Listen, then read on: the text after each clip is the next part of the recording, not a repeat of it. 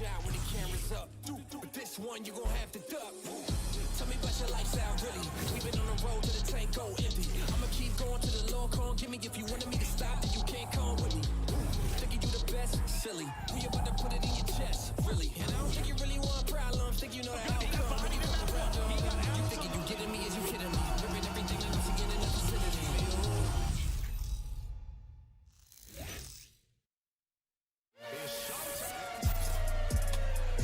Ladies and gentlemen, make some noise! Can he come around the corner in time? And you bet he will! 1 more second! There is something about this stadium, Capsidal, and that's going to be 5 in a row. Oh, well, 6! And Drazah! That's what we wanted! You have got to be kidding me! We have 2 teams remaining. What a devastating performance! This is the most sublime Vanguard we've seen yet. Toronto Ultra, your kickoff classic champion. Let's get into the Call of Duty League. Let's go.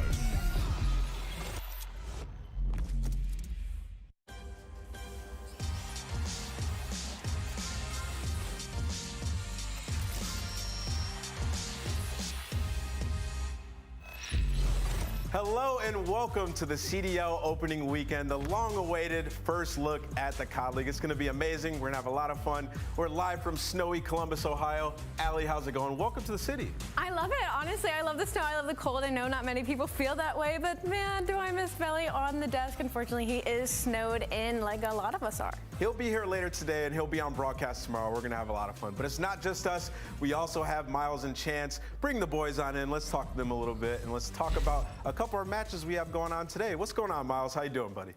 Well, I'm doing great. It's good to be back. I mean, I may not be snowed in Columbus. It's like 60-something here in LA. Not gloating, not trying to brag, but I'm just saying it's a little too hot for my liking. But, mate, we are ready to rock and roll. This is going to be an amazing season. Kickoff Classic was ridiculous in every way, shape, and form. And now we get to really start the season with a bang. I can't wait.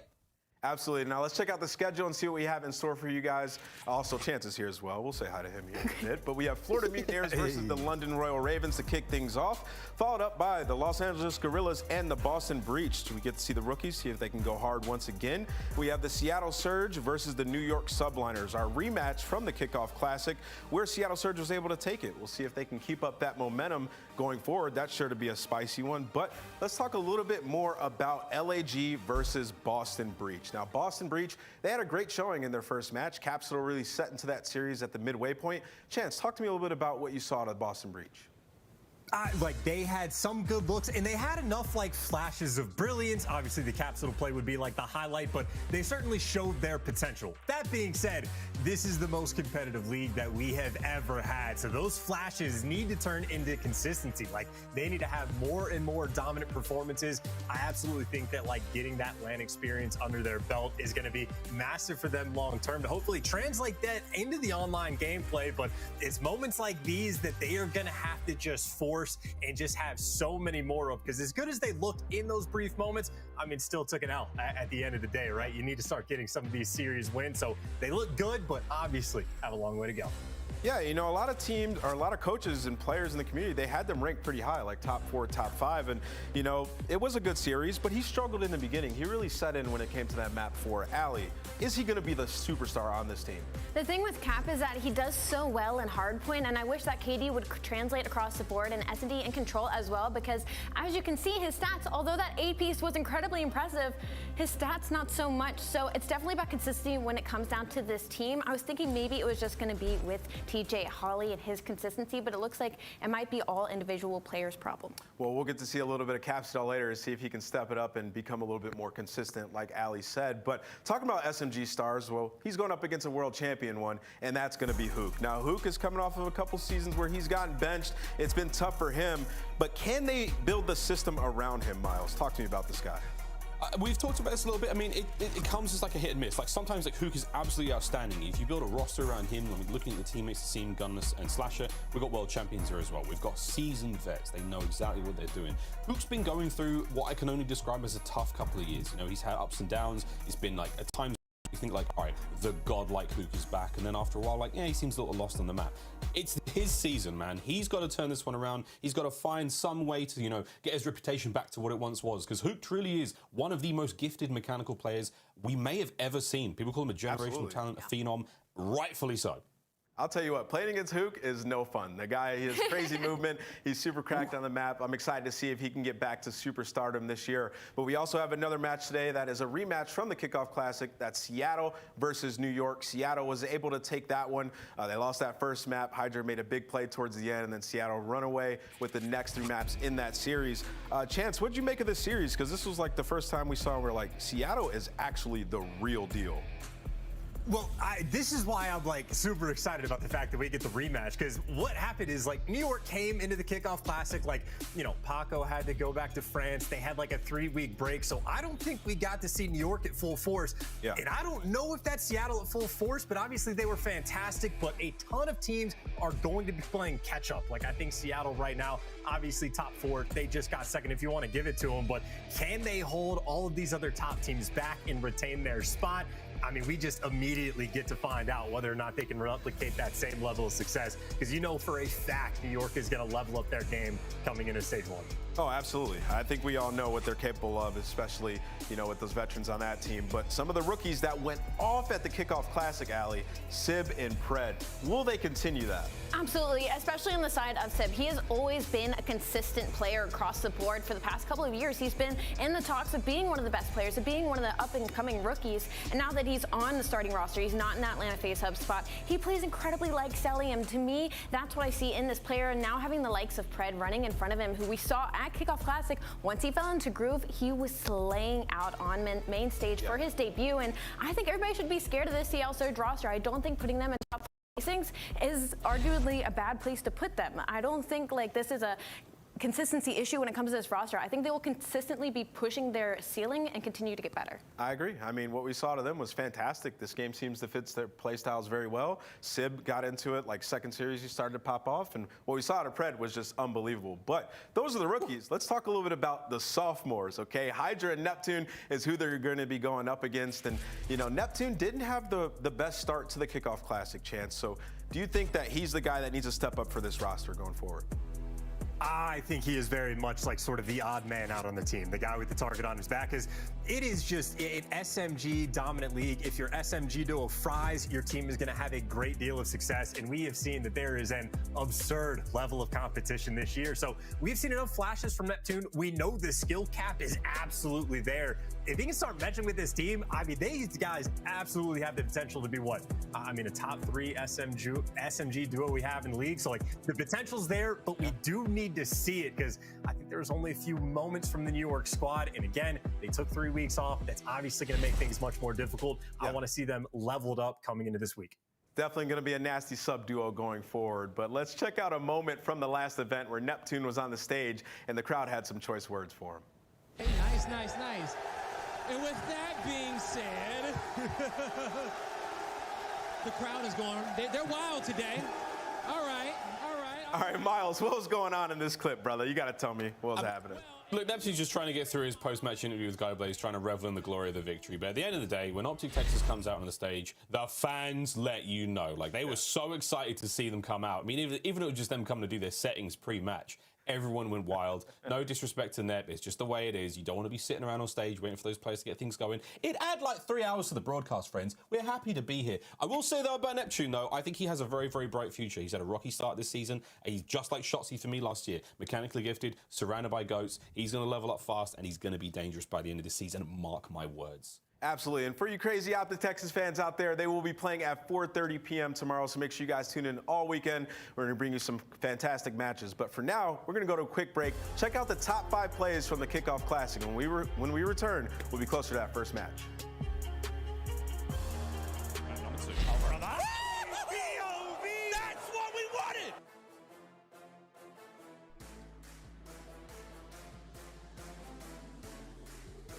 Be aware of MajorManiak's positioning. In fact, Hydra is the pinch is successful, and you see Hydra's instant awareness, thinking somebody has to be inside of that middle building, which will be the case. They'll look to wrap the bomb. Priestahh gets struck, and also there's Standy there as well. How about the clutch? Here we go. 2 bomb sites. First to 6. This is going to be a lot of fun, and I'm hoping to see some snippet snipes all game long. Here we go. Map number 2. Oh, we're on that. That's what we wanted. That's what I'm talking about. He don't miss. Here we go. Octane versus John. And there you have it. How much small talk is from every single player. They're consistently calling out everything that they need to do as Cellium is hitting shots like that. 24-15 on a 4, make it a 5. Has the potential to go for the 6. On some bread. He's not missing any shots right now. Almost up 100 points are going to be Atlanta.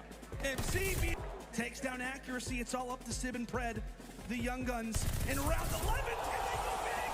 And Simp takes down 2. It's all on. Now to the 1v1. Arcitys hops on the defuse. Sib, is he going to try to challenge? Can he come around the corner in time? And you bet he will! It's now 16-9, enforcing the issue of like he's inside of their face. And that's going to be 5 in a row. Oh, 6! It's 6 for Capsidal. He is woken up and erupting right now on the Subliners. Make it 8 in a row. Man, that video gets me hyped. Vanguard's fun to watch on LAN, aLLeY. Who would have thought? Oh my gosh, the crowd in the background, hearing it over the clip is like the cherry on top of hearing everybody scream every time he just continues to get kills. Like, okay, we got 3. Oh, now we have 4. Oh, now we have 5 and 6 and 7 and 8. What a debut out of Cap. Absolutely. Now, let's bring Miles and Chance back in, and let's talk a little bit about our first match that we have going on today. We have Florida versus the London Royal Ravens. Welcome back, gentlemen. And I want to ask you, Chance, off the rip, Florida Mutineers. Now, they won their first match. A lot of people were writing them off a bit, but they come out guns blazing, and they look pretty good. What'd you make of that? Well, I mean, I think the biggest questions I had for the team, right, is they had like 3 ARs on their team. We have to see Big Awakening run that second sub. He did fantastic. Another concern we had for the team is their communication was not the best last year. TJHaly, the guy that they brought in, is a rookie, came from Challengers. Is he going to have that great of communications? Yes, he did. So I think like 2 of the biggest questions they had to answer, they answered in a positive fashion. That being said, I mean, this was like the ultimate middle of the pack team last year. They beat all the teams at the bottom. They very rarely got any wins against any of the teams in the top 4. They're just trying to step their game up, like start to try to go back to that MW form and start winning tournaments again. And that's really the question I have to see. So against the Ravens today, I think they need a dominant win to sort of like establish themselves as towards the top. I agree. And one player that's going to have to go off in order to do so is going to be Awakening, Miles. Now, we used to gas this guy up, but somewhere at the midpoint of last season, he started to take a plunge in performance. So talk to me about the keys to victory today for the Florida Mutineers. I mean, I'm a gargantuan Wake fan, 100%, man. He did drop off a little bit, but I've got hope, mate. I've got a lot of hope coming into this season. But if we go for the Mutineers, I mean, to really boil it down, S&D good, Respawn bad. Look out for those lives in control. Keep an eye on holding on the hard points. I mean, their hold rate is 10th overall. That is not good enough. That means they're losing control of those hard points more often than not. And of course, that top one, look how good those offensive rounds were. That is all from the Kickoff Classic. Yes, it's a small sample size, but it's definitely a lot to go off today. S&D good, Respawn bad. Can Florida turn it around? Yeah, and in Search and Destroy, it was really just Berlin where they kept rushing towards that A bomb site over and over and over again. It was working. So I'm curious to see if they come with some different looks today. But, you know, what we saw to Skies, aLLeY, is he was lighting it up as that flex player. I'm going to keep saying it. It's like a beast had been released off of the leash that he was kept on. I did not like that rhyme. That was gross, guys. But seriously, Skies popped off in that flex role, not having to play that main AR anymore. And the fact that TJHaly was able to fall into that role and perform as well as he did, especially at the Kickoff Classic against these top teams, I think that speaks a lot to what their ceiling could possibly be. Absolutely. Now they're going up against the London Royal Ravens, and they prepared a video for us, so let's check that one out.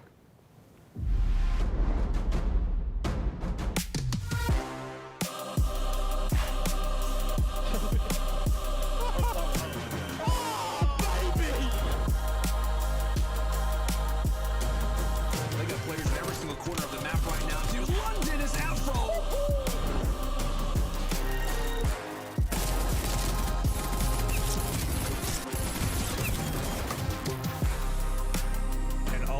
There are just a legion of players here.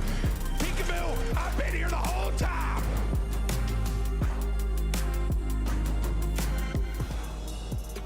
And the game fuel keys to victory for the London Royal Ravens. aLLeY, what are they going to be? Well, they got to convert their first bloods in S&D. Florida's been winning 41% of their first bloods, but have been able to win 68% of their 3v4. So even when they're down a man, they've been coming back. So they need to convert those first bloods in S&D on top of Florida Mutineers and play loose. You know, they got those first land jitters out of the way. 0.92 KD overall, and that's not so bad, even though they got swept versus Seattle. Yeah. And they need to get Zero going after a long year. He had a 0.79 KD versus Seattle, and overall team is 0.92. So really, it's just him kind of bringing it down. Again, he's coming off of a year of sitting on the bench. So we can only put so much expectation on his head, but he's got to step it up for this team.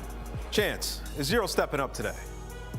I think he absolutely is going to step up today, yes. I mean, this is one of the greatest European players of all time. He has, like, a dent in his career, but, like, because of, like, visa issues, right? Because of COVID, like, screwing him over in a sense.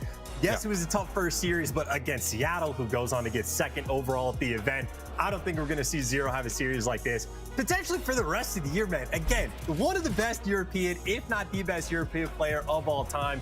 Zero can absolutely be the fry man, he can be a flex, he can be a main AR, and he's an incredibly smart player. He is literally Mr. Do-It-All. He is. Not expecting the 0.79, but he also needs to be there because that's the back of his chair. I've got to say, man, And Miles. I got to say, like, if he's the weakest link on the team statistically, like, that is not a bad sign for the Ravens whatsoever all season. I'm going to be as biased as hell right now because we're not quite in the game yet. If that's the problem we're facing right now, when you've got 3 hot rookies and Afro, he's the beast. He's the best the West Midlands has got, man. He really is the real deal. London are in a good spot. I want to see some Raven fans honestly popping off. And your social media has been non-stop for the last, like, 2 years. I expect this year to be T1. Padman, I'm looking at you. There's a lot of wins under your belt, mate. We want to go deep into that meme folder. Give us the goods. Yeah, and they finally have a roster now that they're comfortable with, right? And for a lot of the newer CDL fans, if you don't know who Zero is, this guy was one of the best European players for a few years in a row. So for sitting out for a year and coming back, he's trying to be a leader for these guys and pop off, and that's what we're looking for today. Now let's talk a little bit about pick'ems. And I'm going to start with the pick'em goddess herself, who gets most of them right. Who do you got in this series? Miles, I love you so much, and I love the European players so much coming up from challengers, but a 0.79, you should absolutely be worried about that if that's the lowest statistic on your team. I'm going with Florida Mutineers. Okay, fair enough. Miles, who do you have? But you know who I'm going with. I'm going with the Ravens. Now, I know that Tim's watching, and I know that Tim has utterly destroyed the hopes of many, many fans across the entire weekends because he's put his picks out there. But Tim, we love you. Just nothing but hatred for the Ravens, please, mate, for as long as you go. Don't even say their name. How about that? We'll roll with that one, I think. I'm taking the Ravens. Chance, who are you picking? Florida 3-1. I'm not a believer until the Ravens, until I see it. I'm going with Florida 3-1 as well, but the match is starting, so Miles and Chance, kick things off, gentlemen. Well, here we go, mate. We're not wasting any time getting the first match of the 2022 Vanguard season underway, Chance, and here we go, my friend. We have the maps and modes. We'll get a look at those a little bit later on, but as you can tell, it's a Kuavo to start things off, and my mate, a good map for the Mutineers, it has to be said, but who knows what the hell this season has in store for us. Well, I mean, look, it's early enough in the year. We don't know what's going to be a good map, what's going to be a bad map for any of these teams. Like something you were talking about for the keys to victory, Florida, their S&D was on point, rated all 2 maps, but the respawn, a little bit hit or miss, a little bit more of a struggle. This is a map they lost to Toronto by 67 points. That being said, that's Toronto. Like, that's going to happen. So they have a little bit of experience on this map, but for the moment, right now, it is Ravens in the hill, lacking up all of this time and potentially going to be set up on the rotation as well, right? You got Afro pushed out for some spawn kills. He's looking for a couple. Can't take Vivid down, and that's the opening Florida needs. And we'll take all those kills, but that's going to be the hard point now moving over towards Boat. That's the second. And it's Awakening. We gave him the Big Wake moniker because, quite frankly, he is a big man in and out of game. Let's see if he can bring the goods today. 3-man all across the point now for Florida. Across this top position on Boat, as you can see, Awakening has eyes on a lot. He can cover so much of the map right now, and the Ravens are taking a bit of time now, winding up for the punch, looking to make this first break. And it's going to be Afro. Here he goes, flying forward. Dave Paddy finds himself 2 more in the kill feed. Gizmo up next, finds a small pick. Not much more to be had here. Can he get Awakening out of that top tower? No, he cannot. And Chance, the Mutineers continue to hold the line. This is very much a map where pretty much any hill you could turn into a money hill and lock down for a significant amount of time. And right now, Florida, I mean, you get the power positions, you get someone at the top of the boat, you get someone pushed out P1, you have all your bases covered. And for London, this is somewhat of a delicate situation because you don't actually have pressure towards that next hard point. So now you got Awakening on a 7 spree, streaked out, going on flanks, and he's calling him in straight away. They want to make this break early. Light bomb in. That's right, baby. That got patched. Gizmo is gone. He is now dust in the beach here of Gavutu. Trying to make that close play, though. Dave Paddy in the hard point. Afro looking to hit the flank. It's number 5 on the minimap. It's 0. He's getting the shots in. And a nice wallbang. That 3 dead is going to buy the Ravens some space now. Purchasing a little bit of movement on the beach. They're now in the hard point. Time just start ticking their way. Look out now for the assault rifle players. This is a long-range gunfight. You want to see them get big. But as you can see, the Mutineers are already in. Afro up next. Looking to find some kills. Gizmo on the flank. Nice plays out of him. Good shots. And the Ravens are still winning the frontline fight. So chance so far, we're balancing this sort of spinning play act right now for the Ravens. They've got the lead again, and 25 seconds could be theirs. And now this is all about, like, take your time and just find some of these kills. You have so much time to start worrying about this rotation. The Afro just has to play his life in this situation or just gun skies the bed. That'll be the headshot coming through, but you see why he's waiting and being patient. His teammates working on the bottom side of the minimap. They're trying to make sure that when they go for this, try to make that clean break on the first try, because if you mess it up, well, things get problematic, and waiting 2 massive kills down low. Gonna make his teammates' live that much easier. Yep, Awakening looking great so far, 11 and 5. He's back to big wake form. Brand new hardpoint, radio tower now. Afro with a slow and steady approach from behind. Got to watch those spawns on the top left-hand side of the minimap for the defenders. That's going to be the play for now. He's an Afro on this 5. Can he find any more? Stuns up. Here comes the hit. That's going to be number 5. Into the hardpoint. Skies, reads it, gets the kill. It's going to try to find a few more. 0, though, as the Ravens players keep flooding through. The kills are there. The break is good. Mutineers spawn out. London has the hardpoint. Oh, beautifully done, dude. Love the patience out of Afro, too, right? He's at, like, the front of the hill waiting for his teammates and all of that just for 0 to deliver the 2-piece for the actual break. But that is clean and efficient work. And, well, for the Ravens after this hill, they're going to have, what, a 30-second lead. A 30-second lead indeed. Well, chance we gave Florida Mutineers a lot of love when it came to the communication. Now it's time to go back in and have a listen in with the Florida Mutineers. Stay down, have your front green. Have your front. I'm watching your mid pinch. Trying to hold your mid pinch. I have front green. Top third, Gizmo, top third. Shoot my front. No one figure out her. I shoot too. Paint hill. Yeah, they're going bottom cages. Stay alive. Just stay down. Cages, Afro. Done. Anything? One more on top. I'm staying on a hill. I need top boat. What's going on? Back above me. Top green, pre-fired me. Yeah, He's top green right now. Yeah, he's above me Top green, now. I got naded. I hit on hill. He's top green, just maintaining hill. Top green still. Top green, I'm trying to get ring. This was our side there already. Alright. Gizmo, ring We're heavy. on the rock, okay. We can smoke Gizmo. You can tell him. Yeah, one's main both fighting us. He's taking the heady. Gizmo's taking the heady. One of my pinch shots, C1 got it. I'm behind him. I saw him. You hit the race, I'm behind him with their side. They're meeting I'm behind him. Wait, we might pull up. I'm waiting. Shot on you, dude. I don't see him out here. No, he went hill, Gizmo. He's inside the ring, I think. I'm hard watching. Got a whole pinch. Outer, they double watch outer. Yeah, there's like 3 of them. I think one. Just stay out. Outer, Dashy done. Ravens starting to soar forward, the lead working out, kills all going their way, and chance again, all things considered, I think the comms were fine out the Mutineers, but they are not able to capitalize on the kills here. Yeah, you know, comms are fine, the small talk is good. The problem is they cannot step foot inside the hill. They cannot successfully flip the spawn. They weren't able to do anything. Awakening now working through the middle. You see his teammates still trying to fight inside the point. No one's winning the gunfights except for Big Wake, or maybe Skies actually had his help. Now for the 1v1 inside the hill. Afro is here. This is his home. And this is where he's meant to be, but turns out just a bunch of contest time. And even after all the gunfights come through, it is still London inside alive. And I think this has honestly just been P1 outright domination. And now Afro going, he's a cutoff man. He can find all of this information. Couple kills. There's number 5. He's thinking about some score streak. Oh, Dave was up next, and he was going to eat him alive if not for those shots. Good work out of the Ravens, and once again, you've got Afro going on a tear. Watch those player cams as well. You get a live look at the player faces. I'm telling you, Afro is living in the game right now. The man is on fire. Second hard point now in our second set. Back to the boat we go. P1 was a bit of a bloodbath. And look at that scoreline, friends. It is 200 to 94. The Mutineers have got a little bit of work to do because currently they're looking a little lost at sea. Over to 0. Lying down bottom side of the hard point will be taken out. And again, the kills keep on flowing. Chance it's a clean and easy break as the Mutineers, they've managed to capsize London's ship. Well, this is deja vu all over again, right? He had London the first go around P1. They outright dominated it. The only hill that Florida has really had any sort of success on has been this P2 hill. It's the similar situation from the first go around. They're locking it down once again. You get the player's top boat, but even still, this time's a little bit different because London, they have that rotation just nice and secure. They got the P1 control. Awakening, though, maybe he's found this opening to try to cause a bit of a ruckus. And well, you see all the spawns, his teammates right on top of him. Just like that, Vanguard, they have given Florida a gift. Yeah, they've given it to him. Here comes Zero from behind, though. Finds one.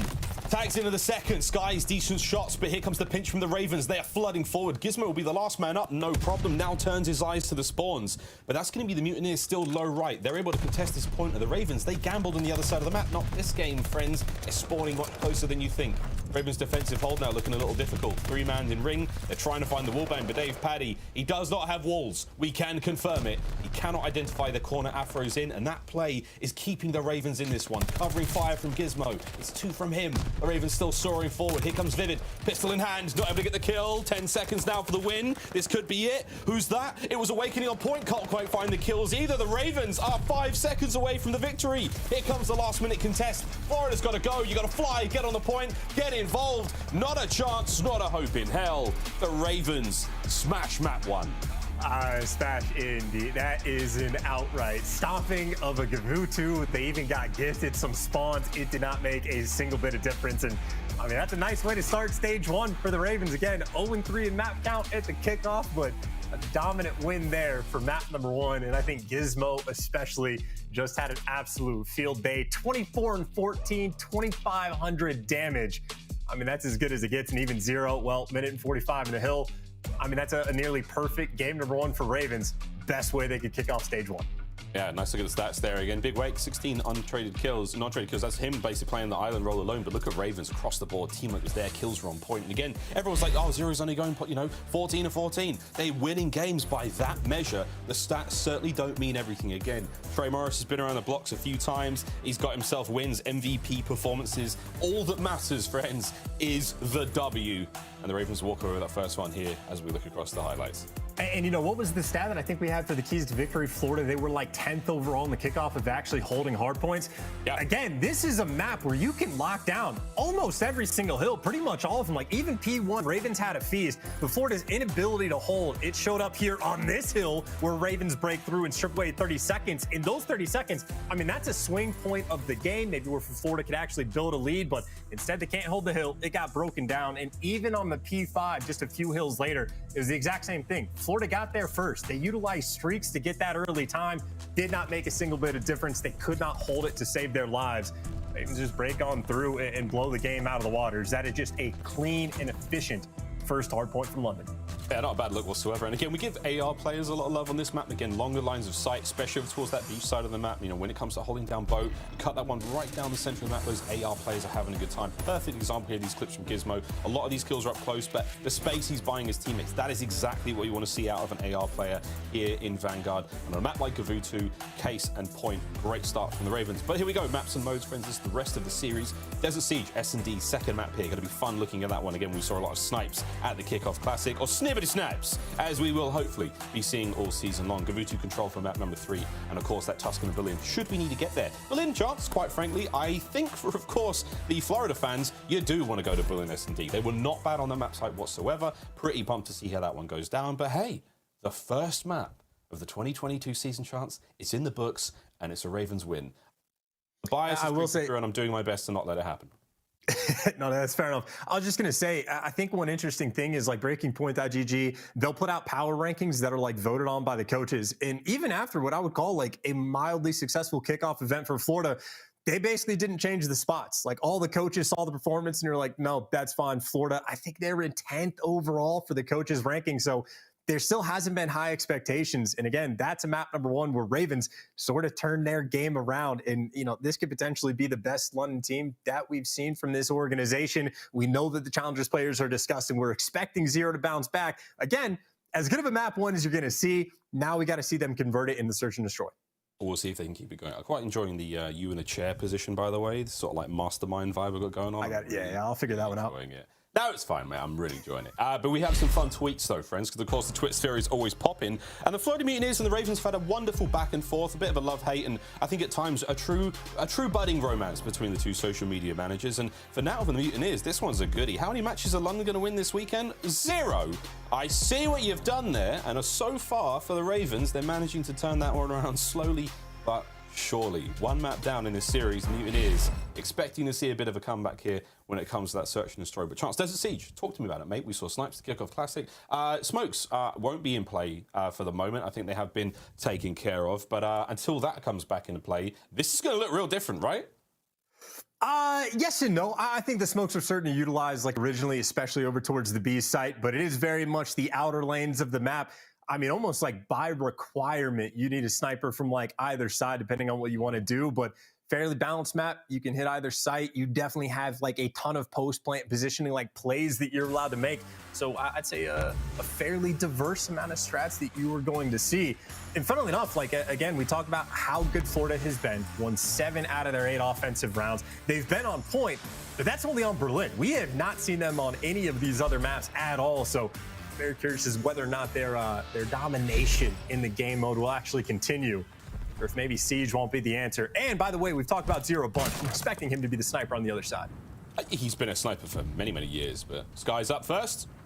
Can't catch a Gizmo out and about, and we don't have to worry about anyone giving anything away because, of course, we're online. No crowds. Slow, steady comb across the trench side of the map yields no results there from Sky. So B looks clear. He's going to be passing that information over towards the boys. Now, look towards the A-bomb site. And again, it is Zero on the other side of the board. Vivid with the inside covered. Tight angles now made safe with that MP40, but it does seem like this could be the play. And it is going to be Zero. Snipes up. Ooh. Nice tags out of DavePaddy, but Chance still a little bit of a stalemate as the A-bomb does get pumped. I think just the sniper presence, by the way, actually works out because you're able to get that bomb down, and Afro should be able to get out with his life. He makes it to safety, so bomb planted, first blood for the Ravens. This is exactly what they want, and they've dealt with the flanker. Yeah, Snipe's taken care of as well. That Sky's out of the map now. If you're trying to watch center. Eyes on Nasty, sees at least one. Nice shots out of Nasty. It's Ravens now with a life advantage. It's a 4v1, Awakening last player up. We have seen this time and time again here on Desert Siege. You gotta find a kill or two. Will the Ravens let it happen, or will they have a clean sweep here in the first round? There's 15 seconds to play with for Awakening, and that is a delightful start for the Ravens. I mean, that's exactly what you want, right? I think just a very standard round, taking their time, waiting for Florida to use all their nades, all their tacks, and as soon as you feel like it's empty enough that you can make your approach, go get that bomb down, post up in, you're good to go, right? Skies wasn't able to find a first blood with the snipe. He gets picked off when he's trying to flank, and I think Gizmo, or no, Nasty, I think it was, that delivered on 2 kills, but just not a crazy first round in the slightest. Too wild, nothing too nutty, but that's all right. We can live with that for now. We do want to see some more action with the old snippety snipes all year long, I do hope. Here's Skies. Over towards B now we go. Ravens with a deep cross covered, and that's going to be number 8. It's going to be Afro watching that one. Nasty with eyes on the bomb. Here comes the kill. Great comms. Ravens, they strike first. They strike decisively. The bomb is down, and now you know the play is up. Mutineers got to get on board that bomb site. Got to go try and recover. Darcy with a covering fire. The shots are all good. We do find a snipe from Zero, but DavePaddy, last player up, and it is an absolute clinic from the Ravens. Chance start to finish, no problem. Oh, yeah, that was a rough-looking round from Florida, gotta say. I love the idea, right? You get the sniper to watch over your 2 teammates to push like through that outer trench, but the entire point of that outer trench position is you can just have the coverage for your guy on bomb, and it didn't make a difference. Afro just slid straight into it and kills the guy off the plant, and then the guys in the trenches are just like left holding each other's hands, and there's really nothing they can do, so you need to cover the bomb planter just a little bit better. Whoever had it for Florida pretty much got left out to dry. Sneaky Afro manages to slip in. Will we see any more sort of fun plays now going into the 3rd round? Opening kills for Afro once again as the Ravens continue to find success. Awakening now. Backing on up, trying to find any form of opening, but it is a horror house on the inside of that minimap. Lots of angles, lots of covers to work with, and a corner for pretty much every engagement. Bomb down at A chance. An exchange over towards B, and here we go. It's a 4v2 Ravens on defense. And this is already just serious. Yeah, Skies. Oh my God. Yeah, Skies misses the shot. He gets beamed. Ravens feeling good. I mean, almost 3 clinical rounds by these guys on top of the Gabutu they just had for map number 1. But again, nothing crazy. Just getting the first bloods. And funnily enough, I mean, again, I think this is another stat. The keys to victory we saw for Ravens. Carson's doing a fantastic job. Florida had like the 2nd worst first blood rate from the kickoff classic. I mean, never finding the opening kills, but what they were able to do on Berlin is clutch up almost every single 3v4 that they had. But now the case is they're not clutching up. They're just getting picked apart. Can't find a first blood. Ravens Thieves just making the smart plays. Now, keep in mind, we do actually have silent plant and defuse turned on, so you can't actually hear it. It's all about getting the information. They have it, first blood again, going to the Ravens. Sweet nade from Nasty. And it's almost a full box of donuts across the board across the Mutineers. I think DavePaddy's the only player with a kill. Everyone else currently sitting on it. Vivid over towards the bomb site. This tight defense is going to keep anyone from the Ravens off it for now. Sky's up. Shots from Nasty on a 6 right now. But here comes Skies. Yet to find the success here with that snipe. Awakening now on the flank. Good job. Mutineers now. Surely this is their round. Nasty on a 6. He may play his life here, but he does have those full streaks already. So again, run for it. Maybe don't let anything crazy happen here. Do not feed the Mutineers, but they've done a great job chancing getting back on the board. Yeah, I kind of want to see if you can actually find a kill in these final few seconds. Number 4, Awakening might overcommit, and maybe a small moment, but Florida finally able to get on the board, able to get that bomb down. No one able to slide out and kill the planter in that situation. So Florida sort of making amends for the offensive round that they had just briefly before. I'm still concerned about the first bloods. I think it's like 4-0 for the Ravens. And again, they've been super clean on offense. They have leaned towards this A side every time, but they've taken their time to let the first bloods come through. Florida, again, just needs some sort of adjustment. That adjustment came in the last round, but again, it just allows those little moments where you don't let the Ravens see that you've managed to cross over towards bomb and get the plant. Vivid now, downstairs in the central house. Bags are up. Oh, yeah. It's Afro and Gizmo finding those kills. The MP40s ring out. They find them. They put the team at a massive advantage. 4v2 now. 0 with eyes over towards the A bomb site. Nasty playing this one slow with bomb chance, but again, with the life count as it is, no problem for the Ravens. I mean, they're just patient. They're not in a hurry. Right now, 0 can have the responsibility of maybe dealing with the flank a little bit more. Skies is almost just useless in this position. You see the glit right there. DavePaddy has to be very careful, but either way, it's a 4v2. Ravens have taken their time to not make any mistakes, and honestly, Nasty, just go plant the bomb. And they're actually wrapping this over.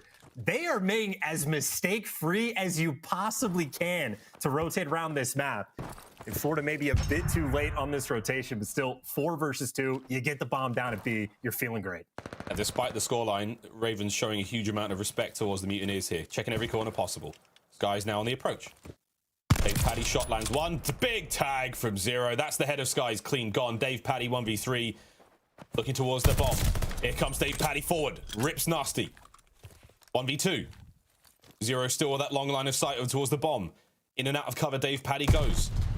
Doesn't look like a Stark out here, not running in a straight line. He's made it a 1v1. 0's last play left up. Got to stay alive for a few more seconds. I don't think he's got the time to get back to bomb either. 0 will be able to. He might do something horrible to him here. He's on the chase. Oh my God. Get it with 0. Where is he? Is he going for the assassination? I think he might have been. Ravens, they play it safe. They play it smart. They get the round. Yeah, no, I don't know about the assassination. I think just making sure you can line up the kill with the pistol. But I mean, either way, again, clinical round. They just have their number when it comes to the first blood. I think Afro and Gizmo both got the kills at the exact same time. You're 5 for 5 with first bloods. I mean, you're pretty much going to have just a cake day on a map like Desert Siege if you're finding those opening picks. So Florida right now, I mean, they're just in the middle of getting picked apart. Someone's got to step up. Maybe Dave can be that guy. 4 and 5, the only player with any sort of success for the team. But to another round we go. And again, Gizmo's able to find that first blood. Gizmo finds the first blood and a gut shot from Skies through the roof of the train car there. Oh my word, this angle from 0. Look at that. A bomb site, safe for now. Over to the B bomb site. Vivid with bomb in hand, waiting for the move. He and Afro. Oh, wait a minute. What is 0's face made of? Skies lands the shot. Not quite able to get the full kill, as again the cover must have helped out there. With DavePaddy being, well, there we go. I was going to say, the only player down and out. Now it's a 3v3. The bomb teetering through middle chance, and no one quite yet able to make a move.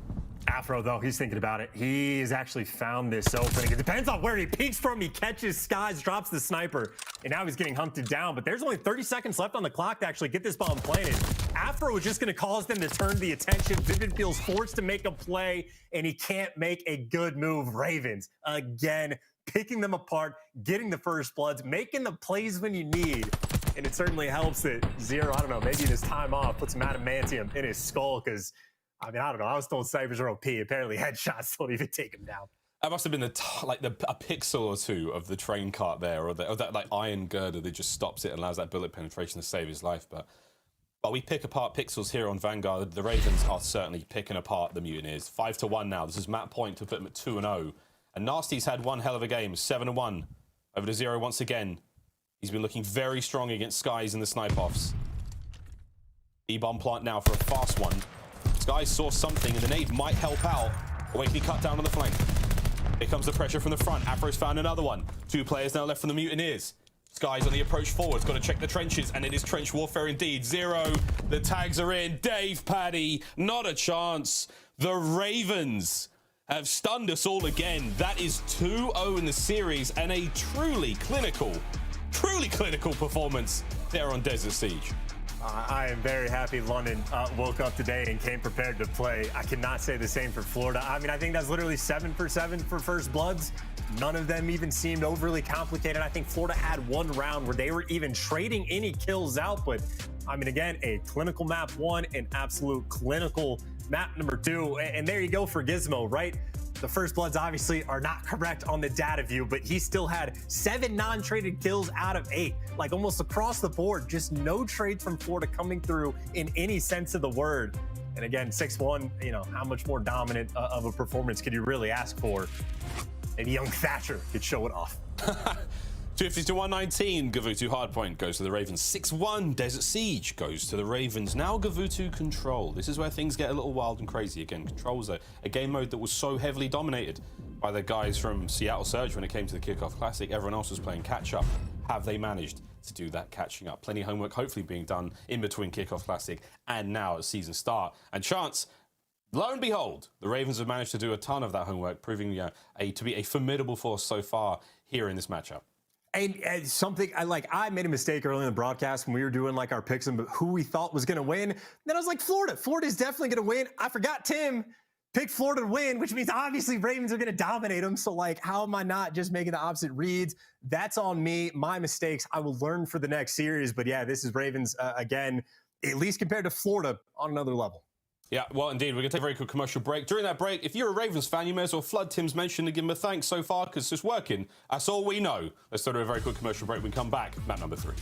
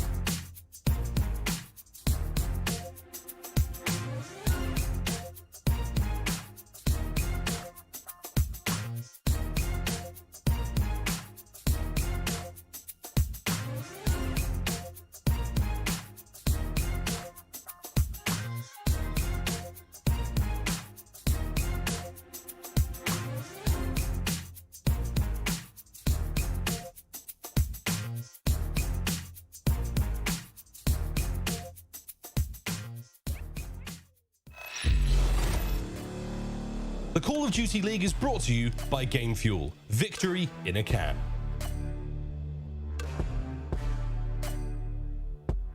And so far as have started off the 2022 season with a bang, but can they keep it going? Control on Kuavo coming up in just a moment. And chance we do this every sort of season. When it comes to the start, we have to talk about those rookies. And so far for the Ravens, these rookies are looking fantastic so far. Top EU challengers, proving it here in the big leagues.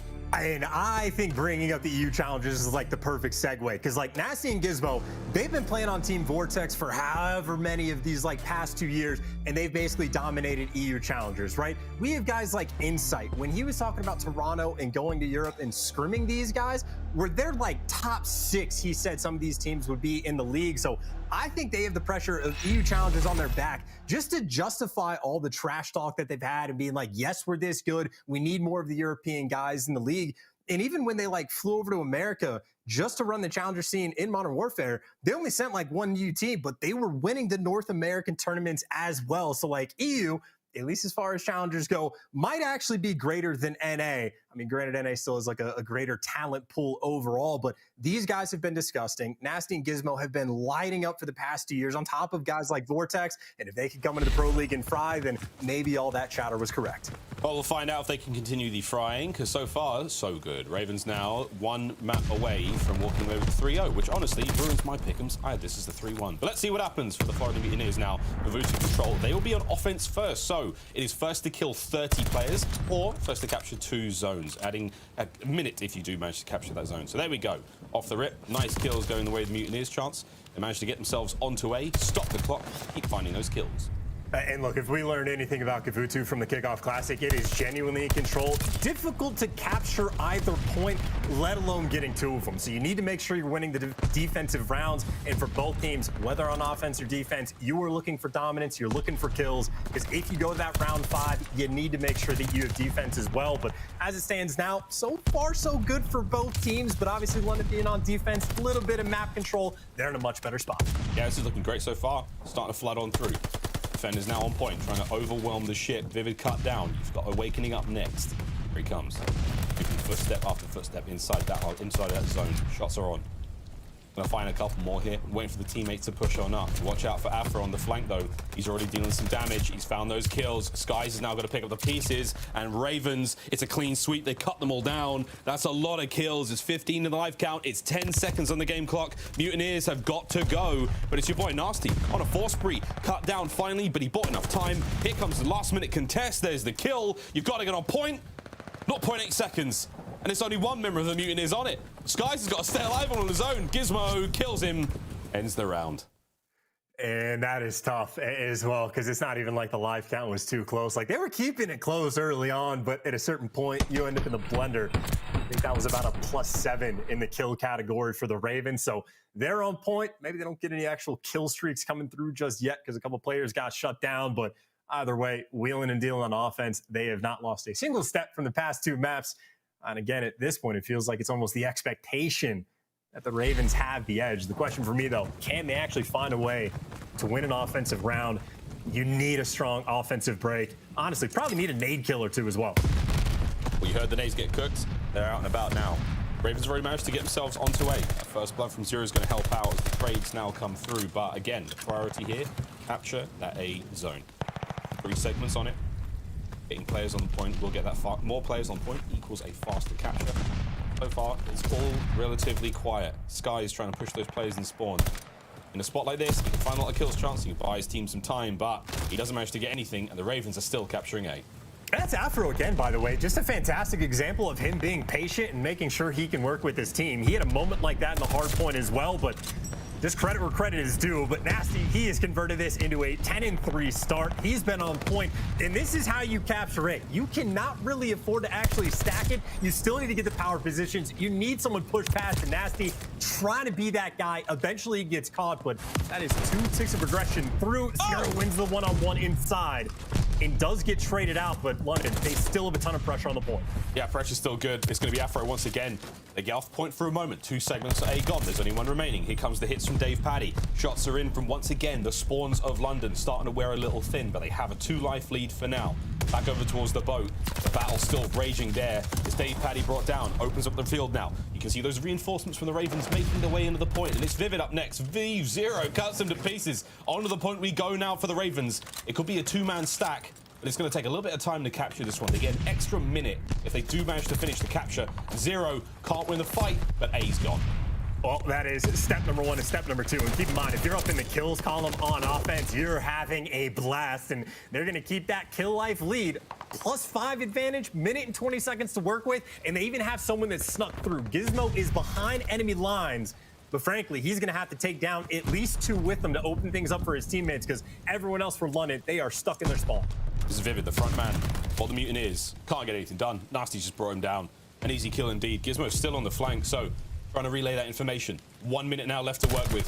Here comes the play.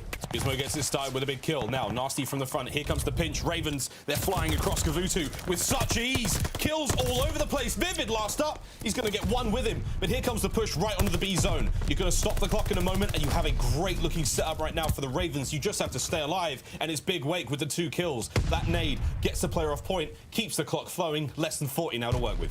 And Florida needs to slow things down. They can't let anybody actually stop the clock, but they are so heavily down on lives. They need to be very careful about the gunfights they take. 0 is waiting for a kill to fall in his lap, but the pressure is on London to actually push forward. They got 4 players grouped up. They're starting to make their move. Comes 1 more hit, 20 seconds to go. Got to get it happening now, friends. Awakening now on a 3 spree, holding them down. DavePaddy as well. That's a Big Wake. Holds the line, a steady hand indeed. Sky's now on the pinch, and it is perfection from the Florida Mutineers towards the end here. A great turnaround. They're going to net themselves that defensive win. The life count is not a great thing for them at this point in time. You still have the advantage going towards the Ravens, but coming into this one now, 1-1 here in the rounds. Not a bad look whatsoever. I mean, yeah, you give the round to Florida for sure, but in my mind, that is absolutely a win for London, right? They keep that life lead. They actually expand it. I think they go up now like +9 or +10 in kills overall. They actually had success on offense, so they're certainly putting in the work. And if it wasn't for Florida being able to actually take care of Gizmo in their back spawns, you'd take an L on a round on offense from Kuavo. You were feeling terrible about yourselves, so Florida may be able to find some success. Awakening ends that round on a 4 spree. Again, the opening break on offense. You need to have success if there's any hope of winning the round. And for Florida, they still need to make up for that life disparity. Oh, that was a classic Big Wake opener right in through the middle. Cut you down, can't quite get it. I was going to say, we've seen a lot of kills either side for both teams, but no streaks yet. Streaks on Kuavo, very, very effective indeed. Life count now sitting in the favor of the Mutineers for possibly the first time in this entire map. Capturing the A zone, starting to get a little bit aggressive. You love to see this. 2 players going over towards B now. Oh dear, Afro. Can't get both of them. Cuts down Big Wake for now. To the other side, back onto the A side for the attack. This is the defender here. Gizmo can't quite land the hook. Vivid's going to cut him down once again. And Nasty's doing everything he can here on the point. But you've got players for the Mutineers quite literally everywhere. That A zone, it should be captured relatively quickly here. They've got all the map control in the world. Well, they just lost it. They might have had a bit of map control for a moment, but Skies ends up by himself. He's not even towards the top of the boat, and he's going to be spotted. So he might get hunted down. There's a lot of pressure up top. Skies can't find the first. Afro's there. London up top. Get 2-pieced. Vivid right now, the hero potentially for the team, as he's been their metric for success in this round. But, I mean, Florida, again, just struggling to try to have any semblance of success. Awakening gets chopped. Anytime someone's able to push past the 50-yard line, Florida still gets cut down. 35 seconds left on the clock. Trades are just back and forth for both of these teams, but even still, that second tick of progression has not come through. Florida still have the pressure on him. DavePaddy staying alive as best he possibly could, but it's time for his teammates to get forward. Have to get on that A zone and stop it. 20 seconds on the dot. Now they're starting to look towards that defense. Now they go over towards B. They're going to give up on A. This is going to net you an entire minute for the Florida Mutineers. Time to work with. And the life count this round has changed immensely. 19 to the 11 of the Ravens. Florida, this should be huge for them. An additional minute, plenty of lives to work with. Here we go towards B. Yeah, and this is Dave. Dave just can't afford to die, right? If Afro actually gets this kill up P1, that's going to make Florida's lives that much more difficult because all the pressure's coming on the flank. Vivid, he is now sitting inside their spawn. Zero's going to be trying to hunt him down, but these are big gunfights to win. The patience on point. 0 takes care of at least that first flanker. Still that 6 live difference. Maybe Skies will be thinking about putting the pressure. I mean, London right now, they are forced to turtle, but the turtle might not be a big deal because they still have the map control. They still have P1, and even the team kills come through with a stun grenade.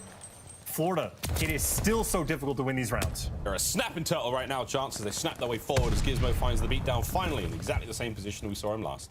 30 seconds remaining. But one of our teams here on that point. Afro cut down through mid. Ravens' numbers starting to dwindle, but you've got yourselves still a bit of map presence to work with. Zero loses one on the other side. The trades are still good.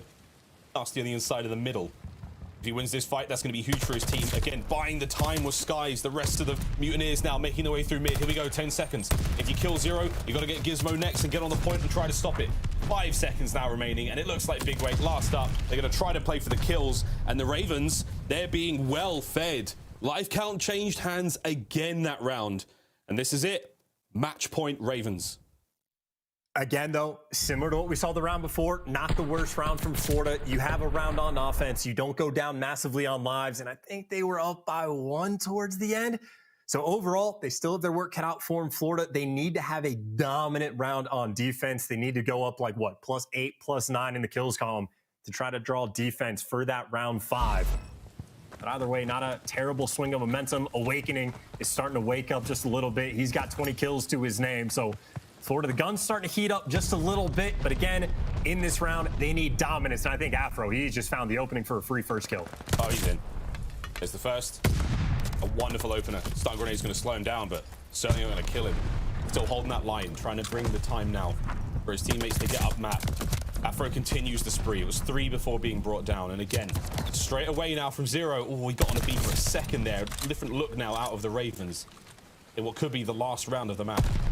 Mutineers have got to hold this one for as long as they possibly can. Florida dig deep, baby.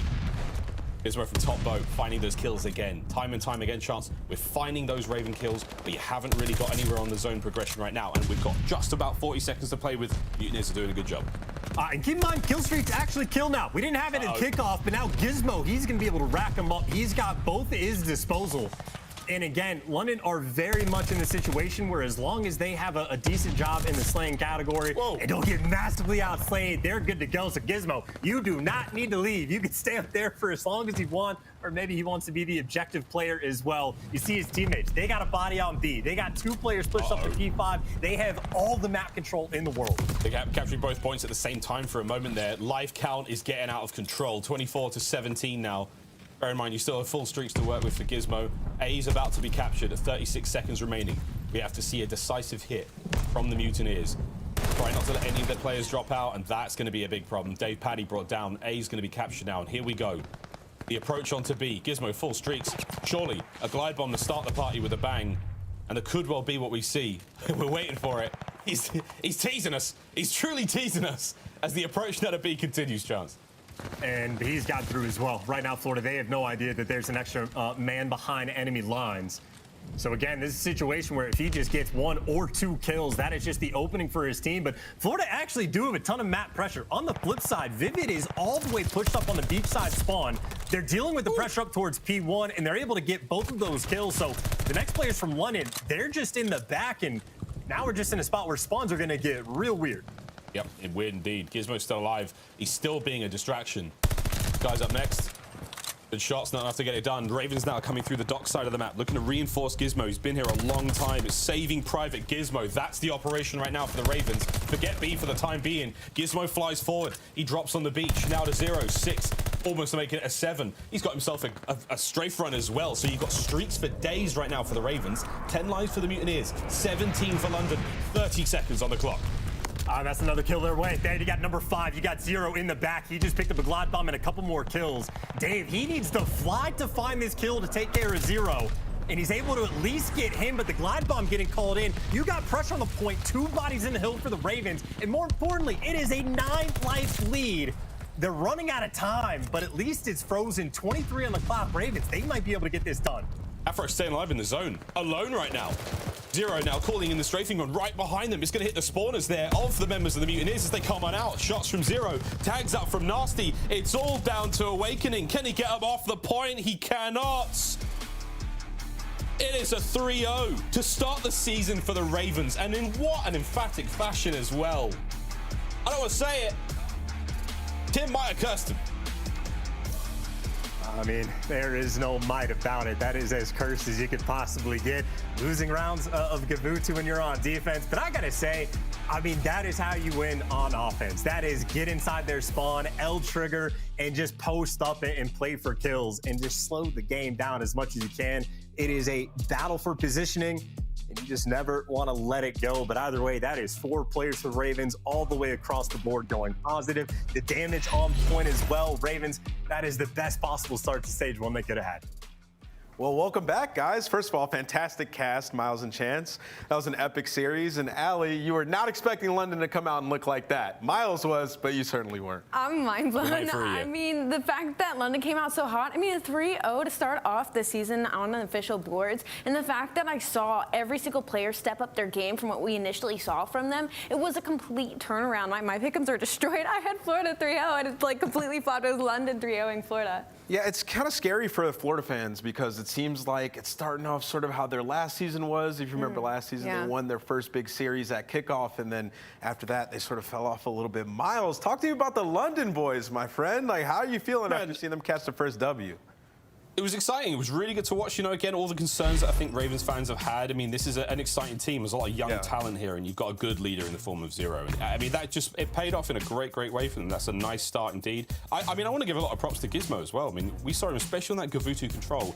He was on the flank time and time and time again. The same thing can be said there when it came to the hard point as well. I mean, Gizmo's map awareness on this map in GVOOTU in general just seems to be on point. You know, they've certainly done their homework. I mean, it wasn't the best showing at Kickoff Classic for the Ravens, and I think a lot of the fans really felt that one. And again, you know, Reddit was on fire. Everyone's saying their piece. I know that, you know, everyone's got an opinion these days, as they should. But at the end of the day, that was a great performance from the Ravens. A wonderful bit of homework being done. And a kickoff. I mean, they played Seattle, who, you know, took they were on fire to task in that finals. They were on fire, so not a bad way to start the series. Yeah, and you know, you look at this London Royal Ravens team, and it's a bunch of young guys, right? Playing with Zero, who's coming off of a year where he was on the bench, right? He wasn't playing against some of the pro teams, so it's really nice to see them come out and get a W versus this Florida Mutineers roster, and a roster that is stacked with AR players. And how do they get the win, aLLeY? They win in 2 GVOOTUs, 2 AR maps, where we're getting to see Nasty go off. We got to see Gizmo go off. I mean, look at that map spread. Chance, do we have you still? You still there? I know we saw a picture of you. I'm absolutely still here. What do you want to know, Nemo? Dude, they dominated all 3 maps. Do you think that this team is going to be strong on the AR maps going forward?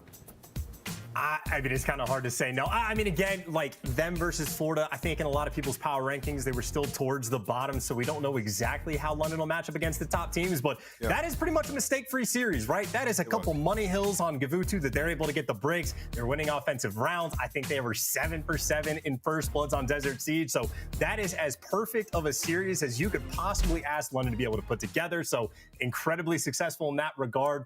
I mean, what more do you want?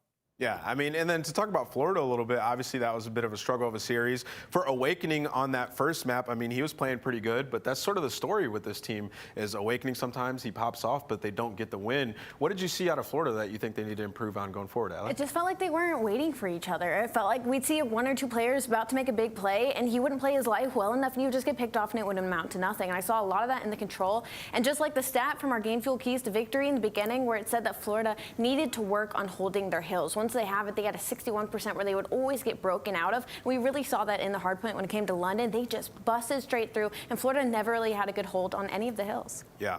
And even in that search and destroy as well, Chance, there were multiple times where Florida had opportunities to get that bomb down. They just weren't able to get away with the win. What'd you make of the search out of Florida?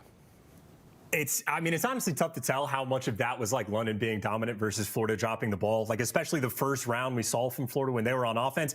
I like the idea that they had where they're like triple hitting like trenches effectively, but then someone just drops the ball and just lets Afro slip in and kills the guy with bomb. So just a little bit disjointed, the teamwork, not quite there from Florida. And obviously a 3-0 loss like that is not a good look. I mean, hopefully they'll bounce back, but that is definitely going to be a tough series to swallow. So I'm going to ask you guys a question of who you thought will impress you the most throughout that series. Because I got to say, we have a space here in the office where we can see every single player's perspective. And me and aLLeY were watching Nasty, and he was just popping off. So for me, I got to say, I think he impressed me the most throughout that series, just the plays that he was making. Miles, do you have somebody who stood out to you on the side of the Royal Ravens? Nasty in the Search and Destroy was amazing. I think you finished that one 7-1 or 8-1, something like that. Had a great spree. He was really frying that one. I got love for Zero. I think he really led the troops well. I mean, again, we talk about stats not mattering too much when it comes to these KDs. Perfect example of that, man. Like, he didn't get a lot of kills in the Search and Destroy. The snipes he get are very influential. His even presence on the map at those A-bomb sites, looking down that train line, allows his boys to get in there, allows Afro to get in and plant their bomb. He's playing it smart. He's playing himself. He's staying alive in great situations. Nothing but love for Trey Morris. Gizmo as well. Great debut, you know, here in the CDL, especially in an official match now. Points are on the board for the Ravens. I think everyone handled themselves really well. Afro, I'm not even surprised, mate. He's an absolute unit. He really is. But for Gizmo, I was super impressed by his performance today. This was a wonderful starting point to work from. Yeah, he looks like he's ready for action. He's ready to square up in that picture. aLLeY, talk to me about Gizmo. Was he the guy who stood out for you? Yeah, actually he was. I was going to take a point to Nasty as well, being coming up from the EU Challenger side. He's up for argument of Rookie of the Year, but Gizmo, man, in my little special book of notes here, every single map in the series he was popping off. You know, map 1, it was Afro and Gizmo popping off in the Gavutu. In the Search and Destroy, it was Gizmo and Nasty popping off. And in the Control, it was Gizmo and Afro once again, with Zero getting behind enemy lines. So Gizmo, we don't talk about him too much, and obviously he's trying to make some noise with this stat line. Yeah, Gizmo definitely popped off. Excited to see more of him as he was racking up those streaks on Gavutu Control. Well, let's take a look at Zero stats. And, you know, Miles, you're saying, like, stats don't matter too much when you're a leader and you're doing the dirty work in game. But as a Maniac, I mean, he did exactly what he needed to do. There was really no sweat throughout this series for him, and played damn good. Yeah, if your submachine gun players are popping off and finding kills all over the place, like, I mean, there's not much more you can do. Like, you've enabled them to get in position. You're allowing them to really spread their wings and let it rip. But that 4-1, if you go back and watch that Desert Siege S&D, I don't think Zero made too many mistakes ever. You know, he landed a couple of sweet shots, which is all you can ask for the sniper, and he dies once. That is a tremendous stat line for a player who's sitting in that kind of position. Yeah, sure, if he gets like 7 snipes, we'll be freaking out and, you know, putting a montage together. But at that point in time, he's done everything right. Yeah, and aLLeY has a stat for us. What does that say in your paper? Well, it's the one on our screen. 86% non-traded kills for Zero in Gavutu Control. I think that's insane, because when I was watching him, he was just getting behind people. So that means every single time he went on a flank, he succeeded with maybe 2 or 3 kills under his belt. So that's insane to me. Well, let's say hello to Zero. We actually have him here for our Game Fuel Victory Spotlight. Let's bring him on in and talk to him a little bit. My boy Trey, man, how you been, buddy? I'm good. How are you? I'm good, man. I want to talk to you a little bit about your team. You guys get that first W. I know that feels good. How's it feel to be playing with sort of 3 young players on the rise in Call of Duty? I mean, it's just what I wanted, really. Like, when I got benched last year, well, you know, forcefully, like, benched because of COVID, I said to Dom this year, like, you know, let's go after some talent. Especially Dom, like, he hit me up. He wanted to play. Marcus was obviously getting re-signed. He's unbelievable. And then, you know, it come to who do we want, and we got Byron in, and then it come down to the last person. We all, you know, Marcus and Byron vouched for Gizmo a lot, and I teamed with Gizmo in challenges a fair bit. Like last year, I teamed with all of them bar Nasty. So, you know, we still had a bit of chem coming into this year, bar me and Nasty, and you know, I couldn't ask for a better group of people, because you know, it's fun, it's exciting. Plus, you know, they got a lot of respect for me being like a veteran, so it's really good to just, you know, play with this team. The respect is huge, especially with such a high IQ player like yourself. And coming off a Kickoff Classic, obviously, it wasn't the matchup that you wanted. But what did you guys do to take away from it as the first LAN match of the season? I mean, there just wasn't much to the Kickoff Classic for us. You know, it was just going there and seeing how we were. You know, after that event, I had screams to get benched, and I think we all know I'm not that bad. You know, you know, we just came back and just started working a bit harder, and you know, we trolled a bit, and you know, we just try and have fun whilst taking it serious. And, you know, what I said about me being a veteran, like, it's hard to keep them under control sometimes, but, you know, they're a great group of people with some, like, the ceiling on this team is crazy. And, you know, this is not even part of it. Like, I'm excited. So, Zero, I mean, you know, your name sort of has been getting dragged through the mud a little bit. It seems like people forgot, you know, who you are, right? Like, you were playing great, and then you had to go sit on the bench for a bit. So, for you, where do you feel like you stand personally amongst the main ARs in the league? I mean, come on, Ant, you played against me. Like, you know, I was away for a year and a half, and people thought I was a Warzone pro. You know, it's a joke. I've said it before. You know, I've won an event MVP. Like that just doesn't leave you. You know, I got the passion to compete, and you know, I've been on a top 4 team at the end of every year. Like for like, you know, I'm always been there. So you know, it's kind of I don't care about other people's opinions, but you know, just. Absolutely, just don't need to say anything about me, you know. Absolutely, man. Well, good luck to you. Good luck to the squad going forward. It's nice to see you guys get that first W. I'm excited for the future. But that's going to do it for our Game Field Victory Spotlight. Everybody say goodbye to Zero. And we got to talk a little bit about our next match coming up here in a bit. We're going to have LAG and Boston Breach.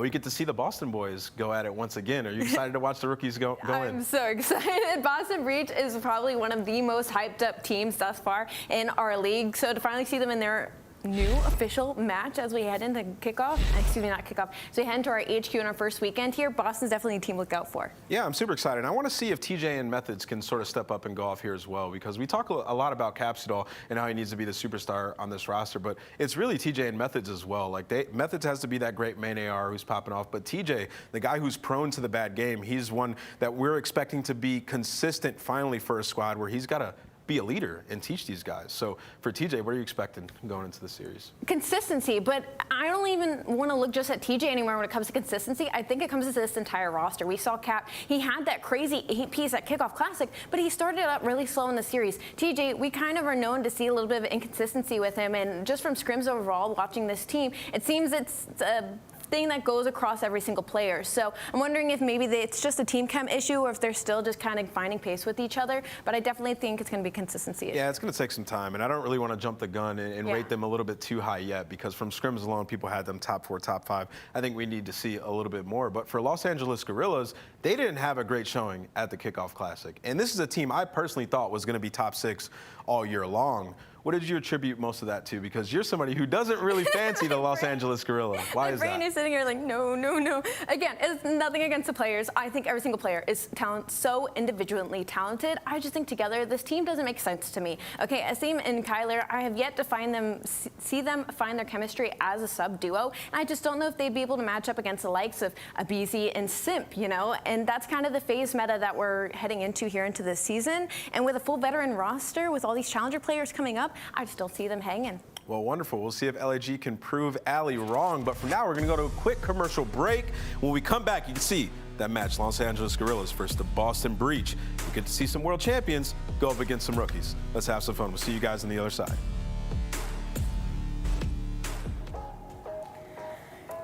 That was rough. You good? Is my mic still hot? In the name of all things sacred. That's what I'm talking about. He don't miss. Kickoff Classic started our 2022 season off with a bang. How exciting and refreshing were those top 4 teams, and I'm looking at you, Seattle. You have got to be kidding me! We're still hyped, but now we turn our gaze to opening weekend. With so many fresh faces and new places, we're highlighting 3 AR players we're pumped to see play all season long. Here's our preseason ARs to watch for 2022. Heard you and your crew got a problem with me. I gotta be honest, they didn't bother with me. You all a bunch of sheep to follow me. Starting our list is the one bright spot from OpTic Texas this weekend, Dashy. It wasn't the tournament result OpTic Texas wanted, but it was also a preseason exhibition. So let's keep our takeaways in the proper perspective. One thing that's clear, Dashy is back to slay out the league. Big Bruce, the biggest of Bruce's finds 2. A third kill from Dashy, that is obscene. In his one series versus the LA Thieves, Dashy was the only player on either team to net a positive KD on all 4 maps. He also had the highest overall KD for the series, going 88 and 70 for an impressive 1.26.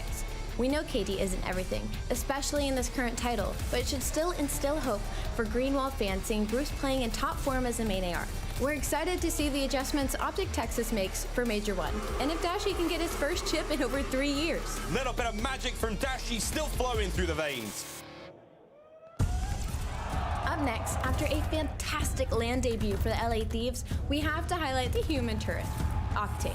What a weekend it was for Sam LaRue, filled with smiles, snipes, and a top 4 finish. All things we've missed associating with Octane. Here's hoping this becomes a pattern this season, because watching Octane snipe was a real treat. And Octane, that is not an AR! What is going on? Octane, it is a shooting gallery here. It should be mentioned that the entire LA Thieves team had their moments over the weekend, but it was Octane's semifinals performance versus Toronto we'd like to focus on. In both hardpoints, Octane really stepped up for his team. During a map 1 victory on Bocage, he led the lobby going 34 and 23, a KD of 1.48. The next map was a heartbreaking 2-point loss on Tuscan Hardpoint, but Octane still turned in a tippable performance of 25 and 22. In the semifinals, Octane led all players on both teams with a series KD of 1.21. Oh, we're on the POV! That's what we wanted! The vibes are high for this LA Thieves squad after this great top 4 showing, and we can't wait to watch the evolution of this roster. Our last player to feature goes to the man that's tasted nothing but success since his CDL debut, Toronto Ultra's Insight.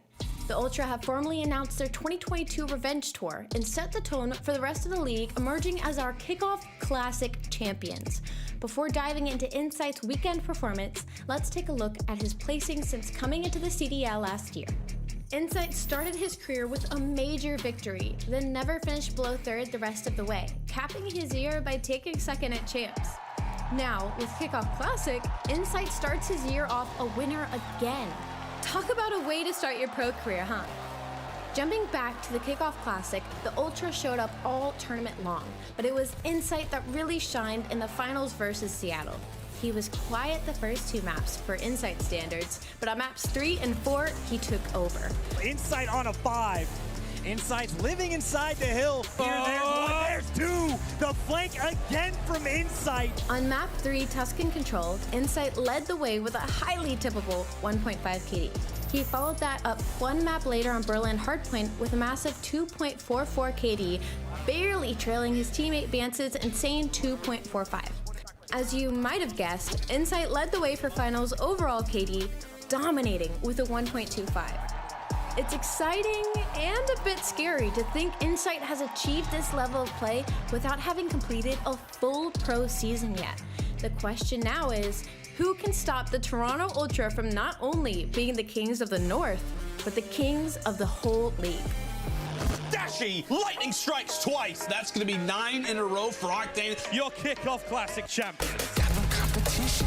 This shit just a game to me. In the cash and whipping. All your sounding lame to me. How you gon' bite when I knock your teeth out? How you gon' fight when I push your lights out? There you have it, our 3 AR players to watch heading into the 2022 season. How'd we do with our picks? Is there any player we missed that you think deserves a spot? Let us know in the comments below. Also, stay tuned for our SMG players to watch in the upcoming days. Subscribe and we'll keep you up to date for the season launch. The Call of Duty League is brought to you by Zenny Gaming. Armor your eyes with Block's gaming glasses starting at $24 by visiting zenny.com/CDL.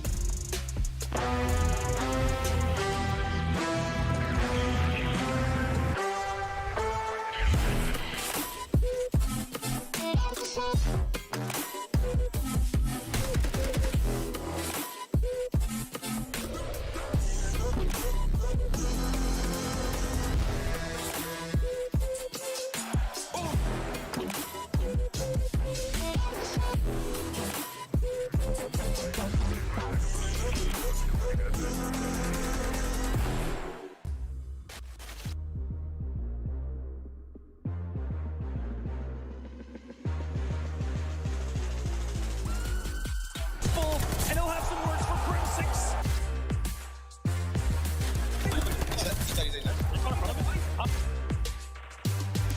Forcing the issue on the flank. He's inside of the bait, and that's going to be 5 in a row.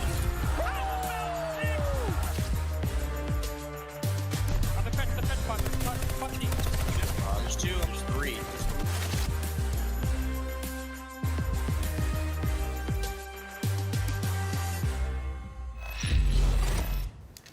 Live from Columbus, Ohio, we're snowed in with plenty of Call of Duty left to go. I'm Nameless, joined alongside aLLeY, and we got plenty of matches. Let's bring in Lando and Studdy and talk a little bit about our matches coming up.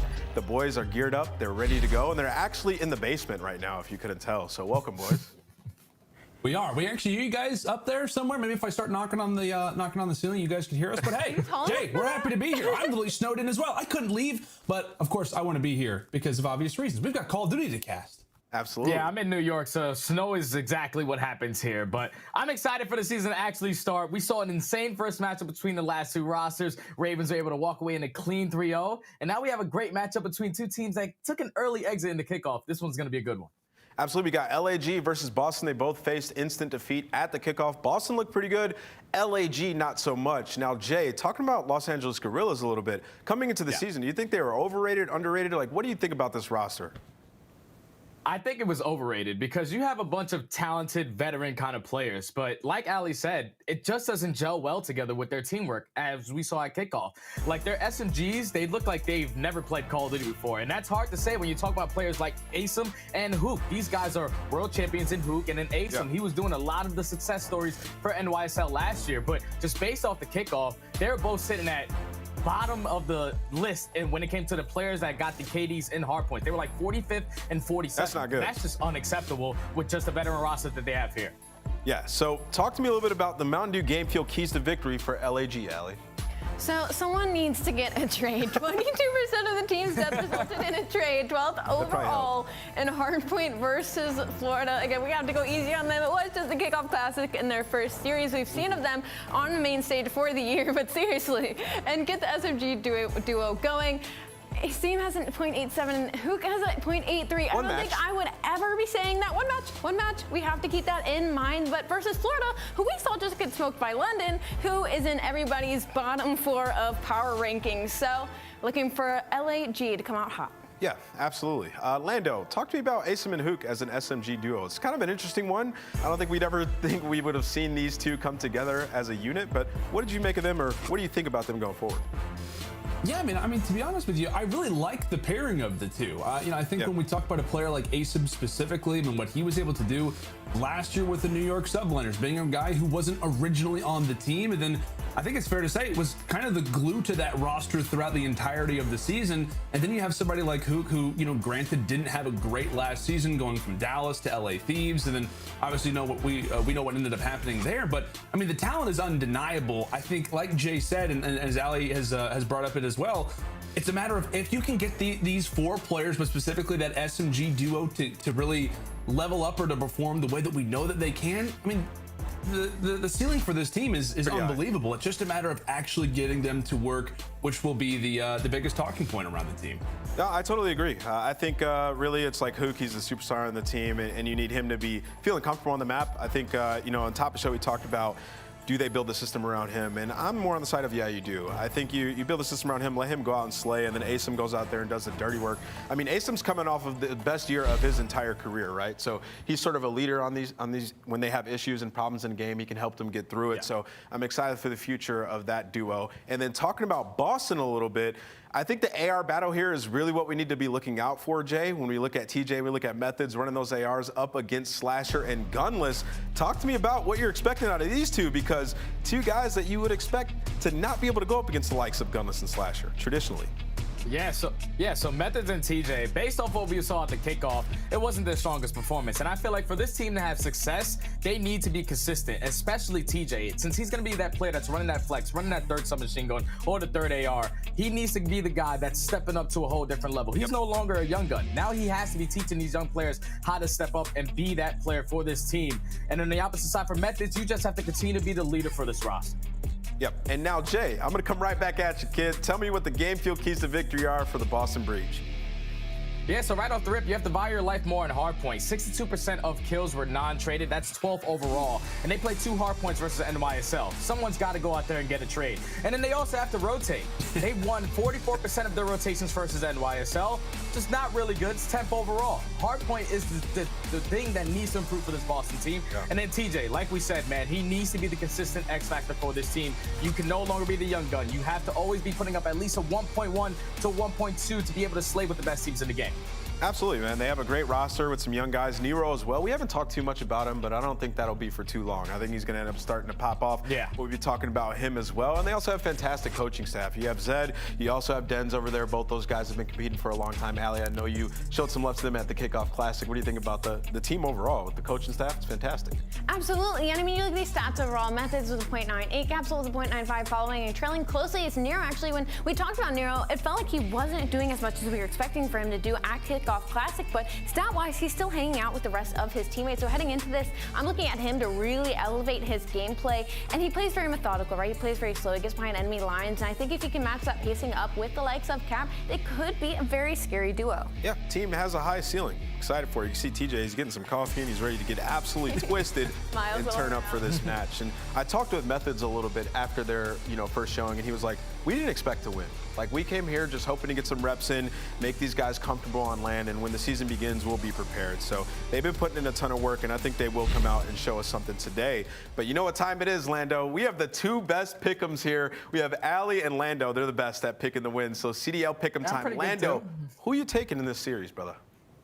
Well, I'll be honest with you. Coming into this match, I had a prediction, and then I was taking a look at the good old YouTubes, and I saw that Tim actually had the same prediction as me. So I love you, Tim, but I might be changing it up a little bit. I was originally going to be going with the Boston Breach, but now I might be thinking LA Guerrillas. I don't know. My pick'ems are already destroyed. We've only had one match, and mine was totally opposite. But aLLeY, on your end, I know you were talking about pick'ems, and obviously your predictions are amazing. What are your thoughts? Are you changing alongside myself, given the Tim curse that we have? Nope. I'm gonna go with no on that one, but I will say mine are destroyed too. Y'all gotta stop looking at me, man. I predicted Florida 3-0 and London sweep them under the floor, but Boston, I hope this is not a jinx. Knock on any wood that's near me. I'm taking Boston winning this. Okay, fair enough. Jay, who do you got?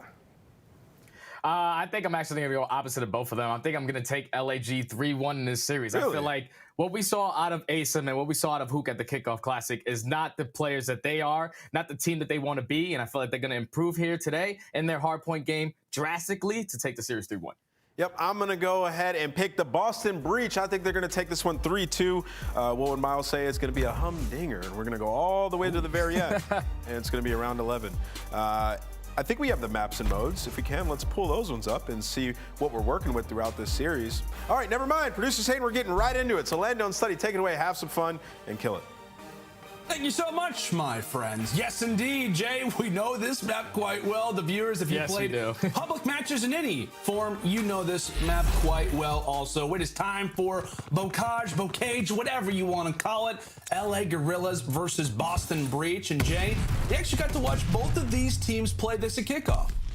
Yeah, we saw Boston Breach play this versus NYSL, and this is the map where they started off the series with, where they basically lost by like 140 points. And it was a majority comes down to just the inconsistency of slaying. So as long as they're able to keep up their slaying here into this map number one, they should be able to keep themselves a lot closer than they were versus New York. Yeah, and that's really the big conversation in regards to this series. I think it's fair to say, Jay, it's really going to be a matter of that consistency. We talked about it with the Guerrillas. Not a great performance from the SMGs, as much as we loved seeing Big Cap go off for the Boston Breach at the Kickoff Classic as well. It was all about that consistency. So again, a huge series for both of these teams, considering the schedule that they have coming up in their next few weeks. So a win here would mean a lot. And like we said, Bocage is a great opportunity for your shot to get warm as we go from P1 now to P2, considered one of the money hills on this map. Gunless trying to make his way around the back, but for the time, it is going to be Boston Breach with control.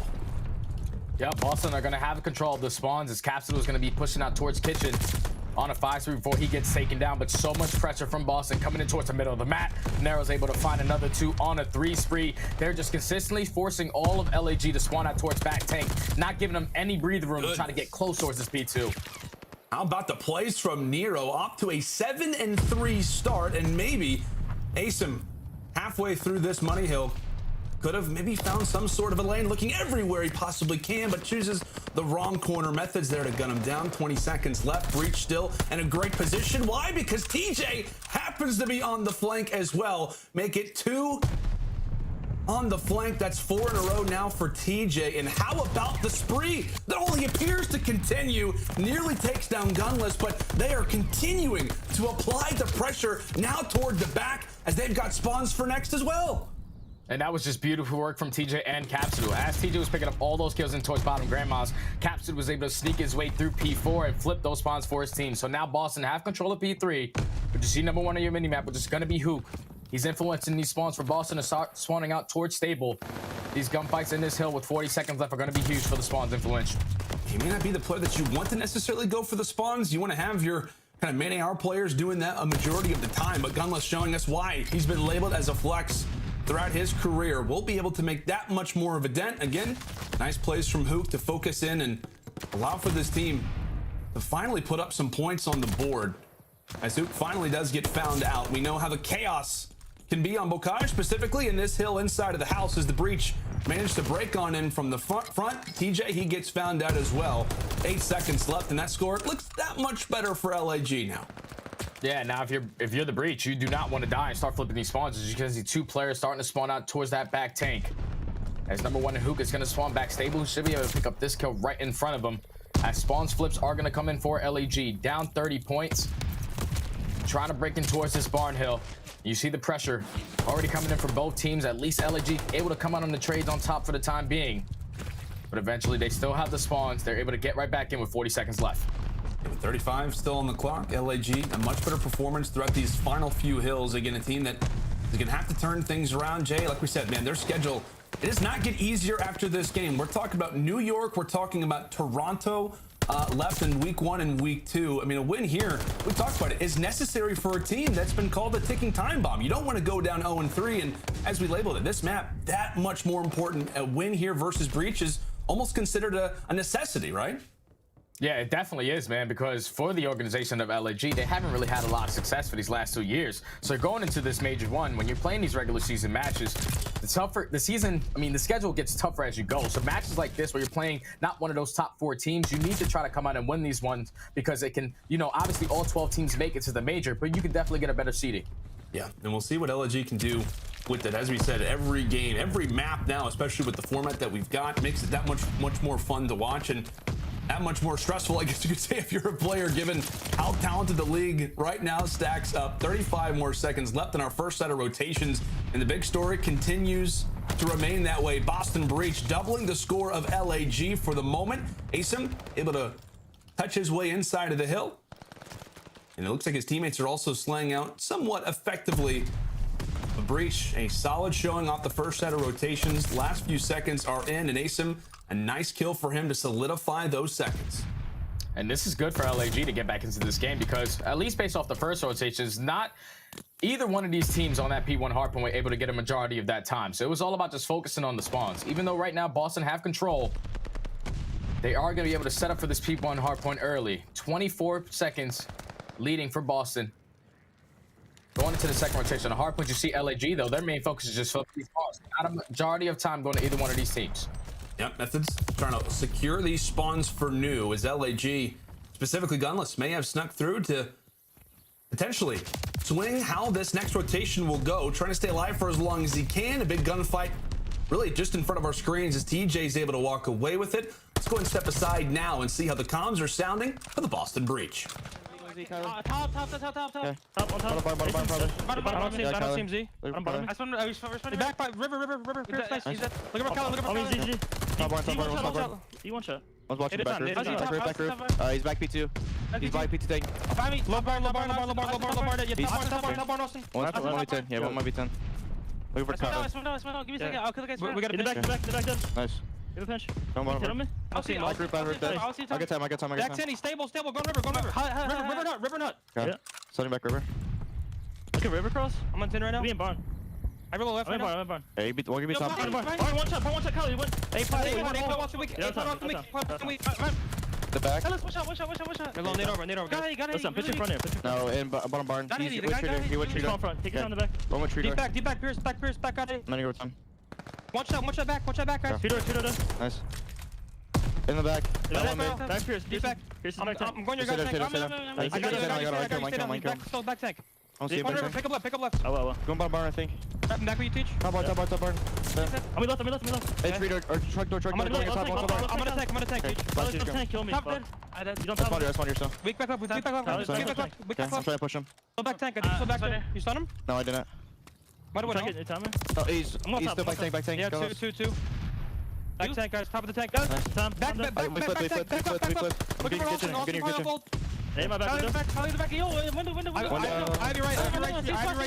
I'm a window. Watch out, top. Watch out back. Window. I don't see him back window. Watch out, watch out. I'm nading him. Yes, have me. Yes, have me. Back window, back window. Window.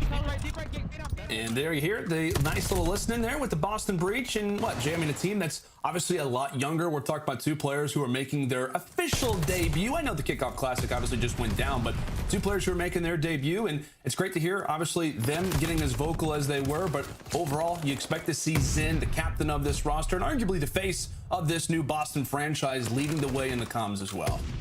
Yeah, he definitely was, but the only thing that really scared me right there was the fact that even though they were calming a lot on that P2 hardpoint, they still allowed for LAG to eventually flip those spawns for P2 to get right back into this game. There's only going to be 10 seconds remaining on this P3 hardpoint, as Boston were able to hold at least a good 20 to 25 seconds here to grow this lead even more. But still, it just comes down to those little situations where a little bit more experience, because they picked up a couple kills in towards spawn, but once they let Gunless flip them from the backside, that's what eventually flipped those spawns. They cannot allow those little mistakes to happen, even though they still have the lead right now. Yeah, you got to tighten up the little things, especially on a map like Mokaj. We know it can be crazy, and as we said, so many little situations going on in pretty much every single second of the game. We saw a nice little spree there for TJ as he tried to secure spawns for our current Barn Hill, but LAG quick on the rotation as they'll be good to lock this one up for the moment. Back and forth affair so far throughout this game, but aBeZy lingering toward the bottom side, has two in his sights, but he'll get beamed down as well. Gunless will pick up right from where he left off, finds two of his own, and with that, it will be a wipe of the Breach. LAG now less than within 10 seconds of tying up this game. And they're right back into this one. So now if you're Boston, your main focus is to not allow these spawns to flip. You see number 2, which is going to be Gunless, slowly working his way up towards tank side. With the help of aBeZy, he's going to have the crossfire set up to take down Capsidal. Once they drop down TJ, they should be able to push out towards this back tank. But still, a great hold coming in from Boston. They know that they have to secure these back spawns, tie game for the time being. But the kills going back and forth. Gunless able to find two from bottom tunnel. And then TJ finds two of his own to eventually win the hardpoint for Boston. Oh my goodness, a back and forth affair as it continues to swing. The pendulum going back and forth right now as Cap from the top side of the gate is able to beam one down himself. Also having a few long range shots for Gunless. He is feeling himself and has a good reason to right now, since at 4 in a row, nearly makes it 5, but clearing the way right now for Boston. And now Boston, they have not been able to break in towards this P5 hardpoint the entire time. So this is going to force them to start thinking about that rotation or eventually hit that jump time. You see number 8 on the minimap, which is going to be Nero, already thinking ahead, trying to get those spawns flipped for that P2 if it does get there. This has just been great work from Boston, man. Now they have to focus on this player in Slasher, trying to flip these spawns. Methodz is going to get that information when he comes off that spawn. But now Boston only being 37 points away from closing out this map number 1. If they can get a good chunk of time off of this P1 hardpoint, they can do it here. Yeah, that's when the managing game really comes in for LAG. You've got the time to think about, you've got the spawns to think about, also trying to keep these players off of P1, trying to flip for the next one. So many things right now developing inside of their minds, but player 4 now becomes the focus. So you have to keep in mind, right, Slasher toward the top side lingers inside of 10. Boston still with the spawns, but LAG with the current seconds on the board. Slasher finds that kill, and meanwhile, he's at least bought some time for Gunless to remain back here. Current hill remains vacant as LAG pop right in, but Big P pierced toward the back as Nero's able to shut him down. That will be spawns for next, but at least you like the aggression being shown from LAG. Back and forth we go. It will be the Breach over at Fields to start off. And so far, this has been Breach's money hill. Every single time off the P2 rotation, they've had the spawns. So you see what LAG are trying to accomplish. They're trying to push this through the middle of the map, trying to push through low waters. As you see, number 5 in Capsidal is just going to be super aggressive out towards Plat. He's going to spawn all of LAG out towards back tower. But kills going back and forth. Number 1, which is going to be that one player. He's going to try to stay alive, which is going to be Hook. Eventually, he's going to get taken down. But Boston, once again, control spawns. Boston continuing to put themselves in the driver's seat. Cap, meanwhile, has been lingering through the middle of the map. The problem for him is that pretty much everybody from LAG has been in that one-by-one focus toward the tank side as he finally gets ripped apart. Meanwhile, it's Gunless still hanging out toward the tanks. aBeZy waits for the call, seizes the opportunity, takes one player off of the tank, that being Methodz. Now Nero decides to push on up as well. An unfortunate challenge at the time as LAG look to claim the final few seconds in Breach. Their focus, Jay, it's going to be on the spawns. It's TJ versus aBeZy, and TJ makes the kill happen. 38 and 30 right now for TJHaly as he gets dropped, but it's Breach with the current spawns. LAG quickly on the contest. Yeah, LAG 230 to 225. They have control of the hard point. All the breach are starting to spawn in towards the back. You see Hook, he's able to flank one, able to take him down. He spots Nero in towards the back, gonna win that gunfight as well. So now the spawns are gonna be able to flip for LAG, and they keep control. They keep control indeed. Breach still spawning out toward P2. Gunless aware of that, trying to do everything he can. Meanwhile, it's Hook still inside of the hill. Not the weapon of choice, but he's still putting it to good use. Breach, they managed to break their way on in. It's a 9-point game.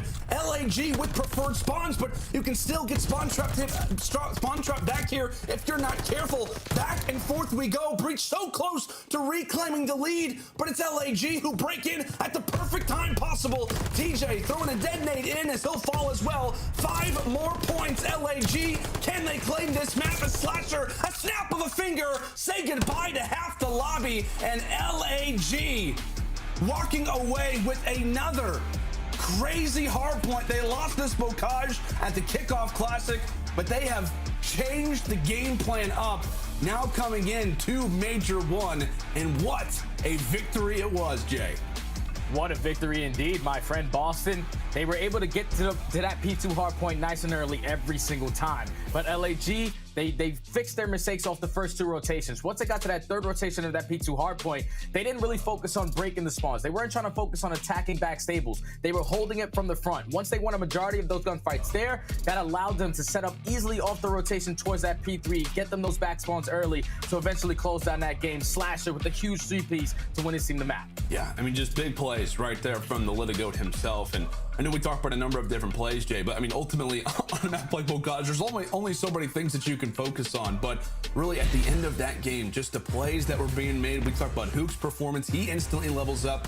Gunless, I mean, everybody was just aware. And that was the biggest thing that we talked about for this team was, you know what? We know the amount of talent that this roster has. It's just a matter of bringing it together. It's the intangibles. It's the out-of-game things almost that have to bring this roster together.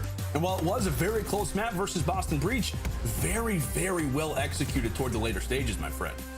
Yeah, and it wasn't even the fact that they were like outslaying them by a lot. Right, like LAG, right. They were just doing the right things at the right times. Like even when Boston was set up early off of rotations, even when they got towards back P3, back P4, LAG, they were just setting up the proper pinch, and that's eventually what got them back into this game. Not either one of these teams did not get a majority of their time off P1. It literally came down to the rotation to P2, the way that you can hold at that hard point, and a majority of the gunfights that went down in P3 this game. And it was just a number of different little clutch plays as well. I know we were talking about the constant balance between that field to bottom grandma's rotation, where it wasn't LAG with the preferred side off the rip, but they were still making the little plays. I thought TJ's turn on the fight for spawns versus Asim was going to do it, but hey, Guerrillas, they rebound, they return, and they walk away with our first map in this series, a Bocage hardpoint, which, as we said, you know, made them have some nightmares coming in from the kickoff classic, but they rebound. And we'll see how things look to change up now in that search and destroy. But Jay, another little focus here. We know what Bocage is like. Madness in the bottom side of Grandma's, but walk us through this final hill. Yeah, so right here, LAG, they were able to get it clean for dead. Now all of Boston, it's make or break right now. You have to try to instantly go in, get a kill, or the game's basically going to be over. Right there, LAG basically had everything cut off properly. And then even though a majority of the gunfights went in favor of the Breach, this is what makes Slasher a world champion. Able to close it out, get the 3-piece to win the game for his team. Yeah, and I noticed in that scoreboard as well, Gunless leading the way with 41 total kills throughout this. You know, I think it's fair to say, man, we like I said, we all know the talent that not just this roster has, but specifically a guy like Gunless has. You and I had plenty of those surge casts last year, and while it wasn't until they got to LAN where we really saw them perform, I mean, it was Gunless who had a solid season all the way throughout. And like I said, if when we talk about the talent that this team has, Gunless is just one of the many pieces that you know has the potential to take over a map, and we saw it on full display right there. Exactly, man. When you talk about players that LAG have on their team, they have world champions. Slasher's obviously got it done. Hook's got it done. Asim is a great SMG in-game leader. And then Gunless, he, like you said, can take over the game at any given moment. Him and Slasher have a lot of chemistry together. They've won multiple championships together. So it's all about just clicking at the right time, making sure everyone's on the same page, because with such big players on your team, with such crazy minds, they're always going to clash. Right. You just have to make sure that everybody's on the same page for this roster to succeed. Yeah, and that really is the biggest story. And as we said, a huge victory, talked about the schedule, talked about all of the out-of-game things as well. Already people talked about, hey, this roster, it's not going to work. This team, it's not going to succeed. Granted, we are only one map into this series, but that has to make you feel good, especially if you're walking away with the map that really was the biggest problem for them and their loss at kickoff versus the Florida Mutineers. So they get the job done here in the hardpoint, and now what, my friend? We focus our attention toward the search destroys, and I believe we've got a Tuscan up next. Yeah, Tuscan is going to be a great map for both of these teams. We actually saw Boston. They were able to take down New York at the kickoff in a 6-5 fashion. And I feel like a majority of that came down to the playmaker in Nero. Like, the guy was not afraid to take risks or to not hesitate on any single play call that was being called at the time. The guy, they were clutching up 2v4s left and right. You just have to make sure that you're not going out and just trying to play untradeable kills, because we saw how that came back to bite them in the series versus NYSL in that game 5. There's just certain situations where you don't always have to play that trade. And as these new SMG players for this Boston team continue to develop as they go on, they have to keep that in the back of their mind that playing your life is such a value in Search and Destroy. Yeah, it absolutely is. And I mean, I know you talked about it, right? They get the job done versus NYSL when they played this very map at kickoff. Keeping things in mind, right? That was not a pretty start for the Boston Breach. It was a 3-1 advantage for New York. We talk about the crazy 2v1 that Clay has, where we argue that TJ shouldn't have challenged out. Capsidal, obviously the rookie in that situation versus a true veteran and somebody like Clay. He hops off the defuse. Then what? It was also the amount of first bloods as well that we saw coming through from somebody like Crimsix. The nades, the weapon was firing off the rip. This team showed some real class and clutchness when it came down to that particular search and destroy. So we'll see if they can level things up and get back in a good position when we talk about this series, as they'll be in a much needed spot to try and regain. But I think it's fair to say, my friend, Breach, you know, when we talk about this team, when we talk about the organization, when you've heard the players talk about the way that this roster composition works, they're confident not just in their team, but also in their development in a mode like Search and Destroy. Hey man, when you have such a young roster, these are two players from Nero and Capsidal who came up from that scene. And then also TJHaly came up from that scene as well. So this is their backbone game mode. This is where they need to make sure that they're on point, because this is one that can allow them to compete with the best teams in the game. Now, it all comes down to just those situational plays. Like you said, developing your young SMG players. But it also, I feel like a lot of it falls on the play calling from Methodz, as he's going to be the leader for this team. Okay. You have to make sure you're setting up your young SMGs for success, allowing them to be in the positions where they're able to pick up a kill, at least get away with their life, but allow them to use their teamwork to make the dream work. I like that. I like it a lot. And we know the Methodz has truly embraced that role. He stepped into this position, and obviously he's been the face of this team. We've all been in Methodz streams, right? Yeah. We've seen how crazy that it can be, and obviously following his development as a player, seeing his rise from from the ashes, if you will, the Toronto Ultra last season. We'll forget about that, but we have to talk about it. He has really embraced this role, and he's leading the charge. He is leading this new franchise and really showing the young guns how to play this game, how to really improve as players. But as you said, that Search and Destroy is where it's going to be almost a game of give and trade, where it's Methodz who's going to be giving out the call outs, and really the young guns are going to have to perform and really show off the talent that they have been showing in that challenger side and throughout Search and Destroy tournaments over the past few seasons. Yeah, it's going to be an absolute battle between both of these teams. I feel like on the side of LAG, Slasher being the guy that he is, he's going to be the play caller for that team. He's going to make sure he's allowing aSim, allowing Hoop to really set up. And with aSim on their team, this is also huge, because as that SMG, he's going to be playing super aggressive on the map. He's going to be that in-game leader as well, calling the Justice round, because he's going to be their bomb carrier. And that's one thing from aSim that I definitely need to see improvement here, because pretty sure at the kickoff, he was the only player to drop a donut. I wasn't trying to say he's 48. He's like 48th out of every single player in the CDL in this game mode. So I'm looking at him to have a strong bounce back here.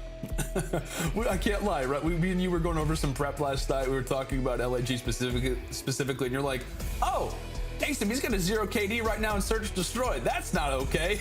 You have to see somebody like aSim, and we know, like I said, could be that end-game leader, who could be the difference maker. You can talk about X Factors all you want. He absolutely has that potential in a mode like Search and Destroy. But he's probably full from that donut. He's looking to really change things up. But I believe, folks, we've got that Tuscan Search Destroy here and ready to go. Round number 1. It's LAG on attack. Okay, and you see what LAG are gonna do. Take control of the map gunless. Unfortunately, gets some bad timing there as Capsidal opens up with the first, but that's going to be an early 2 kills coming in from Boston as they attack to the middle of the map. Hoop with the trade makes it a 3v2, but my God, this round is going so fast. It is. Boston are already inside of the spawn, it feels like, of LAG off the rip, and now it's all up to Slasher, a 1 versus 3. And for him, it's really just a matter of damage control. Okay, like what kills went down where? How did How did my teammates get taken out as quickly as they did? Prioritizing where TJ happens to be located, but how about that round from the breach? And that all comes down from Breach just setting the tone right off the rip. You're not allowing mid-map control to go down on your very first defense. This is going to make LAG a little bit more stagnant on their offensive pushes, that they're like going to slow down in towards top fire, going to slow down in towards middle alley, because they know that Breach are setting the tone with the aggression so far. And we'll see if they show that same aggression now on the attacking side. I know our stats team has been hard at work. Offense winning 72% of the time on Tuscan Search and Destroy. So LAG, not the greatest showing that you could ask for, but Gunless a little bit slow in that first round. Unfortunately had like a clay pot go in front of his perspective, but he has rejoined us now over toward the field as he'll take down TJ for that first blood. And now in the 3v4, you see what Boston are trying to do. They're just trying to work a pick. They know the positioning of Slasher. But eventually, if you're Nero, it's all about working this bomb plant, because they are going to be able to get this down. Now it's all about holding this initial push. This is going to be a huge gunfight coming in from Nero, because he knows that Gunless at least has a sniper on that side of the map. A big power position for Methodz as well. So Zinni is out. It's all up to the rookies, Cap and Nero. Is Gunless aware that at least somebody's going to be pushing him? But no, it doesn't look both ways before challenging Nero and Cap. They find two themselves, a 2 versus 2. As they continue to toss utility over toward that bomb, it's going to make LAG's life that much more difficult. All up to aBeZy. 10 seconds left, and he's going hunting, but he's not going to find a single soul. Finally gets the chance. And how about the breach? How about the young guns? A 2v4. They just get the job done, man. Nero knew the positioning of at least one player. So once he gets that bomb down, once his teammate drops, you know that the attack from LAG is starting to come in from the middle of the map. So both of these players, they know they have one-on-ones that they need to win. Nero wins his huge one-on-one across the map, and at the same time, Capsidal picks up another one, forces it to a 2v2 with about 20 seconds left. And if you're LAG, you have to pick up this kill onto Capsidal at Fountain, because he can take you off that bomb site at any given moment. It's just right there, Boston. They were just heads up on the play. Great 2v4 clutch out of the young men. As we said, this team, they've talked about it. They've got some unbelievable talent in this mode, and they are showing out already in that second round. But wipe of a page, LAG now on their attack again in a much different story, as they'll be able to get that bomb down unscathed. Breach continuing to linger through the middle side of the map as Nero will open things up with the first blood on the aBeZy. Hoop there with the return and get some information for his team. As 28 seconds left, but Cap goes for the turn. Gunless instantly met with some fire out of TJ as he'll take down 2. They'll put big Cap on the defuse. 3 quick and solid rounds out of our Boston boys. And right there, LAG, they had every position that they possibly could have wanted. Like, Hoop was able to get himself in towards bottom church, but then you allow players to jump out from top church, and eventually TJHaly, it looked like he was gonna die to Hoop from top church. He turns on him and eventually finds a kill on the Gunless right there to close out the round. If you're LAG, you just gotta focus on those kills right there. TJ, there's no way he should have been able to put on a human highlight reel to close out that round for his team. Now 3-0 Boston. And you saw it too, like they all looked at each other like, what did we just do? Like, TJ, okay, nice plays, my man. 4-1 out of TJHaly. Meanwhile, Cap, he has yet to die. Flawless through our first 3. Gunless v TJ. Is it gonna happen? The snippy snipes are out, as good old Miles Ross likes to say. But a gunfight that may have to wait a little bit longer, as that plant is gonna go down there from player number 8, that one being Nero. And once this plant goes down, it's only gonna make Gunless that much more itchy to want to try to challenge around the corner, but it's a hit marker from Pierce.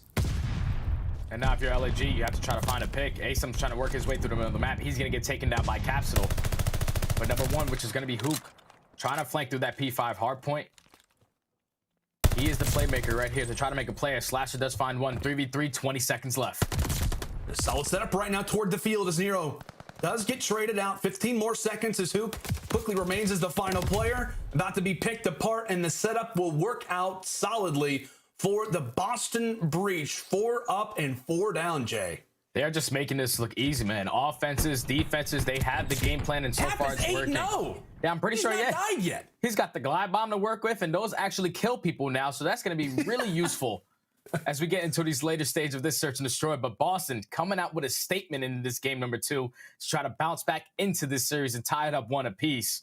Capsidal leading the way at 8-0, man. Got to try to stop this guy if you want to get back to this if you're LAG. Methodz is like, cool. This is awesome. I don't have to do anything, and my teammates are going off. Cap, an 8-0 start for the man. This will potentially look to go ahead and call in that streak. And the problem is that aSim and co, they got to find somewhere to cover their heads. It's about to be rainy here on Tuscan as there goes Slasher. Luke, at the very least, is able to drop one on to Nero. But again, it is TJ through the middle side of the map. Now on a 3 spree himself. The bomb is dropped in LAG. Not having that man advantage is Hook. He's going to get met with some fire, all up to Gunless. Best of luck, Pierce. Best of luck. Yeah, this was not going to be easy, but Gunless does find the first. He spots the second as well and makes it into an immediate 1v1. The bomb is still going to be down in towards bottom church. But now Capsidal having himself a flawless game, trying to clutch it up for his team. Is he going to remain flawless? I mean, what a round this it would be for LAG off of a 1v3 from Gunless. I'm sorry, Big Pierce. My bad. I know that you had it in you, but oh, Capsidal. He just turns around, and there we have it. A 1v3 out of Gunless. Unfortunately for Big Cap, the flawless streak will end, but a sigh of relief out of the LAG camp. But that's what it takes, Jay. That's what it takes to get around versus Boston. Just a casual 1v3 clutch. Yeah, casual 1v3 out of Gunless made it look easy, but if I'm Boston right there, I'm looking at Methodz. Like, we cannot commit to that second gunfight. A 2v1 is way better than the 1v1, especially if your first teammate doesn't really hit with any bullets. So Gunless, he made the perfect heads-up play, read both of those players, and then played beautiful timing on Capsidal to clutch up the 1v3, now get at least one round on the board, as he's going to continue on that hot streak, open up with that first blood on the Nero. He is feeling himself right now. By the way, aSim, I hate to call it out, still yet to find a kill. So 0-12 to start off Vanguard. Not the greatest of performances, but there we go. Cap once more.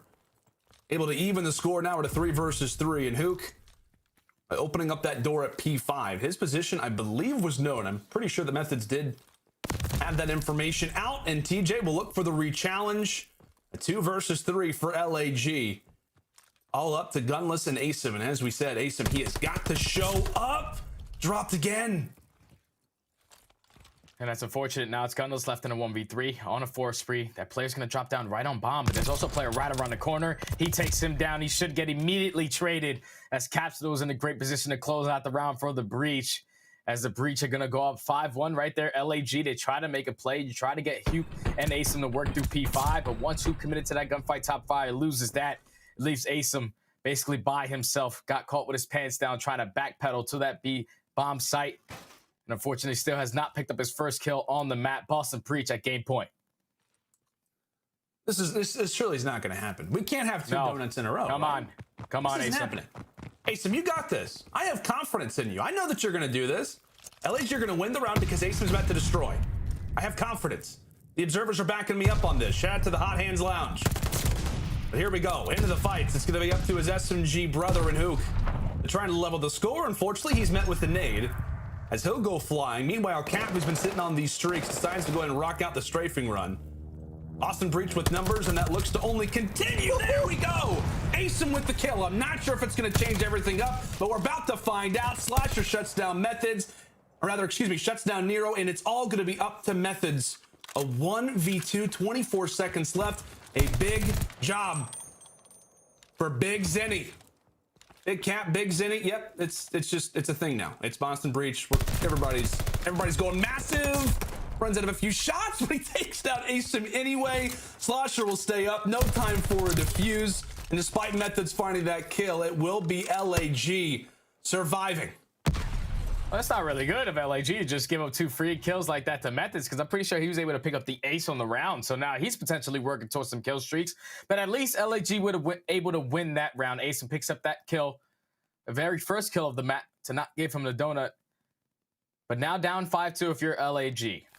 On the defensive side, you've seen the way that Boston have been playing this. They have been consistently just working that A plant as fast as they possibly can. So if I'm LAG here, I'm trying to make a play on the flank or just full out attacking towards middle to try to slow down this pressure from Breach. So they look to play it.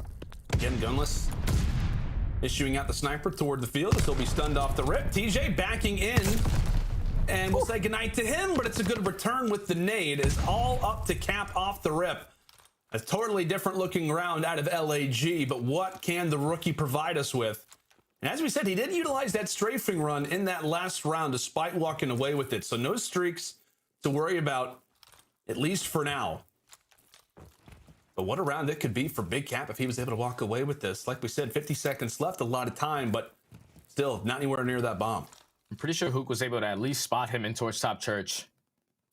So you see everyone's just basically watching each other's back as Hook has all control of the middle of the map. The nade's going to come in, but Hook, great shots, able to take down Capsidal. And LAG find themselves 2 back-to-back rounds to get back into this game. Now down 5-3. They were able to dominate that defensive round.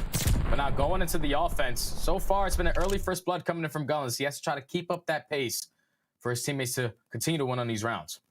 Yeah, like I said, it was Pierce who went huge in that first hard point. Well, I think, like you said, dropped like 41, 42 kills on the Bocage, and now called upon once again to continue to be the difference maker in this search and destroy. LAG, we know, we've seen the scoreline before. They're, the CDL has something to do with 5-3 comebacks. Can LAG provide us with another one? As some words for Cap in the middle side, as that'll be the first blood, and a big one for LAG as Hook quickly on the reply. Shuts down Methodz, as it's going to be up to TJ and Nero now in a 2v3 as TJ shuts down Slasher.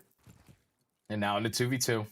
Bomb's still going to be down towards a bit of a map, but you see Hook able to work his way into a bottom church. He's going to be set up perfectly for this, but Gullens, he's actually going to drop. And Hook, he actually slowed down. He could have been potentially been able to come up behind both of those players, but now left in the 1v2. Gets it to the gunfight, and TJ's able to walk away with it. Boston making the adjustments mid-game. They started off early dominating into this one. They allowed LAG to slowly climb back, but then that very last round, they were able to just hold on their defensive rounds to eventually tie the series up at 1 apiece. Yeah, and a great response out of this Boston team, who again has been highlighted a lot, Jay, in these hard points, in these preseason scrimmages, even coming into Major 1. A lot of talk about their hard point game, but when we talk about teams who are going to see success in this league, it's about consistency. It's about that game mode consistency. The fact that they come out and look as good as they did, at least off the rip in this search and destroy. Big Cap, who was flawless through his first 9 or 10 engagements. Incredible stuff from this team. I know we talked about it. They let LAG through the back door a few moments here or there, but you've got to be proud of Boston for applying the way that they do. It was not only Cap, by the way, TJ, most kills in the entire lobby, finishes off with 12 of his own. Yeah, they dominated, man. I'm pretty sure they went early up into this game, up 5-1, and that was just clean work coming in from Capsidal. We saw TJ, he was able to work his way through the middle of the map, win 2 insane gunfights versus Hook and Gunless. But then as the game started to develop, you see LAG, they were starting to match that pressure. They were starting to take control of the middle of the map. But towards the very end right there, in the 2v2, right there, Gunless is set up properly. Like, Hook is giving the call out that both of these players are coming towards that A-bomb, but he just plays it so slow. He doesn't allow himself to set up for that pinch, potentially find an easy 2-piece and win the round. But Boston, once they're able to find that first kill, force it into a 2v1, use the buddy system to close out the round, and that's exactly what they did to tie the series up. And I want to ask you too, Jay, like, is there any level of concern? And like I said, I know that we are super early into the season, but I mean, one round goes differently. We talk about a 6-1 search and destroy, and LAG already struggled with retakes. They already struggled on Berlin versus that Florida Mutineers team with those A executes on a map like Tuscan, where offense seems to be the key to success. Is there a level of concern given the fact that we've got veterans on this team and given how these early 2 search destroys have gone for them? Yes, it definitely concerns me a lot, because when you have a core roster full of veterans, they've been playing search and destroy for a really long time. Search and destroy has changed up multiple different years. It's either decide if you want to sit back, play for a pick, play super aggressive towards the middle map, 4-man push out one way. But when you have a full veteran roster, at least early into games, it's all about playing a pick. And right there, what Boston were able to do, they just matched the aggression. They put the aggression on them early into the game, and that's why it allowed for eventually Boston able to walk away with that, as LAG, it was just slow on their offensive pushes, which allowed Boston to eventually capitalize. Yeah, absolutely. Boston Breach, they come out, they set the tone early in that search and destroy. Big Cap with another big performance. He and TJ are able to elevate this team now to a 1-1 score line, as we've got ourselves a great series already. There's a lot of people talking about how this is absolutely going to go forward. There's a lot of people saying it could go 5, and so far is looking like that could definitely be the case. As like we said, we are 1-1, and when we come back after this quick little break, folks, it is time for some good old Gavutu control. Make sure to stay with us.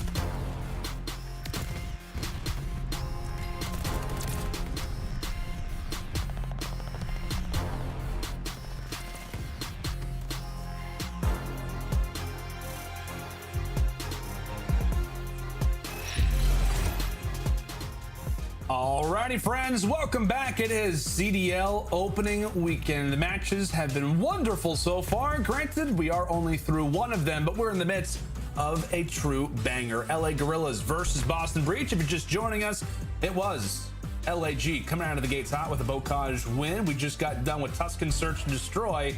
And what, my friend Jay? It was TJ. It was Capsidal wiping their hands with the LA Guerrillas. They won that one 6-3. And now we've got a good old Gavutu control in our hands. And well, I tell you what, we got to cast Boston versus New York on this map. And if we didn't have a restart in that round number 5, Boston looked primed to walk away with this one. Yeah, they definitely did, man, especially when they started early into that game. I remember they started off on an offense pushing B. Didn't really work out in their favor, but they were able to bounce back the following 2 rounds. Then the game reset happens. Eventually, New York were able to walk away with the win.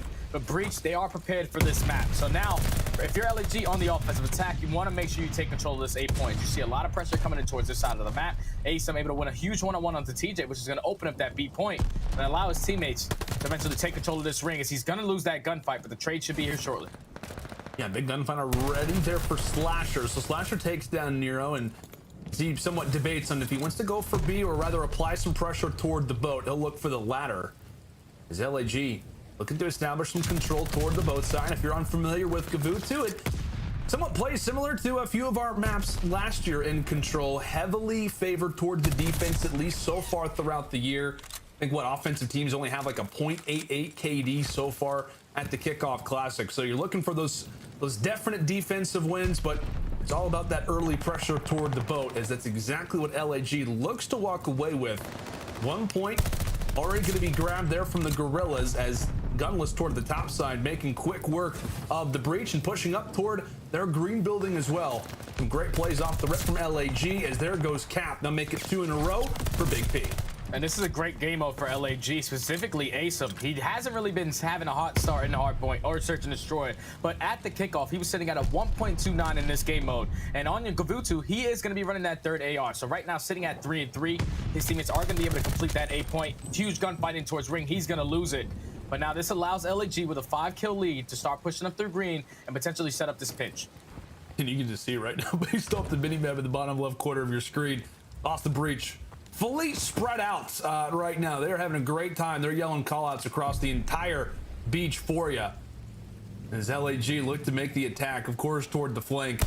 In through green they go, and Nero, a great crossfire set up between both of your dedicated ARs out of the Guerrillas. Hook as well, able to shut down Methodz. So good start from the Guerrillas. Like we said, a very spread out setup for the Breach. A solid one in terms of communication, but the issue is that once they start to crumble, it allows for LAG to instantly hop on in toward the point. Nobody yet to drop, as there goes aBeZy from the top side of the boat. Breach look to try and reposition, as they've got somebody coming in from the tower. Meanwhile, it's TJ outskirts of the beach side. His teammates doing a great job, as that's going to be 4 down. A moment where LAG looked primed and ready to grab that early objective, but Breach a solid retake of their own. Yeah, right there, LAG did a great work of just setting up the spawn kills in the back of their spawn. But TJ, he was the playmaker to make that play happen, as he was able to pinch through bottom beach side and get all these players down. Now, with 50 seconds left, LAG still have a 5-lab advantage. They basically only have 1 or 2 more good pushes at this, because you see the positioning of all of Boston. They have ring control. They're pushed up deep to force them all to spawn out towards back cliff and allow them to just try to set up on this flank, as aBeZy and Gunless are able to find 2. This could be the break that they're looking for, but Methodz finds the trade. Oh, and Methodz again, not only taking down Hook, but Gunless as well. There goes aBeZy, and with 25 seconds left, LAG, they invested so much in trying to make the long route. Now it's going to have to be an all-out push toward that P1 position, with Methodz holding as well as he is. Going to make the lives that much more difficult, as Cap takes himself down. He'll be off of spawn. With 8 seconds left for LAG. Not a great start, all things considered, specifically from Hook. He's only been in 3 engagements, for God's sake. And with that, they will look to play the lines, as that will be what decides who gets defense for round number 5. LAG, solid off the rip inside a boat, but really outside of that 1 engagement, Jay, that they had toward the beach side, never got anything going after that. Yeah, Boston, they just had the beautiful setup right there to close out that defensive round. Once they have full control of ring, they have full control of their back spawn. You're all the way pushed out towards their spawn, allowing all of the opposite team to spawn out towards cliff to make them overextend through that ship side. That's exactly how you want to set up. And it almost got scary there as LAG were able to break in, but TJ was able to clutch up. So now, going into the offensive round, Methodz is going to be on a 5 spree, potentially some kill streaks to work with, but you see the all-out pressure coming in towards that 8 point. And I'm not, like, I'm not crazy, right, Jay? That doesn't say 7-2 from Hook. That says 1-2, right? Yeah, it says 1 and 2. The guy is playing really I just had slow. to make sure. I had to double check. Yeah. Ace falls. Nice shots coming in from TJ, but as we said, looking at Hook to get involved maybe a little bit more in the engagements. I'll be honest with you, I wasn't looking specifically at his number on the mini-map throughout a majority of it, but just still, only a few engagements through that first round as LAG will instantly have to change that up, especially coming in toward the bottom side of the boat. Breach with some solid progression off the start, but it's aSim already recognizing what could be a fold in the setup. Nice too, coming in toward the cliff side as the only straggler will be player number 7. TJ drops, and with that, Boston potentially thinking about making a play for B. Well, Hook's gonna be there, but he falls off the rip, and now the pressure instantly focused toward a few of the farthest players up right now for LAG. We've got aSim in a big spot. We've also got Slasher as he gets taken down. It'll be a 1v1 over at that B point, and it's Nero that's able to grab it. That's a huge win from Nero, because now this at least stops the clock for the time being. It should allow your teammates to eventually open up with a couple kills on that 8 point. As you see, TJ finds the first, finds a second. But now if your Methodz, this is when you invest these streaks. You can potentially do a good chunk of time, do a good chunk of work on this B point. That's 2 ticks of projection are going to come in for both points. They still have control of B. They still have a 3 live advantage as well. This can get scary for LAG if they don't stop the bleeding. Oh, Nero's got to be careful. Sitting on that 4 spree. Slasher doing everything he can to try to apply the utility toward the top. Somebody from Guerrillas has to get in here and stop the time from ticking away. And it looks like they will at just the right time. They will jump in and deny the full capture. You're still somewhat okay with it if you're the Breach, as long as you'll be able to capture the point over at A, but a big return out of the Guerrillas. They hop on in due to that contesting time and now apply the pressure toward the Breach end once more. aSim gets picked apart over at P1 as the Breach look to stack the point over at A. They'll be able to grab it.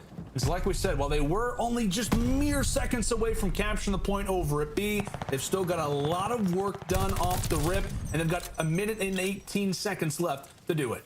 So the exact same setup that we saw Boston have on their defensive side is exactly what LAG are starting to do, as one player in TJ trying to sneak his way through the back. aSim not gonna be able to spot him, so TJ's gonna be able to work his way through. Actually, aSim does spot him, takes him down, so that's gonna be a clean 3 dead in the feed as Methodz gets taken down as well. 55 seconds left, LAG up by 3 lives.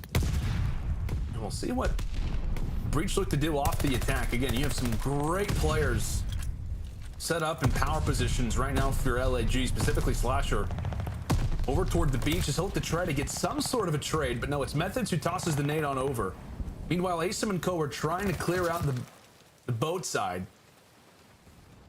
And with 30 seconds left, Breach only sitting on 1 life apiece for everybody.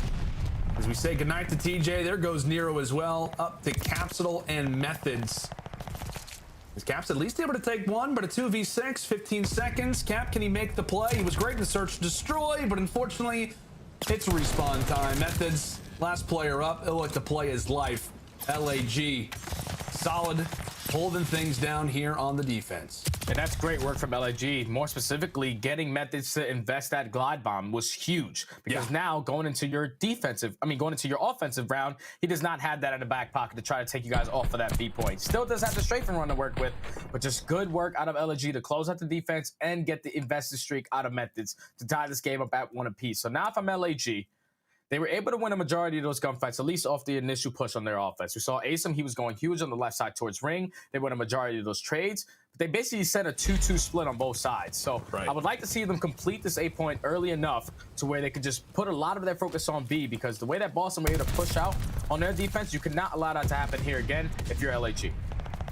Yeah, and a very split up setup once more out of the Guerrillas. As like you said, they'll send 2 at least teasing toward the B side. Well, you got Hook and Gunless over at the ship.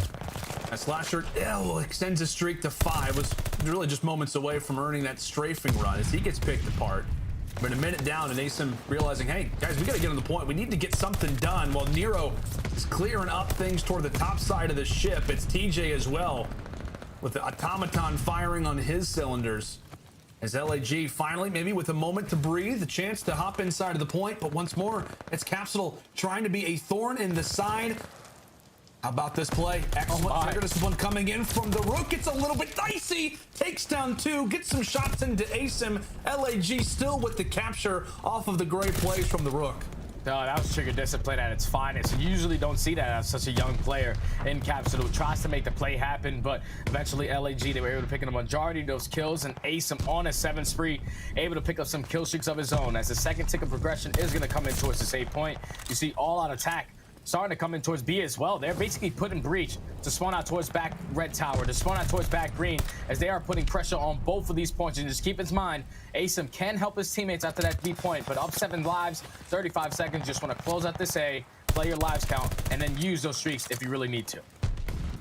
Nice plays coming in from Cap. So that's really just bad timing, if you will, for both sides. Slasher gets taken down, which aBeZy was hoping that he'd be there. Meanwhile, it's a teammate on the Capsidal from the breach in, and aBeZy not just investing 1, he's gonna go and call in his second streak as well.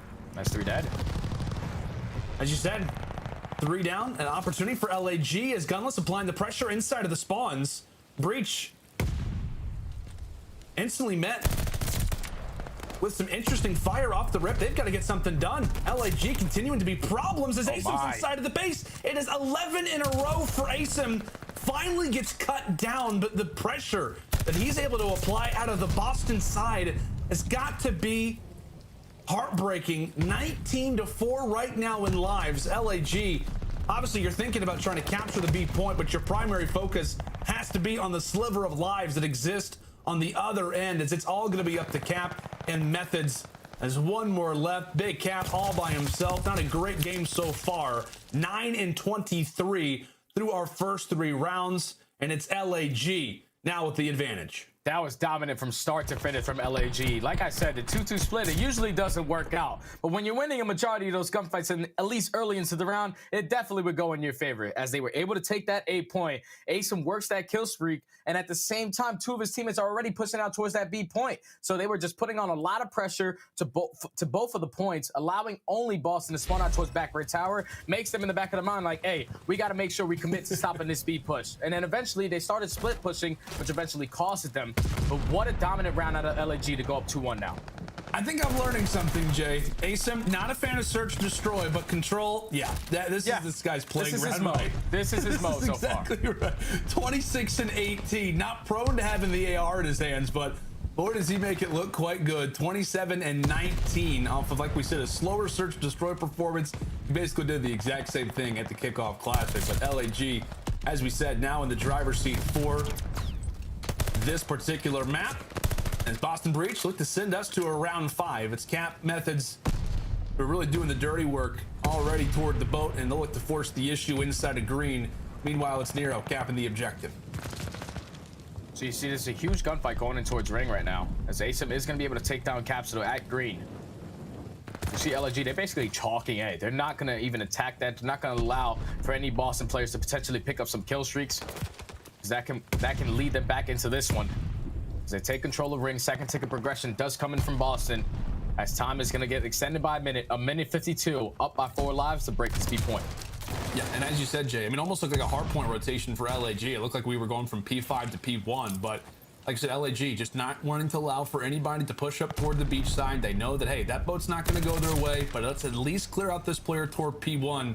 We could even start to make spawns somewhat dicey. By the way, here comes some streaks. Fortunately, not going to do much, and at least gain some information, but at the very least, minute and 30 still left up on the clock. Boston, with the overall man advantage, considering how we know this point can be, how difficult it can be to cap, you expect for LAG to at least even those out somewhat. Capsidal, as we said, not a great game, but maybe his chance to pick things up. 14-24, looking to be a thorn at the backside of LAG. Another opportunity, as that's going to now make it 3 in a row. Has some words for Slasher, as that's now going to be 4. Big Cap He loves to make these plays. He loves to be a problem in the back, and so far, he is causing LAG all kinds of headaches. And you can never count the young man out. We saw him bounce back from an insane series versus New York. Even though he's not having a great start to this game, he's trying to close it out with a bang before he does eventually get taken out. LAG with 40 seconds are able to control the map, control top ring, and now this is going to force all of Boston to basically commit towards breaking in towards the ring side. And with 35 seconds left, they're only going to have like one push left to try to get into this. As long as Gunless remains in this position, does give himself away. I was going to say that could be a great opportunity there for Guerrillas, but great call, Jay. That's going to be 3. Now make it 4 down. Boston Breach, they begin to focus into the point and take a look at the top side of your screen. Look how fast that's being captured. It's because of the stack of all the players. Nero, unfortunately, does get sacrificed as Hook decides to invest the streak. We'll find out if it was worth it or not as Hook firing away, having to do anything he can. A few of his teammates rather, coming in from P1. The collapse is in, and they will successfully hold them off for the time. Boston Breach, they've got to get onto the point. 17 seconds, and they've got to invest something. They've got to try and find the early pick. LAG once more trying to stay alive. aBeZy, he gets picked apart. Meanwhile, it's Slasher doing the work from the back end. Another engagement as Cat decides to seize on forward. Says goodnight to Hook. Cat making the plays. Gunless, he's hanging out inside of the tank, but it's the rookies. It's the rookies going big. It's a 9v1. aBeZy doing everything he can to try and hold this one off, but you have to imagine it will be the Breach sending us to a round 5. And that was such an insane round. I thought once LAG were able to break in at the nick of time to at least stop the initial push from Boston trying to complete that was going to be the game. But Capsidal, like I said, the young man is here to play. He's here to stay. He was able to work his way through the middle of the map, finds 2 kills, which eventually allows his other 2 teammates to pick up the other 2. Once they get that 4 down, nice and easy, they just stack that point. They get it going up so fast. They set up a nice crossfire to force us to go to this round number 5. And now Boston on the offense. Both of these teams were in a very similar spot at kickoff. It was LAG who won the round 5. Granted, it was on Gavutu, but they were able to take it. Boston Breach on this very map versus New York, not able to secure the round 5. So something to think about when we talk about experience versus some rookies. Boston being on the non-favored side here to start things off in OT. Starting things off on attack as they did get close to that first tick. Meanwhile, Hook's trying to make some noise happen in the back of the base. He gets picked apart. But for Breach, you do have to ask yourself that question. How are they going to perform in the big moments versus a veteran team like this? As they look to try and reestablish some control now toward the boat. And this time around, LAG said, nuh-uh, we're not going to give up A so easy. They cannot allow them to have 2 minutes to try to commit towards that B point. You see Gunless still trying to contest. The first tick of progression does come in for the Breach. Not able to win that gunfight onto Capsidal, so now this is going to allow for all of Boston to eventually stack this point, get that second tick progression, and then extend this time by a minute. As Capsidal is still picking up kills left and right on a 3-3 from top vote. You have to take this guy down before he picks up some streaks, as Slasher does so. But with 40 seconds left, LAG still putting on pressure towards his A point, not trying to allow Boston to capture it. Yeah, just making it that much more difficult, right, for the Breach. Oftentimes you like the attacking team's chances of capturing this A objective, but at least make him work for it. LAG fully embracing that. His Method's finally able to hop on the capture, but really waiting for a few of his teammates. Closest pushed up player is going to be Hook, trying to make some plays in from the top side of the boat. He's still up here, and Methodz can't seem to find him. He cannot seem to find Hook right now, but Capsidal's able to take him down. Slasher as well gets wiped away. The capture is nearly successful. aBeZy is traded, and we'll have another minute added to the clock unless Hook can get in here at the right time. Don't tell me this is going to happen again. LAG nearly once more stopping the Breach, who are moments away from a capture. Boston are able to do it, but all things considered, only a minute on the clock and not a lot of lives right now, Jay. And this is where it gets scary because now Boston, they took control of ring. They have control of green. As you see Nero trying to work his way to the back. He is going to get taken down, but eventually they get on this point. Don't know if they have any kill streaks in their back pocket to try to work with, but the first tick of progression is going to come in. You see aBeZy trying to contest Capsidal, but at least stay alive for his teammates to watch over him. He sees the shadow. He sees him. He knows he's right here, goes for the challenge, and Big Cap, he's able to take it. He's been here for so long, and because of LAG not having a ton of lives, they're actually getting picked apart off of their spawns. Breach, are they going to be able to do this? final few players are going to be sitting inside of green. Gunless toward the beach side. TJ pulls out the pistol, but he gets dropped. A 3 versus 8. And Breach get a moment to try and reposition. Another big kill coming through from Cap, as it's all on to Hook and Gunless. A 2 versus 8. 45 seconds, one more tick to go, but Hook doing everything he can to try to hold the line the best way possible, but it's the Boston Breach coming up clutch in round number 5. They showed us they could do this at the Kickoff Classic, and now they're doing it here at opening weekend. My goodness, what a performance, what a comeback out of Methodz in the group. And you usually do not see that. You do not see a team go out and win a Gavutu control by winning 2 offenses. You gotta tip it to Boston, man, especially Capsidal, because he didn't have a hard start to that game. I'm pretty sure he ended like 30 and 32. The guy started turning up to a whole different level, picking up streaks left and right. But the fact that they were able to get into that final point in the previous offense, we thought that LAG, once they broke in, it was gonna be over. But Boston, they knew exactly how they wanted to execute the game plan. You have to attack the middle of the map. You have to make sure that you're consistently going through green. And once you have control of top ring, you're basically setting up for that spawn trap, setting up for that crossfire to come in. And right there, Boston, they were just able to set up beautifully to close it out and walk away with that map, now up 2-1 in the series. Wow, that was insane. That was wild. Like, that was wild. We can throw all our stats out the window, if you will. We're talking about how attack, not great KD-wise. Team's really struggling here on Gavutu. Boston Breach says, you know what? Screw the playbook. We're just going to go and full send it. What a play. And like you said, man, the excellent work out of Capsule throughout this. You're going to see his score. Like I said, he's starting off 8 and 21. Yes, triple negative. Not a great performance. And then not only picking up the pace, going on sprees, earning streaks, but Jay, his play in that round 5 to stay alive toward the tank. Incredible plays out of the rookie. Not just Cap, but Nero having a solid map as well. Wonderful work there out of the Breach to come up clutch again. And Jay, they get the revenge. They get the revenge on Gavutu control. We thought they were going to win it versus New York, but hey, it's just a few weeks later. They get the job done versus another veteran-like team here at the Guerrillas. Yeah, and just to look at these highlights a little bit, in that previous clip, you saw that LAG, they were able to get all 4 down. There was only one player from the Boston side that was the close enough player towards that top ring.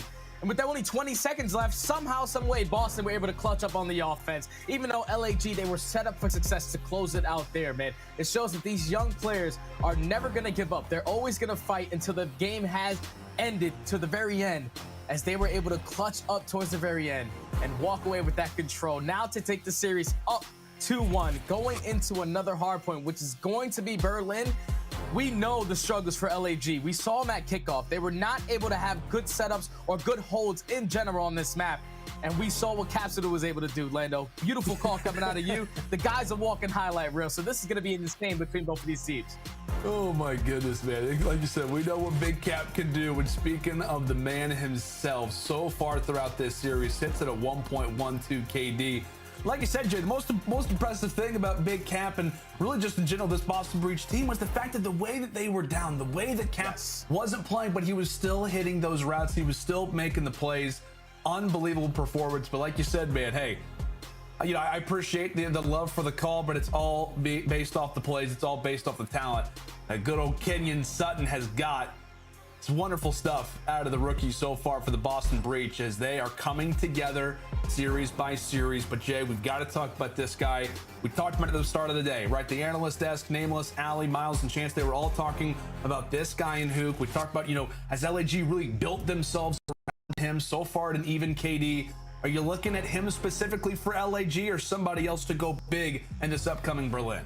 No, I'm 100% looking at Hook because this is a guy who can go out there and win you games. Right now in this series, he's sitting at a 1.0 KD.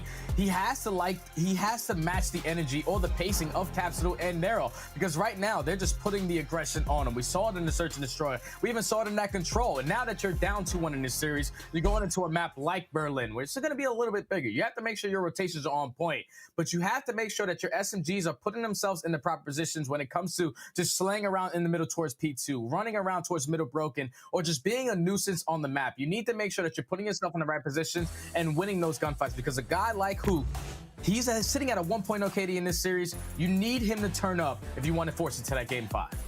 And correct me if I'm wrong, Jay, but I feel like if you are the Guerrillas, right, at this stage, I feel like if you are, you know, if you're Slasher, you're Gunless, you're like, you know what, Hoop, go and slay. Like, literally, go and slay. We're going to focus on the rotations because that has been a big problem for them.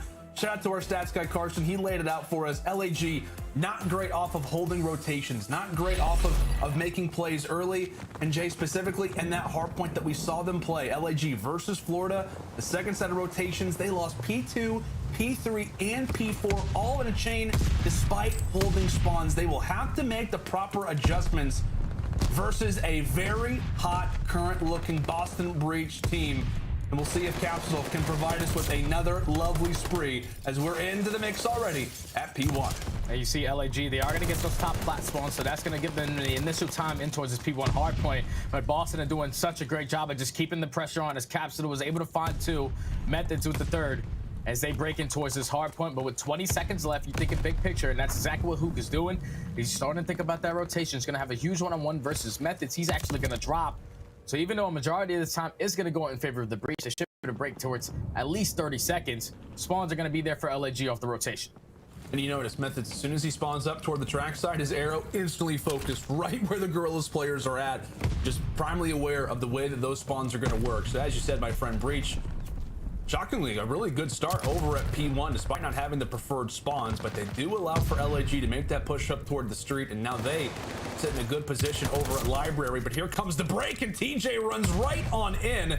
A story himself to try and tell. And just like that, not only does he find the kills, but his good old buddy Methodz able to shut down Hook. They run right inside of the hill, and they claim it for themselves. Still, a valuable 30 seconds left as Methodz pulls out the SMG and tries to do some damage himself. LAG a good reply, but Boston still with the seconds. And that's where LAG need to show improvement. Right there, they were early off the rotation to that P2. They get the first 14 seconds uncontested, but as soon as that first gunfight goes down, all 4 of them drop. Now this allows for Boston to eventually set up properly, get a good chunk of time off of that P2, and now you have to start thinking about the rotation. So now if you're LAG, it just comes down to getting a good hold, getting a proper setup to win these gunfights. But as you see that in the kill feed, 2 players are going to die off the rotation. The pitch is going to be here in Boston in the 3v1. Should be able to win these gunfights, with Spawn still coming in from LAG to around the backside. Yeah, a good start already for Breach, but we know, Jay, we know how sticky that spawn can be, folks. Top left side of your screen, despite Breach, despite all the progress they're going to make, it's going to be very difficult to stop LAG from spawning in that position continuously. So far in Berlin, this seems to be the money hill, at least at Kickoff Classic. This is where teams were grabbing a high majority of the seconds. As the Breach, now their second chance, their second opportunity to try to run on in the hill, and it's 3 down once more. Another great hold for the Guerrillas as they're closing in on taking the advantage. And that's going to be a full 60, and now you already see big picture coming in from Hook. This is a guy who's going to do it in the slaying department, but you have to make sure you're doing ortho rotations as well. 8-4 on a 3 spree, puts himself in towards the warehouse as LAG are going to be able to take the lead. Capsidal trying to watch towards middle broken, but this play is all going to come down to Hook. What kind of information can he get to his team off this rotation? Another big kill there coming in from Cap. So he shuts down aSim. As you said, Hook still sitting in toward the warehouse side, trying to hold down spawns and wants to be careful, waiting for his teammates off of spawn. Another great kill, though, comes in from Methodz as he continues to ruin, continues to scatter the push out of LAG. Hook, who's been back here for so long, finally gets picked apart, and now aSim, he's got the spotlights primarily set on himself. He decides to jump on in despite his teammates getting taken down. Another great hill where you can gain quite a bit of seconds. LAG have tried to make some noise. The Breach have held ultimately all of the control. As Capsidal realizing, hey, you know what? This hill is vacant. Let's go and hop on in and grab the advantage ourselves. Continuous lead changes as Hook now finds himself on the flank. It's an unfortunate nade from Slasher, who tosses it away.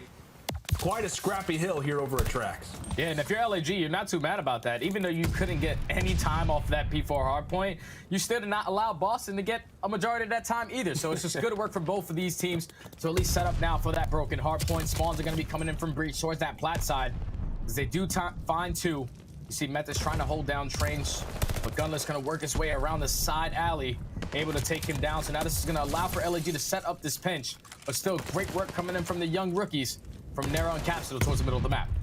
Yeah, right now, Capsidal sitting at 10-9. Nero, at least in regards to the score department, not the best, but In terms of his positioning, he has been great, especially off of these rotations. Now for the LAG side, tell you what, my friend, Hook, I mean, he has played well, at least in the first set of rotations. I know we talked about it. You know what? Maybe he shouldn't be going for the rotations. Rather, he should just be sliding. But Jay, he's doing everything right now. Oh my! 15-6. Now on a 3 spree is Kyler Garland. Now that to make it 4 in a row. Hook making some plays and also trying to set his teammates up for the spawns, as LAG will have preferred 4P1. Hook finally gets taken down, but the presence, without a doubt, is felt from the breach end.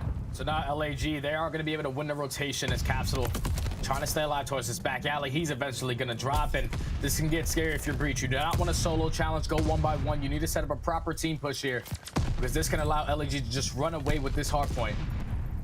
You see pressure still coming in from train side. Nero's able to win a huge 1-on-1, so now numbers in their advantage. And Hook, once more, put in a position to succeed. Meanwhile, it's Cap coming in. Actually, Hook ends up losing that fight. Okay, so Hook ends up losing that fight. So that's going to be the break already in from the breach. Once more, looking great at this P1 hill. They were able to break it last time. The biggest emphasis, rather, for breach was the fact that they allowed for LAG to make themselves quite comfortable up toward the top side of your map through the streets. But this time around, it is not at all going to be the case. 10 seconds left at our prior hill, and LAG much slower off of the rotation, specifically aSimp. He gets caught out with the pistol in hand, and TJ now in a power position set up toward the docks. And now this is going to allow Boston to set up properly all this P2, but Slasher does win that gunfight onto TJ towards lower side. Hook finds the second, and aSimp finds the third, so now it's all on Capsidal to try to play his life. He finds one, he finds the second. Just trying to stay alive, working his way through. Him and TJ are going to be able to take down all 4 players and keep the spawns on the side of the breach, as with 40 seconds left, they can continue to grow this lead. Yeah, and great plays for Methodz as well, trying to set up the crossfire. This is looking great right now for Boston. The setup is in, and they look primed to grab all 25 seconds that are going to be left. And the problem for LAG that you're looking at is like, hey, we want to try to challenge, but we also don't want to lose spawns. For next is Cap, sitting on 5 in a row. He finally gets taken down, but still, breach, a great rotation, a solid hold. And LAG, not this time around, are going to be able to secure those spawns, but they will have the next rotation set up for fire. And we'll see what they can do with it as aSimp set up toward the top side. He gets picked apart from Nero. That's going to be 3 off the rip, and they're challenging quite heavily toward where those spawns are going to be coming in from LAG here, Jay. Yeah, and they take down Gunless towards the backside as well. So now the spawns are going to come in from breach. This is the hard point that LAG were able to get back into the game, holding this for a full 60. And so far, they're doing it from holding the hill, as they were able to find 3 kills, even though spawns still coming in from breach from the backside. They're still putting a ton of pressure there, as Nero's able to find 3, and Boston, with about 35 seconds left, are just going to be able to set up a great hold here to just extend this lead. And Jay, like I said, this is where it gets worrisome, right? I mean, if LAG cannot break into this hill, this is going to put Boston, rather, at that 200-point mark. A big position already for Gunless as he's able to walk away with that fight, but they have to not just contest, they have to get some seconds, while also thinking about that rotation. Slasher's going to be at new, and you have to at least contest as well as you can, but like we said, that fire hill, it's one of the best here on Berlin. And the fact that they're not able to walk away with more seconds than that has to be somewhat worrisome. But LAG off the rotation, now here at train. We'll see if they can do it this time around, but keep in mind, player number 8 sneaking in toward the back. Yeah, that's going to force that number 1 player in Hook to eventually spawn out. This is going to allow Boston to push right on through the front side. Hook does find 2, but wow, eventually Boston not able to at least get the spawns for the time being, as LAG are still going to be spawning back there. But with 35 seconds left, it's all about just keeping both of these teams off of the point. TJ on a 6 spree, picks up that straight from 1, potentially working towards a glide bomb, but Hook is going to be able to take him down. Nero and Capsidal find 3, as the last player is going to be aSimp on the point. 20 seconds left. If you're Boston, you can get a good chunk of this time. You'll be happy with it, because it breaks that 200-point mark, only closer towards that finish line. Nathan doing everything he can. He's trying to wait for a few of his teammates off the spawn, but he's got nothing really to do. Pulls out the pistol, and while that's all nice and dandy, again, Jay, it's not adding up to seconds right now for the Guerrillas. They're early at fire, not a ton of time. They're early here at trains, not a ton of time. Still down by 40 seconds. Breach trying to hold off aSimp from earning any more onto this streak, as Hook and Slasher are able to find 2 through the middle side of the map. Again, breach taken down early. We'll see what the Guerrillas can do here. Now, arguably one of the more scrappier hills in the entire game in the middle side of the map. And with respawning where they are, this could be a great crossfire now. A good opportunity here for LAG as they sit right now on a 10 team spree. And now with 30 seconds left, you just want to make sure you get someone on this point because they can tie the game up right here. I'm pretty sure aBeZy is one off of picking up that glide bomb. So those streaks can be huge off the rotation. It's LAG. They are starting to dominate, but look at those spawns. Like you said, spawns start to come in for Boston. And now if you're LAG, it's going to catch you completely off guard. As a player is going to drop on hill, 180 to 196. Only being down by 10 points are going to be LAG. They have a couple streaks to work with in their back pocket, but they're not going to be used to at this P1. You had to try to set up a pinch, and this is beautiful plays coming in out of Slasher as he does find two, almost finds the third, but now LAG are going to be able to win a majority of these gunfights off the rotation and have the man advantage.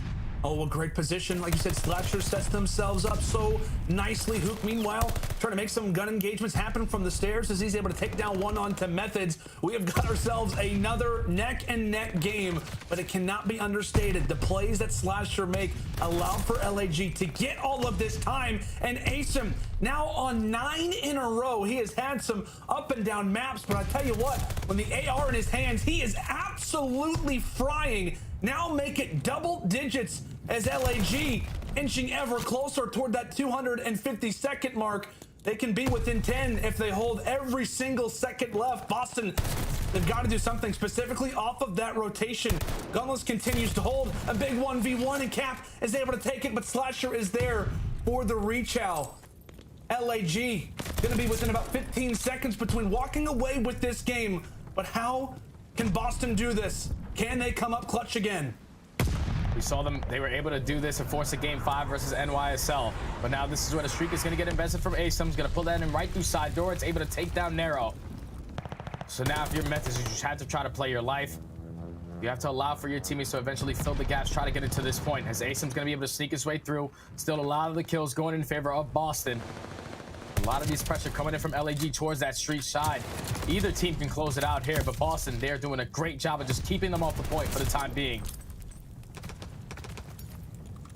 Considering those streaks, it's gonna make their lives that much more difficult now within 5. Cap doing everything he can to try to keep this game afloat for as long as possible. Method's at least able to escape toward the stairs, but as Cap falls, he's at least able to issue a little bit of communication. And with 10 seconds left, look at where the next spawns are going to be. It's over at Fire, and LAG are primed and ready. They're prepared, and another streak is going to be in their way. It's going to block them from trying to get in toward Fire. It's a sandwich, it's a blender, if you will, inside of Fire, and LAG will escape with a win here on Berlin.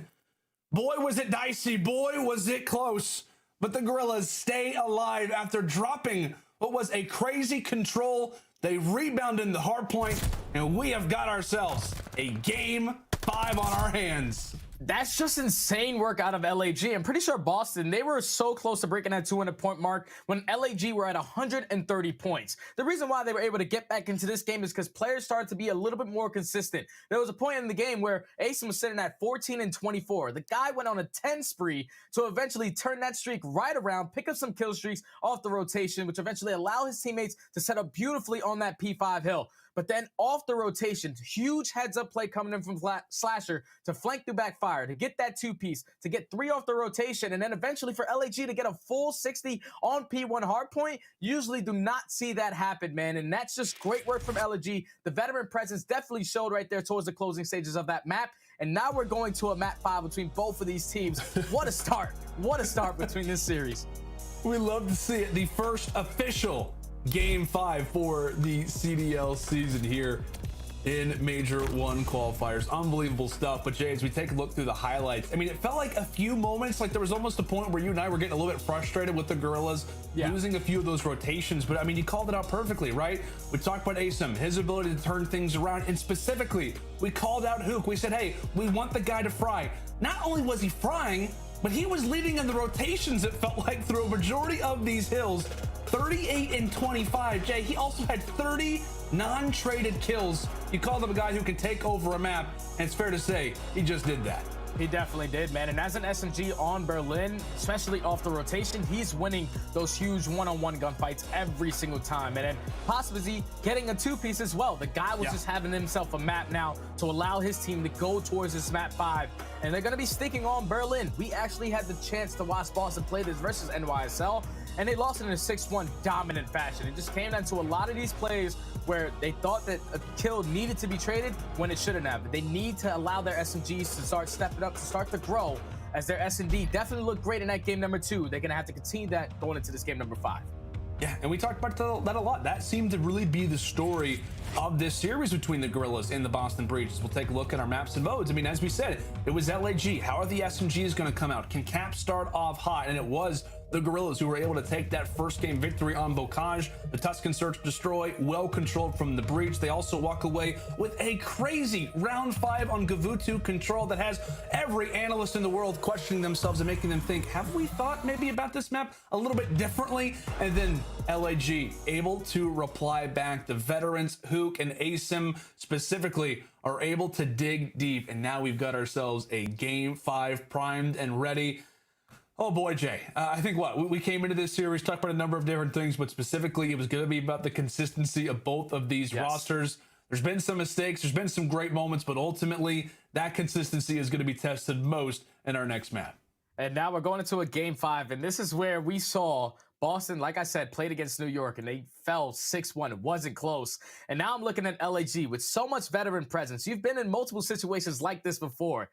It's all about just slowing down the game, not allowing the game to get away from you so quick, because Breach, with their early aggression, that's what set the tone. If you're LAG, you cannot allow that to happen this time. Alrighty, folks, it is about time. Our first game 5 of the official regular season going down between the LA Guerrillas and the Boston Breach. Make sure, if you haven't already, make sure to tweet out the stream. Make sure to utilize that hashtag CDL 2022. When we come back, it is time for Berlin Search Destroy. Who's winning? We'll find out right after this.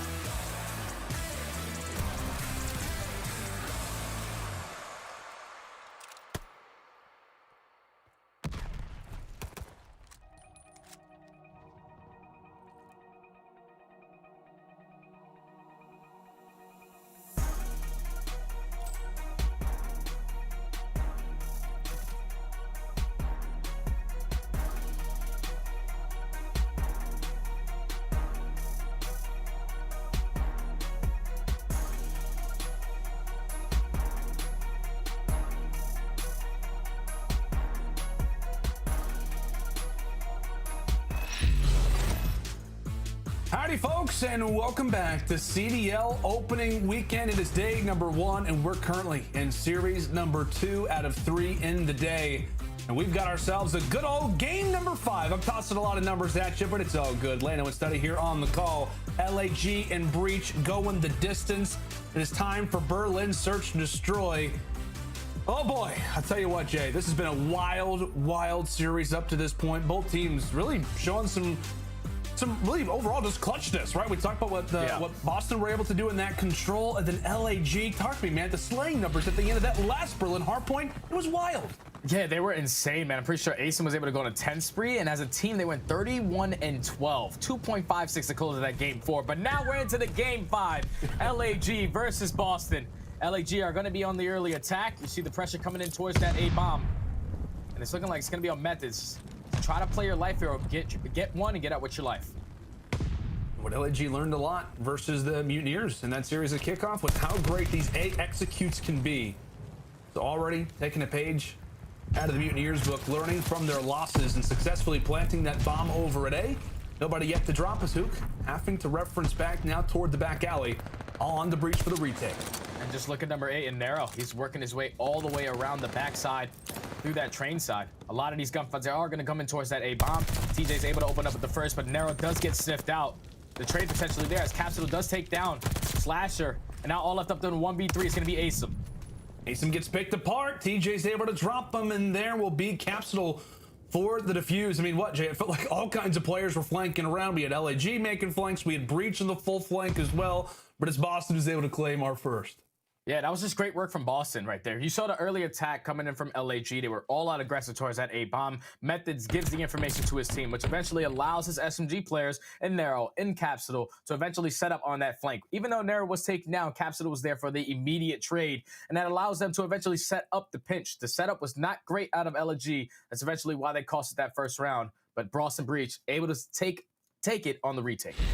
Yeah, solid retake out of the Breach, as we said. LAG, get that bomb down unscathed. Normally, that A execute gonna work a high majority of the time, 75% as a matter of fact, but Breach showing us that, hey, it's not all about statistics. As much as we love numbers, it's not all about them as gunless.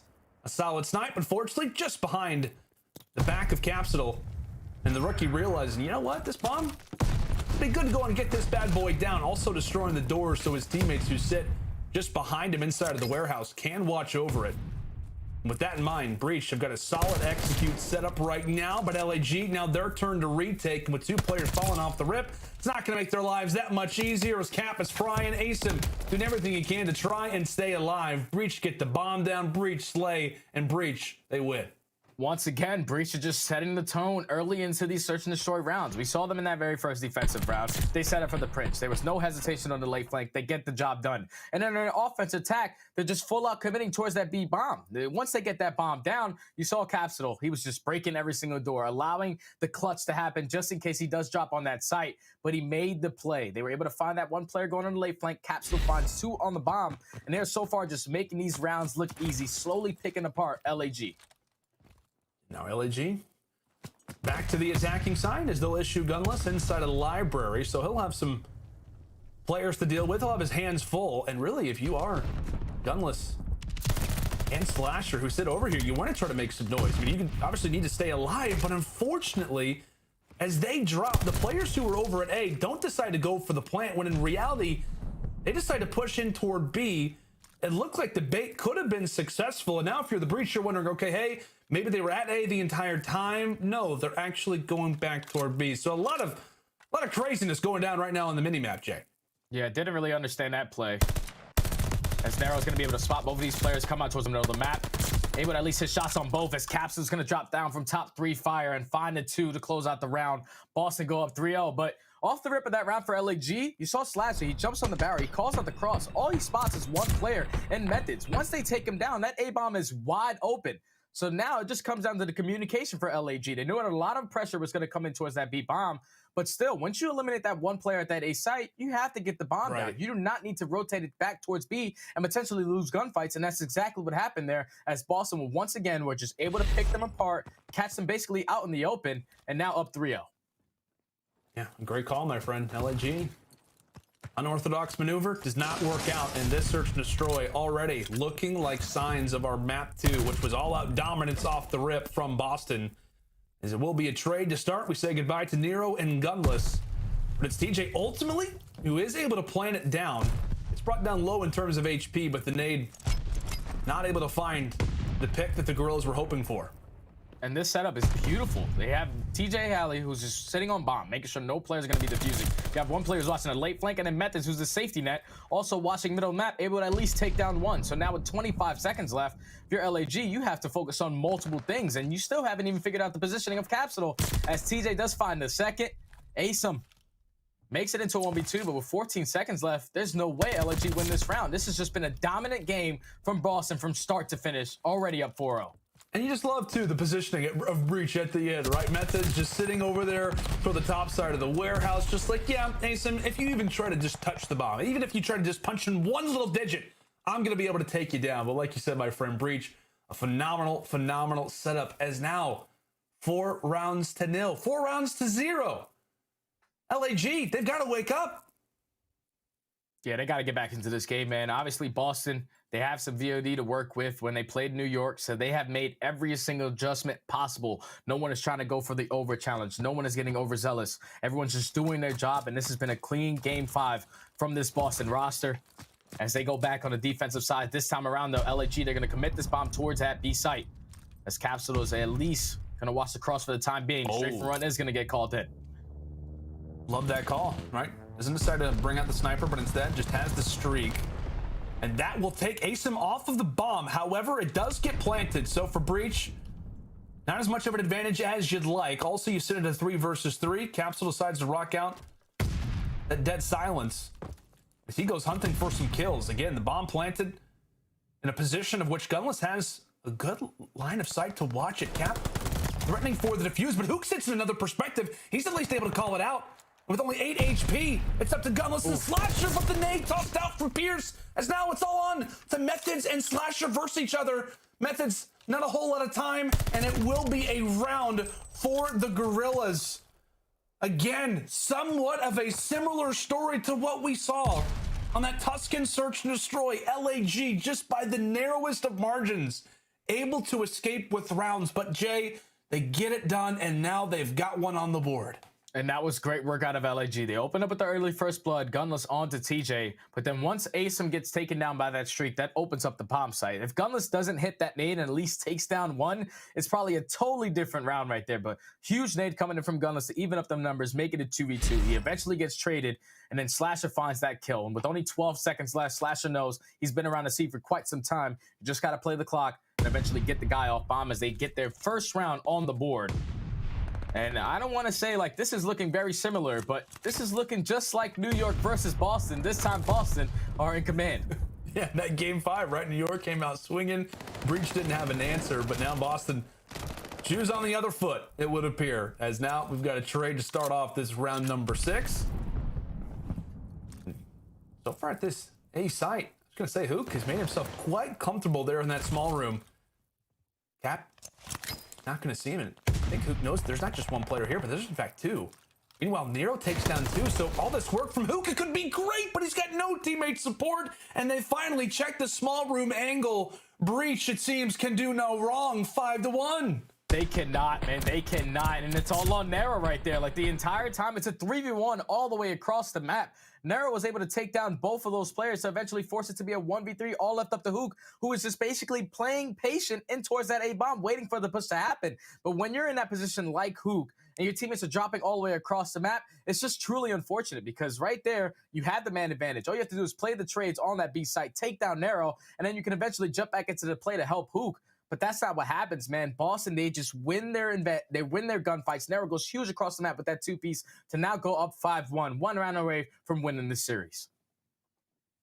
And for Guerrillas, again, you've been in this spot before. Obviously, they got to 3 rounds in the Tuscan, but we'll see what they can do now. I believe we did have, for a moment, a timeout request there on the map, so we'll see exactly what's going down. I know the players are still talking to each other, so we'll continue to talk about this next round coming up, but specifically there for LAG there, Jay. As we said, it just seems as if they cannot find the right timing. Every time they set up for a play, they're instantly taken down, and It just makes me think of that one round and that search and destroy, right? Where they have the positioning set up over toward A. Slasher and Gunless are making noise at the opposite side of the map. And even at the very least, both of them get taken down. Great, but you at least made some noise. You at least distracted the opponents. It just feels like in search and destroy, up to this point and so far, through our 6 rounds in this Game 5 search and destroy, LAG just don't look connected. But maybe, who knows, this time for a brief little timeout, it could be the time that they need to regain and figure out some sort of a game plan. Yeah, they definitely need to get back into this one, man, because Boston, it may be they're a just little setting late, the tone. Yeah, they're setting the tone with their aggression. Like, just early into the game, Boston are not hesitating on any play calls that they want to get done. Like the fact that they're having one player consistently call out the cross, even though they had the numbers on the cross, they're still sending 2 players on that side of the map. They're playing super confident. They're playing so well as a team right now, playing for every single trade possible. And right now, if you're LAG, it's just slowly but surely starting to work these rounds as a unit. Like, nothing is working so far. Let's just 4-man hit A. Yeah, we'll see if it can work out as Slasher gets picked apart off the rip. TJ there cuts him down off the cross. Instant 3 versus 4 situation. In fact, Methodz gets taken down, so the AR is already involved in quite a few fights. aBeZy, meanwhile, does get the plant down successfully at A. TJ tosses the nade out. Is able to take down Hook. Nero, his position is known, and he turns on the aBeZy with the pistol. And now it's all going to be on the Gunless. Now making a 1v1. Prior teammates, TJ versus Gunless, and Gunless will walk away with the 1v1. Again, narrowest of situations, but LAG now find their second. And that's all on Gunless right there. I'm pretty sure he was able to pick the ace up on that round. So now down 2-5. Even though the early first blood does come in from TJ on the Slasher, you do not want to see that happen with Gunless. They were committed towards that A bomb. He wins his first initial gunfight. He reads the player on the flank, and then was able to clutch up the 1v2 to keep his team alive in this game. So far, Gunless, he's been their clutchest player in Search and Destroy. 1v2, 1v3. Someone just needs to help him, as you see Hook sitting at 0-7. This is not the stat line we expect from such a great player. Yeah, right. It's been the similar story for the SMG players. We know aBeZy, not a great search and destroy performance at kickoff, not a great performance in the game 2, and now Hook, an 0-7, joining the agency alongside his SMG duo. Slasher once more being a problem off the rip. As Nero gets found out as well, an early 2 there for the Guerrillas. And that's just good work from LAG to at least set up the nade spot to get that player off bomb. They work as a team to find that player in towards P2. So now in a 4v2 situation, you know that both players had to be pushed out towards the back. They find TJ. Now Methodz in a 1v3 with 20 seconds. He's going to get sniffed out. And that's going to be 2 rounds back-to-back for LAG, slowly but surely getting back into this game. And Gunless does not drop, so that kill streak is still alive. Where's that been? Huh? Yeah, where? Like, why do we do it? When we're down 5-1. Guerrillas? This is the second time. Second search and destroy. Down 5-1. Oh, we're going to start winning some rounds now. Oh, man, at the very least, again, it's 5-3. I can't even talk as if the game is over, but still, you love what you see at times from the Guerrillas. It's those sparks of brilliance. It's just a matter of it happening continually. But again, LAG still surviving, still alive, and in the exact same situation that they were on Tuscan once more. They lost that 6 rounds to 3, and now, what can they do? Will they rewrite the script? Can they get us at least to around 10? Or Capsidal spoil the show? Will he spoil the party? As Gunless looking toward the dock side is Hoop. Inside the bottom of the library, some good shots as that'll be the first blood for LAG. Also, some excess shots there onto Nero. With all the noise, all the pressure that they've made, this might be the wrap. Yeah, and this is the heads-up play coming in from LAG. This is what makes them veterans, as Gunless was able to find 2, picks up the strafing one off of working that glide bomb. As it's all going to be left up to TJ, he's going to be able to take down Gunless. That's a huge kill. But now this free A bomb plan is going to come in. All left up to TJ in a 1v3. This is not going to be an easy task to get done. But TJ's one hell of a search and destroy player. 35 seconds left, though. It's going to be impossible, basically. It does not look good. Also, you have one player who's sitting top 3. And yeah, he'll have the information. Slasher there to cut him down. All right. So Guerrillas showing us that, hey, they are still alive. Their pulse is still there. They're still breathing. And especially, Jay, that streak from Gunless. Yeah. He's now got 2 of them for the rest of the game. Yeah, that's 3 rounds in a row for LAG. So now they go back on the defensive side. So far, Boston, their go-to has been that quick B-bomb plant. We saw the way that LAG were able to shut it down the first go-around, get good team nades onto the player on site, and then eventually just full-on attack towards P2. But now they're down, still into this game, though. You see 2 players are going to be on a 3 spree. TJHaly trying to work his way up through middle broken. But this time, they're not going to allow Boston Breach to try to get a free A-bomb plan, as Gunless is going to be that player still calling out the cross. Gunless, can he continue to be influential? And based off that slide and where the stun ends up coming in from Gunless, is it going to have no awareness that this plant is going to go down. So somewhat catching LAG off guard, the early plant and Cap. He wants to try to escape, jumps on through the street. And fortunately for him, Gunless was in the middle of repositioning himself. But here comes the streak raining in from the skies. It does gain some information, so at least LAG will have that to work off of. The heads-up play coming in from the vet and Methodz. Takes down Hook from the back. Meanwhile, it's TJ, the other veteran, taking down Slasher. Gunless inside of the point, trying to stay alive. He's got the sniper. He gets picked apart as well. And now it's all on to aBeZy. Say goodnight to him as the Breach will escape with a Game 5 victory. Their first official win as a new franchise here in the CDL. Congratulations to them. As LAG, they send it the distance. They get us to a Game 5. But the S&D dominance, at least early on from the Breach, continued to be the story here, Jay. Yeah, Boston, they just got the job done. And let's bring in aLLeY, let's bring in Nameless, so we can all discuss this, because that was an insane match, man. The way that Boston were able to make these adjustments on that game number 5, that was beautiful. Straight textbook. Like, the fact that their offensive pushes were so beautiful towards that B-bomb every single time, and LAG simply didn't have an answer for it for 3 offensive rounds. You got to tip it to them, because these young players, they've been putting in work, and it definitely showed in that Game 5. Yeah, I mean, that was a crazy series, first of all. Boston always giving us these Game 5 just bangers, but going all the way to that. I mean, in that Search and Destroy, I liked what I saw out of Boston. Honestly, in both Search and Destroys, they would take full map control literally every single round. And even think back to that Tuscan, Capsidal was getting pushed up, picking up those first bloods at any moment when he wanted. They look good in Search and Destroy, aLLeY. They've seriously polished their Search and Destroy since we originally saw them in Kickoff Classic. Not to mention the fact that LAG, not once, Jay said it twice, started to come back, and we're all like, oh, okay, they're getting nervous. Round 5. They only need 1 more to win, but they ended up closing it out. LAG, Gunless had both of those streaks, but one of my biggest gripes that you will continue to hear me say throughout the season is that I hate when teams play around the streaks. The streak should work with the play, not make the play around the streaks. And I feel like that's exactly what LAG did with Gunless's streaks on B Street, and that's what ended up losing them the round. Yeah, absolutely. And without question, obviously, LAG, that has to be the primary focus, is looking at their Search and Destroy going forward, but they also should have won that control. They lost back-to-back defenses. That's unacceptable. Lando, talk to me a little bit about that control and what you saw. Yeah, I mean, like we said, we saw this exact same story when it came down to the Kickoff Classic versus the New York Subliners. They were going to be in that round 5 situation. We had that unfortunate restart, but still, their ability to do that on attack, the dominance that they had, but specifically to me, the entire story of that control came down to Big Cap, right? It came down to Capsidal, his play to go on the spree, his ability to stay inside of the tank to allow for his teammates to make the plays that they did.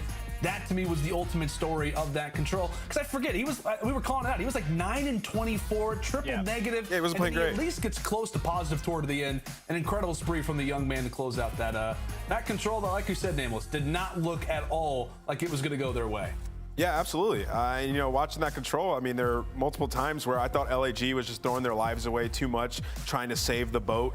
And it's just, at some point, you have to concede that player life and just play the defense and stop them from getting over towards B. But talking a little bit about the Boston Breach and what we saw, at least on that map, on offense, looked great.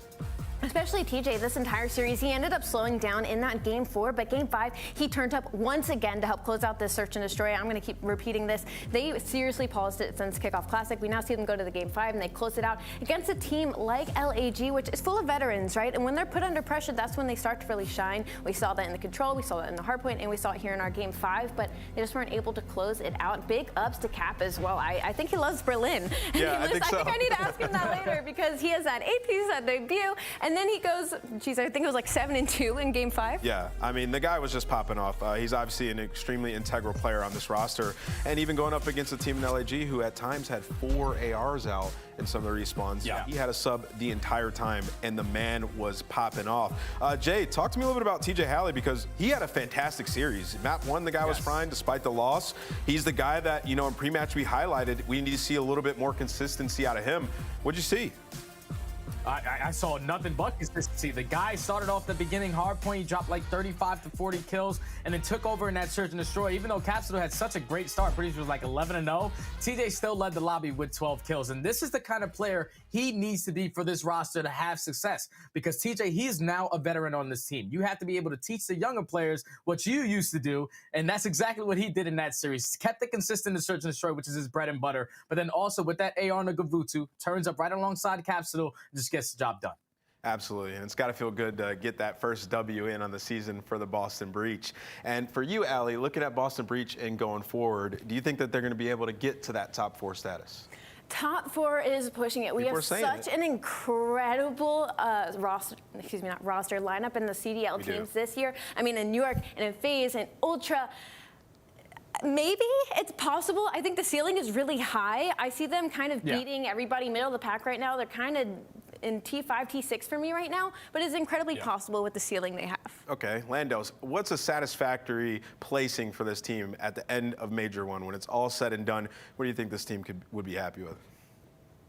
You know, obviously for the players, it's always going to be different. You know, it's always like win or bust, or I think for them, like they'd be super happy with top 4. But to be totally honest with you, I think to be really happy with the Boston Breach, I think anywhere from 6 to 5 to 4, like anywhere in that range, I would be really happy with this team. As aLLeY mentioned, I mean, the level of talent that we've got right now in the league is unbelievable. But I will say, Boston, the way that they were able to dominate in those search and destroys, granted versus this LAG team that really just doesn't look all that structured right now in the mode, it does impress you, because like we said, we learned a lot from Boston, from their series at kickoff to where they showed us here. They can be a team that can clutch up in the biggest moments, whether it's in the controls or dominating the search and destroys. I think this team really is going to be about the hard points throughout the remainder of the season. If they can be consistent in that mode, continue to be solid in control, and overall perform like they did in the search and destroys, I think they've got themselves a very well and complete roster. But again, I would be very happy for them to be in that upper 6 in general, but anywhere from that point on would just make me a much happier camper or a bigger Boston fan. Well, For Boston, me, turn up so we can I don't make really Lando think that happy. Boston are going to be able to do that. I don't think Boston are going to be able to consistently get top 4 as the season goes on. I feel like this is a team that's going to be around the middle of the pack all year long, but I feel like for them at the end of Major 1, they're probably going to get a top 8. It's because all these teams are going to start practicing, start polishing. Like Atlanta FaZe, there's no way they're going to look as bad as they did at kickoff going into the Major. I feel like for this team, since it's such a young roster, top 8, at least for the first Major, is where they're going to be. Well, we've been talking about Capsidal. Let's check out some of his stats from that series. And the guy's been lighting it up. I mean, we've been expecting this guy to continue to fry, to continue to go off. And from what we've seen, I mean, non-traded kill percentage, 80%, aLLeY. And total engagement, 211. This guy is 211. flying across the map. Dude, 1.11 KD ratio. Again, we're talking about them going up against a team like LAG, which in conversation wasn't expected due to incredible, but in hardpoint, there's still a lot of incredible players to go up against. I mean, gun skill across the board, Gunless and Kyler especially. So for him to show up this much, I'm excited to see what he does with the rest of the year. Well, welcome to our Game Fuel Victory Spotlight. Capsidal, congrats on the W. And I want to talk to you a little bit, man. So what's practice been like headed into the season? What was the primary focus after opening weekend? Obviously, like, our hardpoint today, we played really sloppy. We should have closed it down. But honestly, our main focus leading up to this match was S&D. Yeah. And as our S&D in the kickoff was really bad on our end, like it looked like we didn't know what we were doing, and then we just focused on that, and we played really good today in the S&D. You did. You guys slammed it in S&D, and honestly, I have to ask this question. Is Berlin your favorite map? I mean, is that your favorite one going into? 8 piece on debut, and then that S&D you absolutely fried. Is it? Yeah, I mean, honestly, like, Berlin is my map. It's your map. I slap your name on it, dude. That's going to be vetoed from here on out. I hope you're prepared. Yeah, you've been frying on that map, Cap. But I also have another question for you. I just asked Lando and Study where they would think you guys would place towards the end of Major 1. So as a realistic expectation, where do you see your team when Major 1 is said and done? Done. I see us getting top 6. Okay. At least. That's pretty good, man. I mean, top 6, you guys coming in, brand new roster. What's it been like playing with players like Methodz and TJ, players that have championships and learning sort of under their wing? Yeah, Zen and Tej, they teach me a lot. They help me become a better player. So it's always good to have people like that. They encourage me every day. Honestly, they're really great teammates, and I'm glad that I can be playing with them. Well, we're glad to have you, Capsidal. Good luck going forward with you and the rest of the guys. Everybody say goodbye to Capsidal. Wish them luck going forward. The Boston Breach getting that first W. Much love, brother. Hey, so in the background, we just missed it. Hi, guys. Chef Tony was there just for a second. But anyways, guys, that's it for this match. After the break, we're going to have New York versus Seattle. It's a rematch from the Kickoff Classic. I couldn't be more excited for this one, watching the rookies versus the sophomores. Also, get some Crimsix and Clayster action in there as well. We'll see you guys after this break.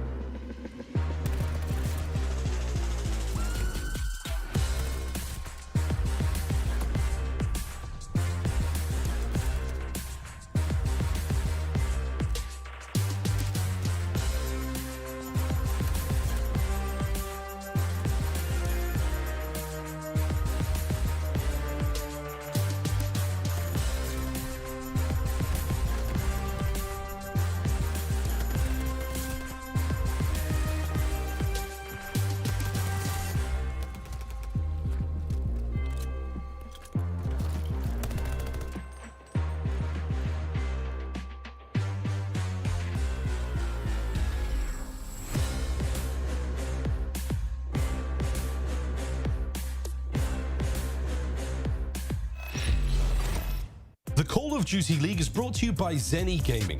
Armor your eyes with Block's gaming glasses starting at $24 by visiting zenny.com/CDL. Y'all think too small, I got big dreams. You just starting, I'm way ahead at the end scenes. Started reading and dodging all of the quick schemes. Money like your Spotify, boy, I got 10 streams. And I'm still looking for more. My people, they got a soar. I'm putting that on the Lord. Ain't accepting, ignore, just kicking down all the doors. Guarantee you, boy, if I ask for it, it's gotta be real big. I gotta make it just for my kids and for their kids, just kids. That's wealth, years and years. Promise my brother soon as he out and finish this bid, we finna do it bigger than anybody ever did. The odds is real big, jobs that's real big. Satan trying a little, my God is real big. Stayed up on the grind on the cars is real big. I gotta do it big, the only way that I can live.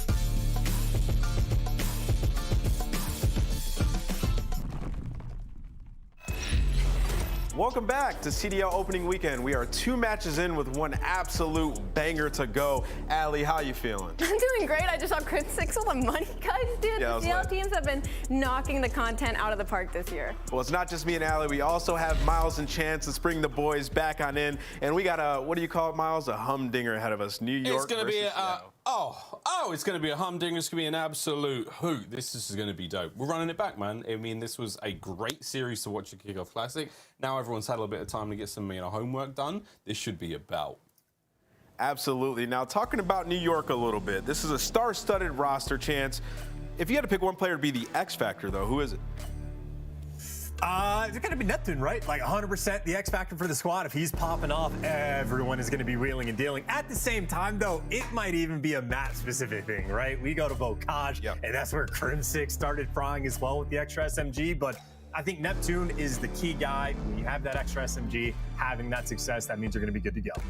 Well, aLLeY, talk to me a little bit about the game fuel keys to victory for the New York Subliners. Well, they got to keep finding trades. 36% traded death percentage in the hardpoint ranks. They play second out of all 12 of our teams. So as long as they keep finding those trades and playing together, I feel like the chem in this team, they've been gelling really well and execute defensively in S&D. 65% of offensive win rate versus a 32% defensive win rate. So maybe a little too over-aggressive in that defense, guys. Maybe play a little bit more patient in back and wait for the kills to come to you. Study the VOD and use prior knowledge. Lost 3-1 versus Seattle at the Kickoff Classic. Now we're heading to this official map, so maybe hopefully they can win map vetoes. Absolutely, map vetoes are certainly going to be very important. And looking at this New York roster, they have 2 absolute slayer SMGs, 2 AR players, and a flex player in Crim, who honestly was lighting it up at the Kickoff Classic. Miles, when you look at Crimsix, he has been inconsistent in the last couple of years, but in this game so far, he's looked great. Yeah, he has looked really good so far. I mean, Porter, he was tweeting about it a long while back about like, I might be the guy with the MP40, and he really did look super strong. So it's impressive to see Crim, who's been around for a long time. He is, in many players' eyes, in many fans' eyes, he is the one true GOAT. You know, he's been around the longest. He's got the most wins. He's the man. Can he bring that today, you know, against the squad? Like, this is the perfect tale of, like, old guy who's been doing it a long time, he's the GOAT, and then there's these new kids who are so hungry for that title, so hungry to prove themselves. We'll see if he can keep it up against the young'uns. Well, absolutely. I think it's time for you guys to take it away, Miles and Chance. Enjoy yourselves and have a good match. Oh, we will enjoy ourselves. This is going to be an absolute treat. Chance again. We'll run it back. Kickoff Classic 3-1 to Seattle.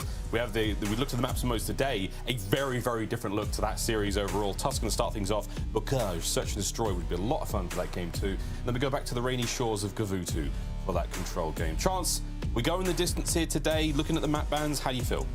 Well, look, the Tuscan hardpoint is a running back. Seattle, they beat them 250 to 200 last time they played, so pretty close game. Seattle had the edge. Gavutu control, though. It was dominant from Seattle. They've not lost a round of a single one. They are winning on offense. They are destroying people on defense. So Seattle has been on point, and the fact that it's a running back series where Seattle is going against New York again, and a couple of the maps are running back as well, it will be the clearest of indications of how much progress New York has made that they had with the extra time since that Kickoff Classic. So it's going to be a fun one, man, just to see like how long Seattle can keep it up. I mean, Ultra, clearly the front runners in the control department, they managed to dethrone them, but we'll see. We'll get to that when we get to that. But first and foremost, Tuscan, the beautiful burning Italian countryside will be the home of our first match, and here we go. NYSL, Seattle Surge, playing for sweet old points here in the Call of Duty League. And we'll see just how this one plays. Chance again. OpTic Texas Major, not too far away. We cannot wait, and clearly, New York Subliners, early time goes their way. Yeah, nice little setup they have as well, right? Clayster chilling in the middle of the map. His teammates are responsible for the rest and handling the mid-map pressure fairly well. Pred might find the opening, and the call-out maybe just comes a little bit too late. So Seattle there just to keep them at bay. And this is perfect, man. Like, almost always the team that spawns on the left side will win that initial opening break, but Seattle doing a job making the break on the point and controlling the rest of the map. Even Simp down low, he's responsible for dealing with the guys trying to go on those flanks to break spawn. So Seattle, they cover their bases, they win all the gunfights. Admittedly, they'll be down by a bit, but they have the setup for new, the perfect rotation over towards B2. It's about time. He will flip soon. And for those who are wondering as well, who didn't know, maybe it was Simp's birthday yesterday. He's 20. If he can't bring those birthday vibes into today's games. Two players now trying to hit through the backside for NYSL. Here comes the hold from Pred. Gets them both, guns them down. Maybe a little bit of help from accuracy there. And a clean 4-down chance. Perfect wipe. NYSL. Try again. And look at the setup, by the way. Pred, he's moving up the map. So now if NYSL players start to fall, they're going to end up spawning in the back. This is exactly what Seattle wants to actually have happen. Give up those back spawns. You don't want to give up control of the point, though. You got to be fair to the swarm, but you want to make sure that you're set up for the rotation. They're handling it perfectly. Mack's there for the clearance, and again, they are just trying to manipulate those spawns and make sure that they're set up for new.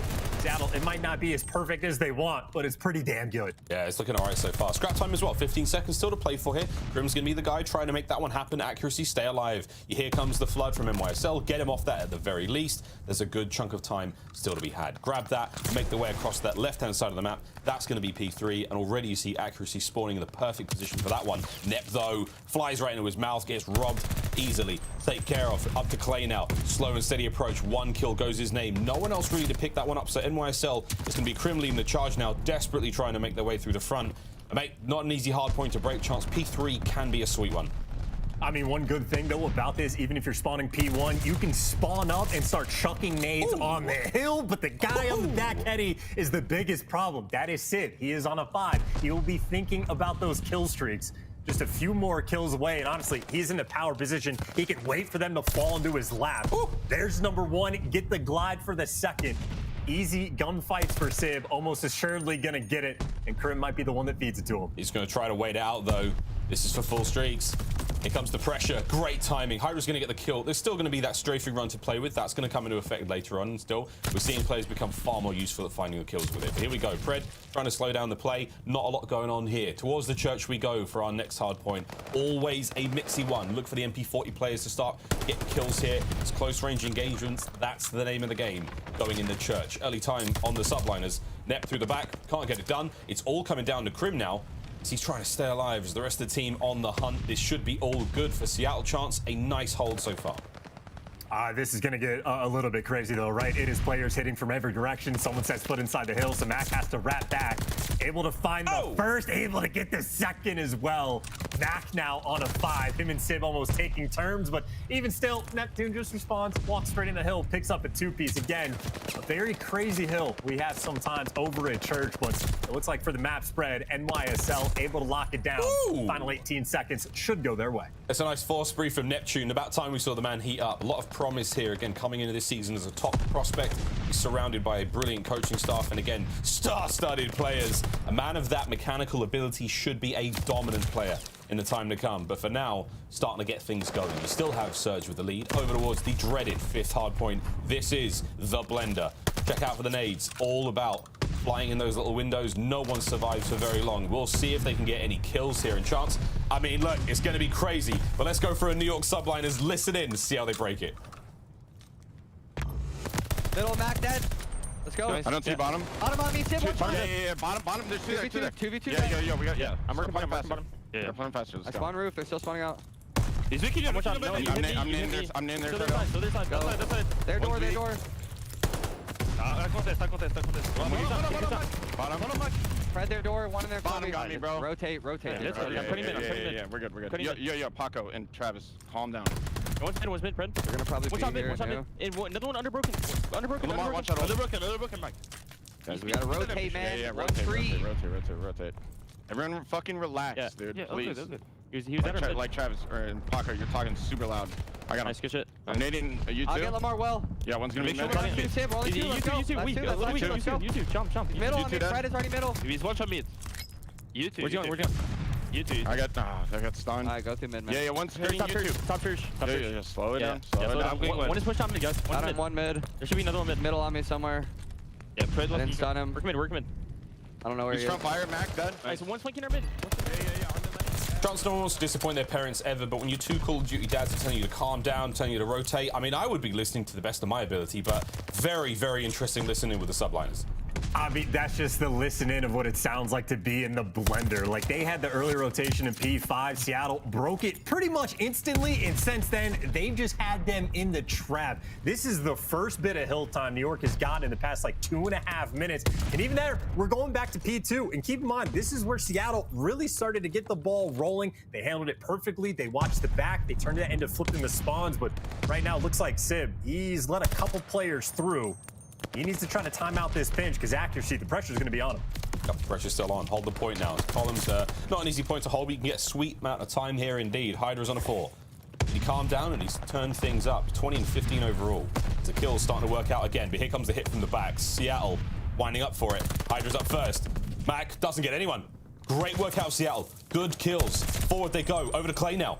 He's got to try and stay alive. Here's the reposition. Pred with the shots. Sweet work out of him. As he's now on a 3. Can't get any more out of that one as Hydra straight out of the respawn, straight back to the point. But you've still got Seattle in control, and chance that lead is only getting bigger. Oh, New York, they're trying to find what decision they want to make. Either force it at the old hill or maybe rotate, and they weren't really able to do either. Hydra gets caught in the middle of the map. Sib has already found his corner in the back spawn. So New York, they didn't do either objective. And now Sib, this is the hill that he went on, what, a 5-6 spree the last go around. He's back in prime position, but Hydra there to shut him down. New York, it was a struggle to get the rotation win, but eventually they got it. Yeah, Crim winning a big one on the backside of the hard point. Sib's here now as well. It's the old dog versus the new guns, and tell you what, the old dog's got some tricks in him. Big kills out of Crim, now hitting the wrap. These players aren't going to know what's about to hit him. You've got hardpoint still in the hands of NYSL. These times still going their way. Crim's on an absolute rampage. He goes rogue for a mo. Now, accuracy through the front. It is water crashing against the rocks right now. Seattle surge. Now they've finally made their way through. Kills still going. It is non-stop here on P3. 25 remaining. Neptune finding a few more here. Back over do we go to accuracy, and it's Nep again. He's still keeping the kills going, and this is typical Vanguard. It is literally non-stop. Oh, dude, in the bludgeoning on the hill, look at that win, actually. He didn't even want to collect that time. I think if I'm Mack, I try to get those final 10 seconds, but either way, he takes that from NYSL. I mean, they're down by 80 points at the minute, and look at Seattle. They got the rotation. They got Mack up top. Yes, he gets dropped, but everyone else still inside of the point. Seattle, I mean, they've just been out-rotating, out-slaying, outclassing their opponent. New York, they got to get back in it. It's a new year, new card, and this team is looking fine so far. We are not done yet, though. Here comes a hit from Neptune. Neptune versus Mack. Mack reads it, guns him to pieces. It's not quite over yet, but you have to make the play now, NYSL. This is not how you want to start the series off. The clock's still ticking. Here's the small contest, 30 seconds on the back line. Mack's going a few more. Accuracy with a spawn control. Pred with a 2-piece on the hill. It's 20 for the win. And here comes the pressure again. You can still get the win here, chance for Seattle. I mean, it's just, even if you're stripping away a couple times and bit of contest, it seems like it's only a matter of time before Seattle gets the win. Even the trades inside the point, number 4 is there. Pred almost gets it every time. This time, Crimdo is there. But back to P5 we go. In my mind from the first rotation, this is where Seattle started to run away with the game. They got control of this hill, and they never looked back. At New York, maybe one attempt, some nice movement from Clay. He just gets dropped inside the point. Seattle is there, 11 seconds to go. Sib's going to find the kills. That's a 3 spree. Almost able to get the 4. NYSL still, though, knocking on this one. The time's still ticking. Mack now from downstairs. This could be the kills to save it and seal the game. Can he find them? Crim's there. Trades are still on point. NYSL come out on top for now. Still holding it down. Neptune, great awareness, takes care of the players below. 30 seconds remaining here. And as we say, it has to be perfect from New York from here on out. This is where they got to calm down. By the way, Hydra just spawned up looking outside the map, so he takes a tumble, but he's back in the mix. 20 seconds left. Neptune's getting all the kills. And actually, because of the nades, no, Simp picks up 2. The 1v1 inside the point, Hydra. Cannot be understated how important that is. Now the teammates, though, they got to fly in that rotation. Mack is already here. It was great spawns from Seattle. They spawned close to P1. Now Clay flying his way forward. 1 kill at a time's all he needs. Mid-map's burst open. Here comes NYSL, but it's Simp. What a read. Simp finds a few more. 5 spree, 5 seconds to go, and Simp putting the old boys down. That's a huge opening win as Seattle takes map 1. Oh, and 2 clean as well. I mean, you can hear the communication towards the end, both Sib and I think Accuracy that are with him on the point. They know the pressure's coming through you. They knew exactly where to look at, but there's just a couple things that Seattle was doing right. Like the moment they had over towards P5, they get the break instantly. For the next 2 minutes, they're just running the score up. But even those P2 to P3 rotations, Seattle are putting in the work both times. They're making things messy on the rotation to actually get Sib in the back and cause problems. On top of the fact that they're just manipulating the spawn so well, Seattle truly, I mean, that is a very solid Tuscan hardpoint coming out, even better than what they had at the Kickoff Classic. Yeah, I mean, Sib, 39 and 22 overall. That is a very impressive performance. You know, starting things off big. Damage across the board for everyone, looking very good. NYSL, of course, Clay and Neptune didn't have as much damage on the board. Still not, I mean, it's so hard, man. Like, you're getting slayed so bad. The opening sort of, what, like first set of hardpoints chance, entirely Seattle in the driver's seat. I mean, again, the opening break is always helpful just to spawn on the preferred side of the map. But, I mean, I think even just moment to moment, and this is the start of it, right? Pred picks up these kills on the P2. They give up the back spawns, and that sets themselves up on the rotation. The next time we saw the P2 to P3, it's the same thing. Seattle had control of the hill, but they're still, with control of the hill, out-rotating New York to the next hill, causing problems nonstop, always a thorn in their side. And they just had control of the game. Basically, from step one, New York was always playing off the back foot and were never able to take stride. It was so hard to, you know, even make those breaks and find any sort of concerted time. The listening as well for me was so important. Just hearing, you know, the attitude from Clay and Crim, you know, the older guys on the team, the true vets. You know, are they going to help bring their team to victory? 100% of the way. When you're hearing things like, guys, calm down. Hydra, Neptune, calm down. Please rotate. Like, it's almost like going back to the fundamentals, like going back to like how we play the game, everything we've talked about in scrims, trying to execute that now in game can prove to be harder than it looks, you know, and especially when you are down and you're being heavily outslayed by this incredibly aggressive Seattle Surge roster. I mean, practice, it kind of felt like it went out the window, and NYSL, there was times, man, where that was not pretty.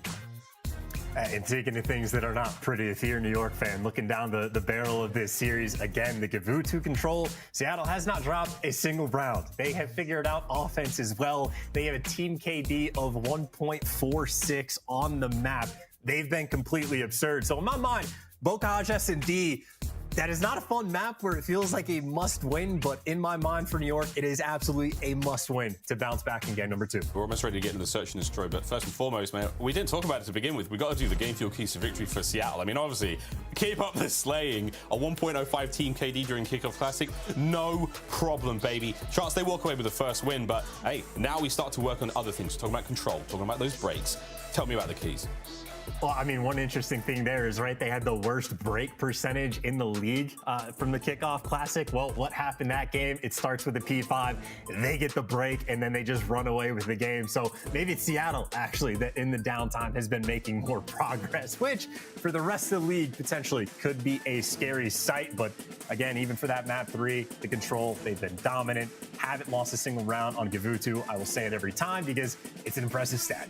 Very, very impressive stat indeed. But there we go. Game fuel keys to victory for Seattle. Will they be able to execute? And what a squad it's been, man. They have been winning hearts and minds ever since Kickoff Classic. There was a lot of excitement coming in, of course, with this very diverse, exciting team. You know, again, Pred coming in from Australia, man. He's made the long journey, friends, and he's looking fine so far. Mack from the NYSL last season, again, mixed up and down performances. And of course, the Iceman, Accuracy. Who could forget the OpTic lineup? I mean, he had a great run. Sib has done everything he expected him to do coming into this one. So there you go. Seattle Surge, an exciting squad to be keeping an eye on here in the 2022 season. R&D match metrics chance coming in this one. This is Kickoff Classic alone. Again, small sample size, but hey, 90% plant rate in their games. Surge, no problem getting the bomb down. Now, one of the biggest things about that stat, though, right, is Seattle has played a lot of Tuscan, and Tuscan is a map where you can get the bomb planted on A almost on command, so it's definitely more of a map-specific thing, and I think what we've learned from Bocage search so far, very 50-50. Like offense, defense, it almost doesn't make a difference. A lot of rounds do play out sort of like TDM, but one interesting thing to note is this is the first time we have seen Bocage, and this is like for anyone in the competitive scene, played with Silent Plant and Silent Diffuse. This has very much been a map, especially around that A site. You're just playing for the audio cue of when they're planning, when they're diffusing. You can sit almost anywhere in Grandma's and hear both sites. Like, now that we don't have that, the map is gonna play radically different. And it should be the first time either of these teams have even played with that setting. So always a fun time in the CDL. You got to make those constant adjustments. This is going to be really interesting. I mean, Chutz, you breaking that down, let us know. I was aggressively chef's kissing off camera there. Let's find out how Bocage Search and Destroy plays out now. And it is an aggressive opener. NYSL, bomb in hand. Forward they go. Clay's got eyes on players. Mack's going to be the player inside bottom. Hey, Nep's backing up Clay. As we're hoping to find that opening kill. Again, Bocage, fast and furious indeed. Trade central. Oof, it's tense. Crim. There's that first blood. Accuracy from top grandmas. Cooking up something special. 1 minute to go. And it sort of looks like New York are potentially setting up for rotation over towards B, but this is still a ton of map control, right? Obviously, accuracy in the power position. But number one, Simp is there as well, ready for the fight. Able to even up the odds at a 3 versus 3, and Simp, he's gonna have another one Riverside. He's looking for Crim, and he finds him, takes him down, one legend after the other, and it's Neptune for the 1v3. He's been putting in the work, grinding out Search and Destroy, but just gets caught instantly. Seattle get the round win off the back of Simp, the kid showing up and dropping the legends to win and clutch that 3v4. Man, he's locked in as well. Like that was one hell of a snap. We saw Capsidal snapping his way, you know, through that last series. That was something special. But Sib's bringing the same kind of energy here, and a nice round again out of Seattle Surge. Neptune unfortunately caught in the end there. The potential was there for that 1v3, but still slows everything down. And Bocage, no one's got a bomb down yet. So those kills go through, and very, very different look this time. Seattle bomb going forward towards A. The lone player Sib cut to ribbons, and here comes potentially a very fast one. That's a great angle from Clay, by the way, for the first blood. Like, that's almost one I want to go back and rewatch if possible. But hey, bomb planted. It's a 3v4, but there's still potential, and there's the pick that they need. Accuracy, even things up at a 3 versus 3. And while he gets taken down, it's Mack near the site, and Pred trying to make a play. Neptune eyes on the back. Pred, number 4 on the minimap now, making his way through Grandma's, and here we go. Dead silence popped. He's going to be moving quietly. Will they manage to find it? No, Pred does get in. There's one. Back over to versus Neptune now on the bomb. Slides in, cut down once again, all on a Pred. 15 seconds. Already Neptune's on the bomb. Makes a tap, gets the kill. They've got the time. Great play from Neptune. Heads up moment there. He was diffusing for a second, leaps off, finds the kill. Crim's there just in case. But if Nep loses that fight chance, that round's done. Seattle go up again.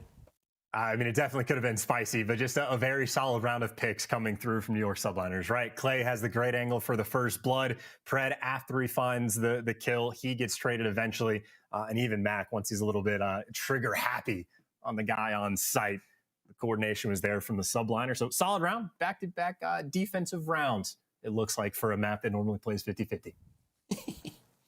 Things are changing all the time, brother. All the time. Here we go. You never know. Yeah, you really do never know, especially with this league. Here we go. Clay playing quite aggressive this time round. Bombing towards A for Subliners. Clay's about to run into the whole squad, and he does. Puts him down fast at that range with the MP40. Not a whole lot he could have done. With that opening pick, Seattle can basically do whatever they want now on defense. They're playing this slow, waiting for NYSL to make the move, and it's not going to be easy, chance. Seattle might be geniuses, by the way. I think they just had every player hide behind the wall, wait for the stuns to hit, and then they double pushed it out. So that's some big brain stuff. I think that might have been what they were going for, and that is translated into a 4 versus 2. Seattle just in the driver's seat, in full control. Nobody overcommitting. Pred was loud, though. He did slide. Neptune looking for the kill, and he finds it. Ooh. But even then, the trades are still there. A good trade, still. That was Hydra. Oh, there's a lot of guns. Look at his way! Mack crushes him! And a calm pop-off from the rest of the team. But man, that was an opportunity for a few there. It doesn't quite go his way. It looks so easy from Mack's POV as well. That automaton. Ooh. Ooh. Look, Miles, I'm not even kidding. I think that might have been just like a 200 IQ play right off the opening break. Like, if you're watching on YouTube, rewind to like check my work to make sure I didn't miss it. But it really did look like every player from Seattle hiding behind the wall in the back tank. As soon as the stuns land, they made the move. So Clay stun checks it, gets nothing, and all of a sudden 2 people in his face. I bet he was confused. Back at it again over towards A. See ya, Mack. An express delivery there from Crimsix. Lands delivered. Playing slow through their fences. Destructible cover helps quite a lot here in Vanguard. 1 or 2 bullets gives you a very, very decent opening to make a cheeky play. Now the slow and steady assault towards the bomb site. Hydra. Great defensive work, 4v2. They're playing patient. Neptune clearing out the bomb. Bang. Someone outer gets caught. The teamwork is there as well. Crimsix had help with the gunfight. All of a sudden, Pred gets one, but finds himself in a 1 versus 4. I don't think we've had a 1v4 this year. Admittedly, not a ton of maps played, but Pred giving it the old Aussie try. He is. He's going for it. He's going to be spotted here, surely. Oh, maybe not. He might. Oh, definitely not. No. They're giving up the plant for free, for sure. Well, they're holding A pretty tight. And Pred, he's got 20+ seconds now to work with. They could see something here. Forward Pred goes. It was almost there. It is. All for naught. Clay, top that back tank. Good spot. NYSL secure it. And surely, mate, it was a technical 1v4. No way does NYSL let a round like that go. No, I mean, the only way that'd be possible is if like someone overcommits or get caught out, but they had a very tight setup. They stuck to it again. They would have been very happy to give the bomb plan up over towards B because, I mean, what? Clay could lock down the back instantly. Someone's there to check the tunnel. And then as soon as you know he's not coming through one of those, like you could just cut the map off so quickly. But again, for New York, their success has just been finding the picks. In Seattle, mixing things up on defense. Last time they sort of tripled up over towards outer A. This time a little bit more pressure towards the river. And I think Sid's in an interesting spot. But Crim, he finds him for the first blood, or Sid takes it to him. Oh, good lord. Sid is so hard to kill. Fred's about to find out how easy it is to kill someone in this room. Tags up with a nade. Plant from Neptune. Numbers starting to dwindle on the outside. Clay's finding those kills. Now Net looking to keep the back safe, but once again, it's a pinch now. As Pred's now making his way forward. Backside cleaned up. Clay finds a few more kills, and it's another 1v4 or 1v3 or Pred. Clay finds his 3rd of the round. Holy! See you, brother. Okay. Pred just erased Clay so fast. Wow. I mean, you know, good round. 40 up close. It'd be like that sometimes. I will say, though, I think New York has done a very good job of just coordinating like stuns and nades, right? Even though Crim doesn't get the first blood, they somehow were able to sniff out that Sid was playing in that corner, I assume based off stuns. And even though Crim dies, a nade lands right at his feet. I think every single round, New York has been very calculated with the utility that they have. And has at least been a portion of the reason of their success. Admittedly, Clay getting 2 last round didn't hurt. Accuracy, oh my word, they almost lined up for him. Here come the stuns and nades. As the tacticals blotted out the sun there, Accuracy bails, runs on out. Quick plant there from Seattle. Here comes a fast counterattack, and NYSL are wasting no time. Here they come through the back. They're stacked up over by the tanks. Any kills? No. Sib, Hydra finds 1. Fast trades in and about. But maybe. Jump on that bomb. It's not going to make any noise. Crim with the coverage. Hydra through front. Oh my goodness, it's getting ugly. Crim finds a team kill in there. 1v1. Accuracy versus Crim. 20 seconds. Crim's got to hunt him down. You've got to go, man. You have to find the kill. 1v1 in mid-map. Accuracy's burning time. Oh, he's playing with him. Can Crim make it? Is it enough time? Crim, is it? Half a second. Half a second is all he needed. And he would have been able to get the defuse. Oh my, Accuracy veteran plays. Half a second purchase there, seals the round. Yo, what a good try from Crim, wow. though. Good God, sprinting at him. No fear, no F's given at all from Crimsix. I mean, wide out in the open, taking the gunfight on Accuracy. And obviously, the only play he had was to go and hunt him down. And honestly, just at the end, nice finesse from Accuracy just to buy that extra little bit of time. But Crim might be the fastest player in the game. Porterhouse, very nimble. Nice angle from Accuracy there. Tagged up by Crim. I mean, that was a great round to watch. Spicy one here on Bocage, 3-3. Sib's playing this slow. very small line of sight to work with there, just to make sure he sees the cross, and definitely saw Clay's little red diamond. Here we go. The play towards A, slowly but surely. Opening kill from Simp. You just catch him as soon as he's throwing the nade. All of a sudden, 2 versus 4. Clayster's on the back tank, and Hydra now going to be working with them. The timing, though, not great. And now it's Clayster in a 1 versus 4. There's the first. 3 more to go. Ooh. The second almost gets handed to him. Yo, Pred lives for those gunfights against Clayster. 2 HP and a dream. That's all Pred cares about. And that was almost tight. That was almost costly. That could have been a different round. Yeah, that was a 4 HP. Wow. They making a good effort over though. And I don't want to say it, but it just feels like Hydra's getting averaged. He's getting wiped out in really awkward situations almost every round. Whereas Neptune getting caught cooking nades. We've seen that happen a few times now. Hydra's getting just caught running to things. Like it's happening a lot. And that seems to be costing them. He's having a tough one at the moment, a 2 and 4, but we'll see if the young Phenom can pull things around. Another round, here we go, mate. A-bomb site should be the target here for Seattle, but we'll see how the defenders work it. Hydra's actually in a pretty good spot. He's able to get a bit of map control, and he should be able to actually spot those players going into A. The problem for Hydra, number 2 could eventually flake him, but the information's there. Neptune looking for a stun kill, or a nade kill, excuse me. Can't find it, and the bomb goes down.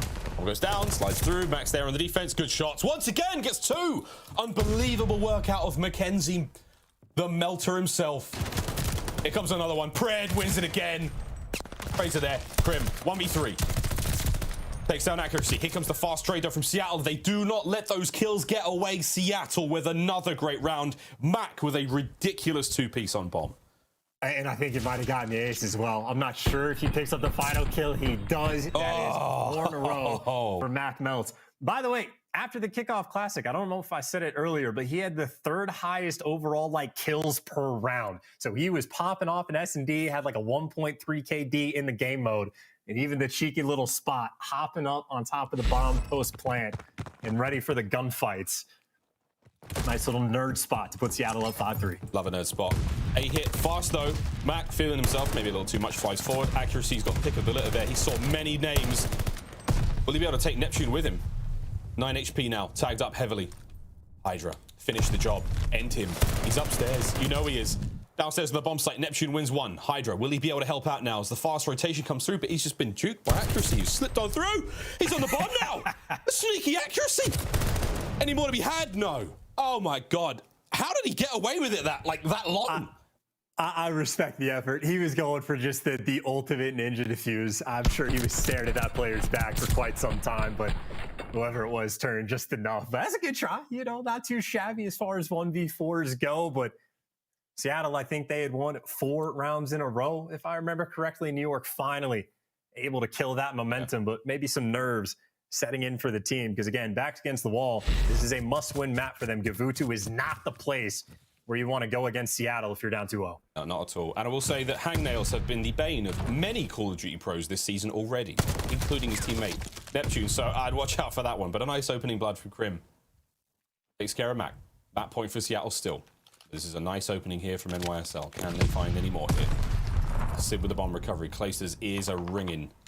Cut down there by Pred once again. The Australian assassin strikes once more. Back at it we go. Chance 3v3. Oh, Crim gets caught as well. You got accuracy making plays. And Hydra, he's in the middle of all this action. And that bomb not committing to either site. Couple players spot each other, but again, accuracy's been back here for so long. New York, there's not a chance they have any idea. Hydra, though, able to make this a 2 versus 2. This is what you expect. It's the newcomers on the team, Neptune and Hydra. I mean, are they listening to their dad's comms? Versus Sib and accuracy. Here comes the shots. A fast diffuse. He's straight on top of it. Neptune, this could be the play. They say Halo kids don't diffuse. And this one, with Hydra covering him. And there you go. Hops the bomb, sneaky play. I love it. Out of the Subliners, round 11. Here we go. Plays like that win games. What a call to make that happen. And again, it was the good intel. They figured out accuracy was in the back. And as soon as they clear out that site, you know no one's going to be able to get up top and jump over. So Hydra's got the cover. And the Halo kids do defuse. Round 11, we go. Great plays from both of these teams. You got Seattle on the attack. Here we go. Fast hit towards A. Tried and true. The island player accuracy makes his way across map. He's going to be flying solo. No, backs on up to help out. Exchange of lethals. Exchange of tacticals. Not everyone's pockets are empty, though. Here come the throws. Crim trying to find anything here. Nades up. He is taking a barrage on the backside of that tank, but lives to fight another day. Chance. We're still all good. 4v4. New York have adjusted their setup as well, right? Hydra consistently was playing in towards HUD. Now he's playing tighter on the cross. They know that that bomb is going down. Number 6 might make a move. Neptune trying to get the guy off bomb. They're pinching together. Couple trades come through. It's a 2 versus 2. Fred. But Clayster's so far out of the fight and the bomb is down. The 1v2. Clayster needs this clutch. Slowly. 30 seconds. He should be able to find Simp. 1v1. It's Clay versus Pred. His nemesis! Oh, he gets it again! Once again, Pred winning those fights. And the faces of NYSL, it tells it all. It tells it all. And Pred's got just the quietest little smirk on his face, absolutely feeling himself after that one. And Clay making a great effort there, but oh gosh, Chance. A nice round 11 indeed, but wildly frustrating there for NYSL. I mean, yeah, Clayster, he was on the brunt end of a predator right there. That was at least 3 gunfights where it felt like he was getting first shot and just getting incinerated by the MP40. But on top of that, it really did feel like a bit of a slow game from Neptune and Hydra, especially the SMG duo, like inside around that A site, never quite able to get that advantage. And even looking at the kills, yeah, 4 and 7 from Hydra. Neptune, overall a solid performance, but the double digits from Crim was not enough. Yeah, Pred as well. 11 and 8 from him. Beautiful stuff. I mean, like, half those kills were all just Clay. Man, he just, every time, he was always there winning those fights against him. Perfect stuff. Here come the highlights. And again, an interesting tail Chance. I mean, a wonderful comeback and beautiful stuff. If Crim, I'm thinking back to that round we saw Crim almost manage to get that defuse kill.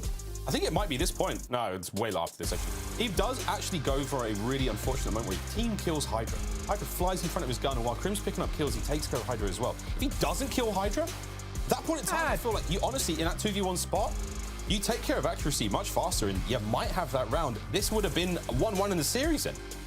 I mean, look, a lot of nail-biting moments, right? Even the call from New York just to go from like the defuse in the round 10.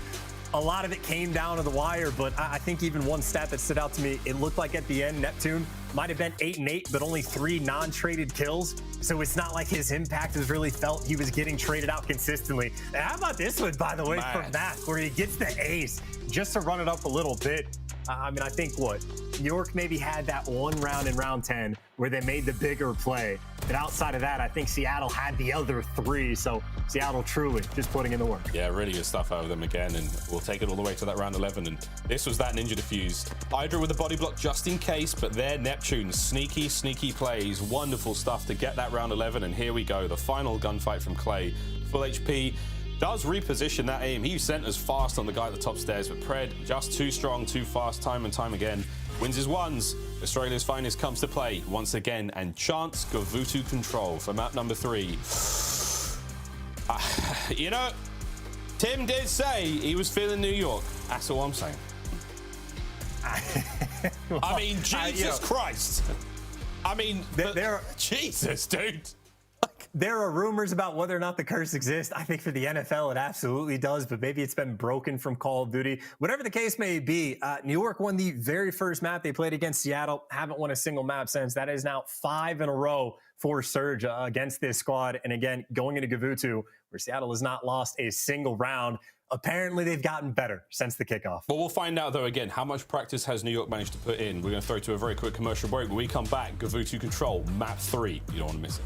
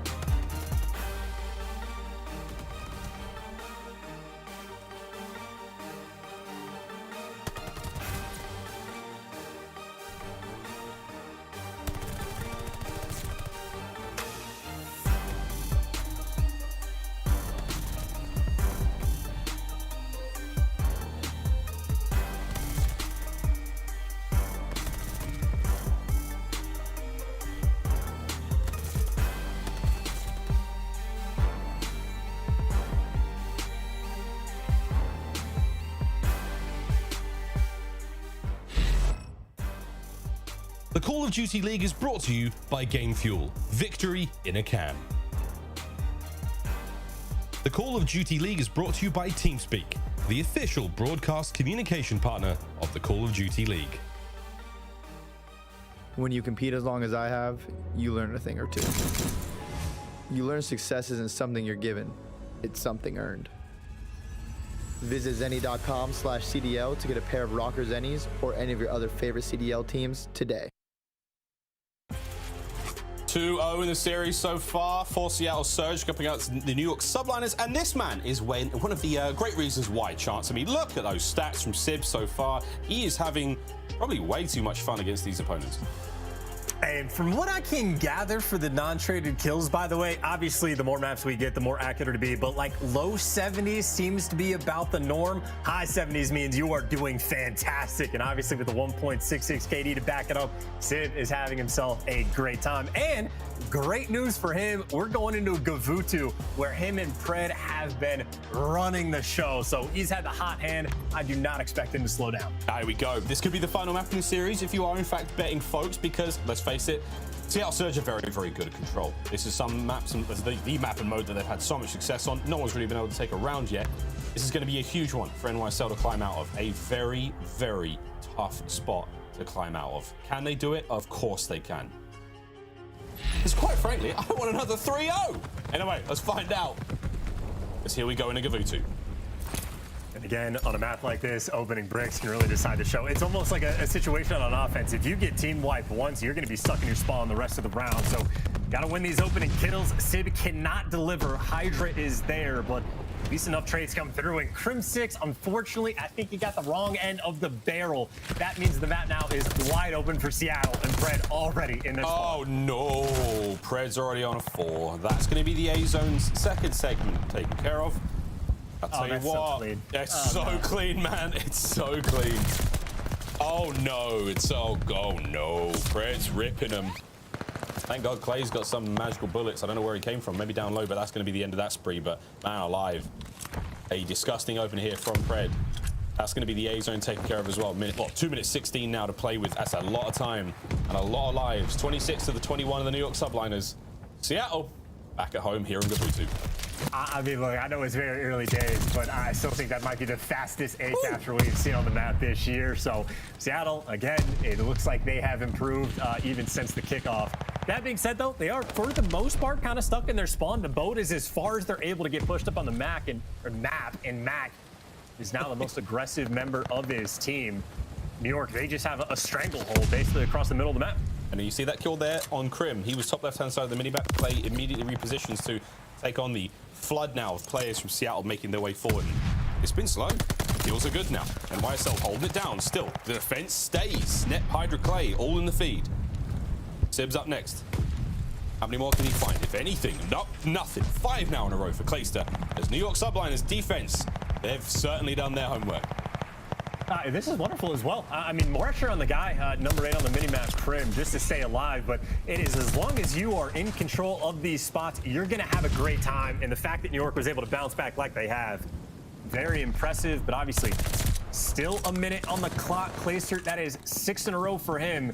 Able to get 1 kill streak. Now looking for the glide. Just needs a single more kill. And honestly, in a spot like this, it's almost impossible to not get that next kill. Try to play the off angle. Crim's on the other flank though. So when you have to deal with Clay, you got to deal with Crim. Slowly but surely they get it done. This kill is for the glide bomb now. 10 lives for Surge remaining, and they're going to play it slowly. There comes the stuns out. There's the glide. Fred gets it right in the teeth. That's 7 in a row now for Clayster.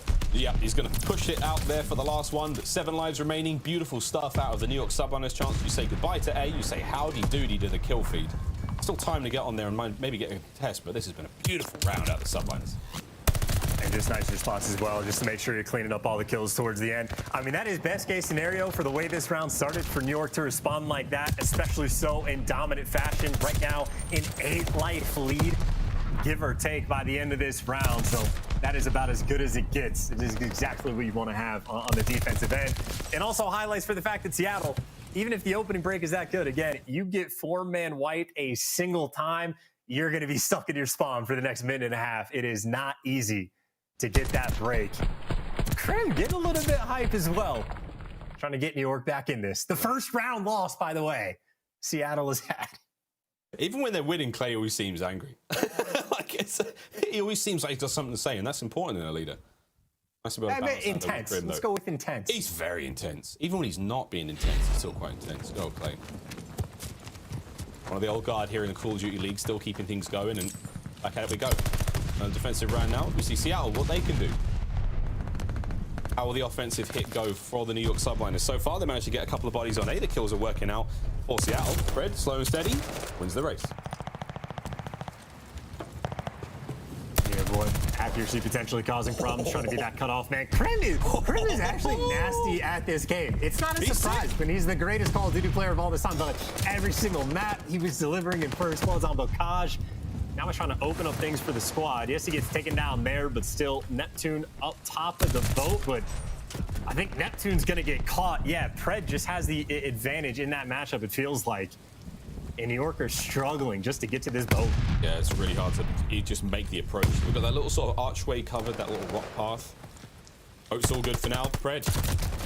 Oh, no! Pred, it was going so well. Is this the, it's not the slow and steady collapse of the mental from Seattle, because that seemed to what killed, that was ultimately what defeated them when it came to, you know, playing Toronto in the finals at kickoff. You got to keep an eye on that clock, though. Less than 30 seconds to go. Seattle still holding it down. NYSL, though, they're getting closer and closer, and they're picking up kill after kill. And that's it. Boat's clean. They've now got the numbers. They're now on the point. The Tomaton's ringing out. Here comes Simp. Trades are good. You've still got 1 player left up for NYSL on point. Crim trying to lock it down alone. He's brought down. Hydra, though, straight back on the point. Reinforcements are here. Keep the play alive, NYSL. The clock's still ticking. I mean, look, if nothing else, they're only down on 2 lives. Now make it 4, so that's a little bit worse, but like, all about just keeping that life count close. Just finding 1 kill for the end of this round will put them in a decent spot. And a Clayster able to get it. I think they were down by roughly 8 or 9 going into this round. So not the worst loss you could have on offense, right? That is the nature of Gavutu, or just the nature of control of this game. We don't care about the objective, apparently. We just care about the kills to decide that round 5. So right now, Subliners just with that slight edge. Only slight.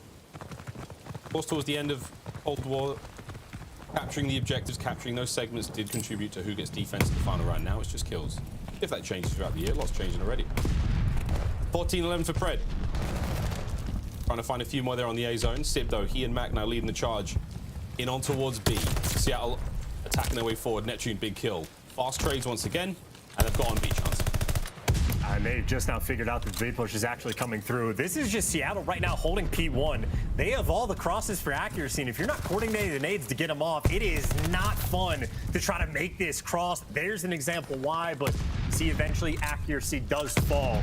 FMJ might have had an effect in that situation, and Seattle still, they are putting the pressure over towards this B point. Ooh. And they are not having a good time. Take those kills any day of the week. Hydra the cutoff, finds 1. And this is where Hydra thrives. Can he find any more? NYSL have gone super aggressive here, trying to pin him in towards the beach side and Hydra. If you can find a few more kills here, help your boys out. He's been dropped. Act's all falling to pieces. Last up, Crim. Oh no, here comes Seattle. Kills go their way. Even Stevens at 23 lives each, and they're already capturing A and B at the same time now. I was going to say, it's a 2-front war. You got Mack over to the B point, and Mack can watch the cross while he's actually capturing the hill. Oh my God. So right now, New York, they might end up in the blender. You go one direction, you got to worry about Mack. You go the other, you got to worry about the ship. And it looks like Mack still racking a time. They have a tick of progress over towards B. Neptune, though, wins a massive 1. As meanwhile, over towards A, you still have Simp up top looking for the trades. Able to connect with at least 1, but New York, they have dealt with the pressure. Only 35 seconds left in this round. And they do a great job of not only dealing with the pressure, but keeping the life count as close as possible, despite the setup that Seattle had there. Progress now A, second segment gone. Trying to make something happen towards B, maybe on the next set of lives, but you have to contend with Hydra in your spawn. Hydra is still there, being annoying. Can his teammates win the battle over towards A? Less than 30 seconds on the clock to play with. A segment, though, all they have to do is close out half of it, and they get an additional minute. This is huge. Seattle playing this slow, playing this smart. Here comes the capture. Clay, oh my word, almost wins a big one. There's 15 seconds to work with here now. We need some reinforcements. If Simp dies, he's playing for kills. If he drops off here, it's all done. Nep on the stairwell with a pistol. 10.3 in the clock. They cap it. No, they don't. Yes, they drain it. NYSL.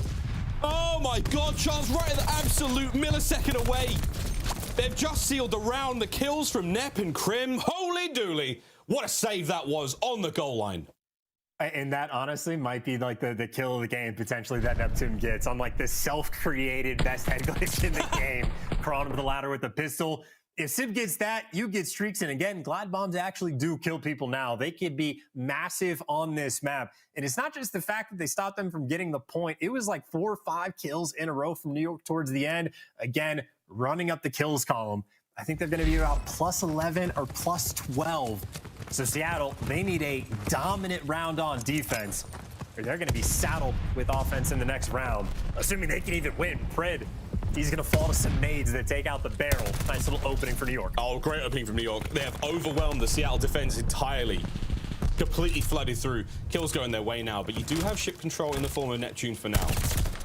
Well, it was short-lived. It was very short-lived indeed. Accuracy's watch 2 on the cross. Pred should be able to pick these guys up. This could get hideous real fast. Uh-oh. Seattle now tightening the noose around the Subliners. And they've got plenty of air left in those lungs, but accuracy, 1 kill at a time. He is slowly but surely putting New York to task. Oh, my word. It's non-stop, man. The kills keep going. Chance, can they stop accuracy? Can you find just one way out of spawn? One little moment to get yourselves back on a Gavutu. It's a big island, beautiful place. Get out there, try and see the sights. No chance. I mean, look, New York has joined the Turtle Club, right? Their only goal right now is to not get massively outslayed. They walked into this round with like a 12-life lead, and now it's already down to what, maybe 4 at best. Seattle, they have turned it on. This is the round they needed. This is the one. 15 on the clock. Pred, this might be the final dagger as he flies in. Keep them there. 10 more seconds. I think we're tied on kills, by the way. I think we're tied. They're trying to not let anything go here. Oh, there it is. Nep gets dropped. Accuracy's trying to find the angle for one more here. Crim's got the backline covered. It is for kills. Trying to find defense. We will find out who gets it here in this final round. That was disgusting. Look, okay, so here's a problem. The kills are going to be weird just because of like the deaths to the barrels. Like Pred had one at the start of the round. Yes. I think Crim had one before. But I think if I did the math right, and again, I might get screwed up because of the barrels, I think Seattle literally just got it by a kill. We'll find out. That could decide who gets it here. No one quite able to win out those offensive rounds, but defense reigns supreme here on Gavutu control. And it's Seattle. You gotta be kidding me, dude. They've got it. We'll see if history can repeat itself once more. Will New York Subliners fall to the same tricks that just hit them? Surely, surely not. As this is there now for their life in the series. NYSL, you gotta go big, and you gotta do it now. I mean, I feel like I'm just looking at the claps right now. You're at accuracy back in his home. Just a cutoff man. The boat control. Pred is there. You're getting spawn trapped once again. Oh, no. Sim's in the boat. This is where Seattle live. This is how they run Gavutu. Even got Mack now on a 5. Looking for the 6. Honestly, the stun might be enough. Mack. But even still, New York, I mean, that is just a collapse and a half if they don't fight back. It's not over yet. Plays glide bomb, buys them a little bit of space just to get to that cliff front.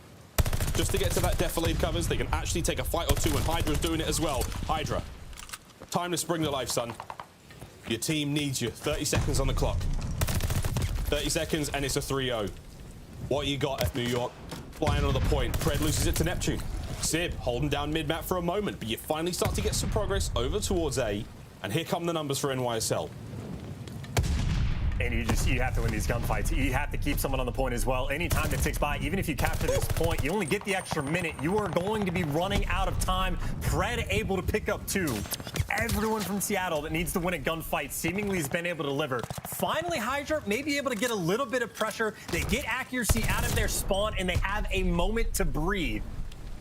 They're still down by a life. There's only 18 seconds on the clock, and now they lose that little bit of map pressure that they had. Second segment done.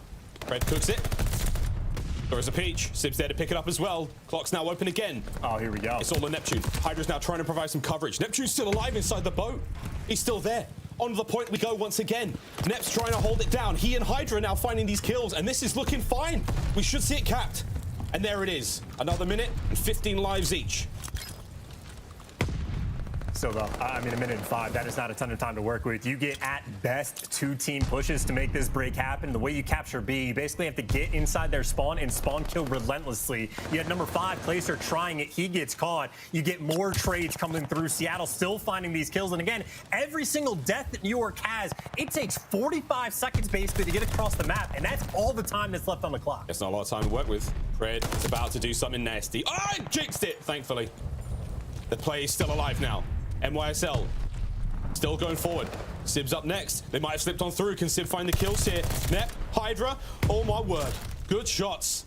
As Sib still keeping the play safe. Clayster though, the vet, pops dead silence, manages to make it in from behind. Sib's now got to reposition. Clay living, doing the very best he can. Less than 20 seconds out to play with.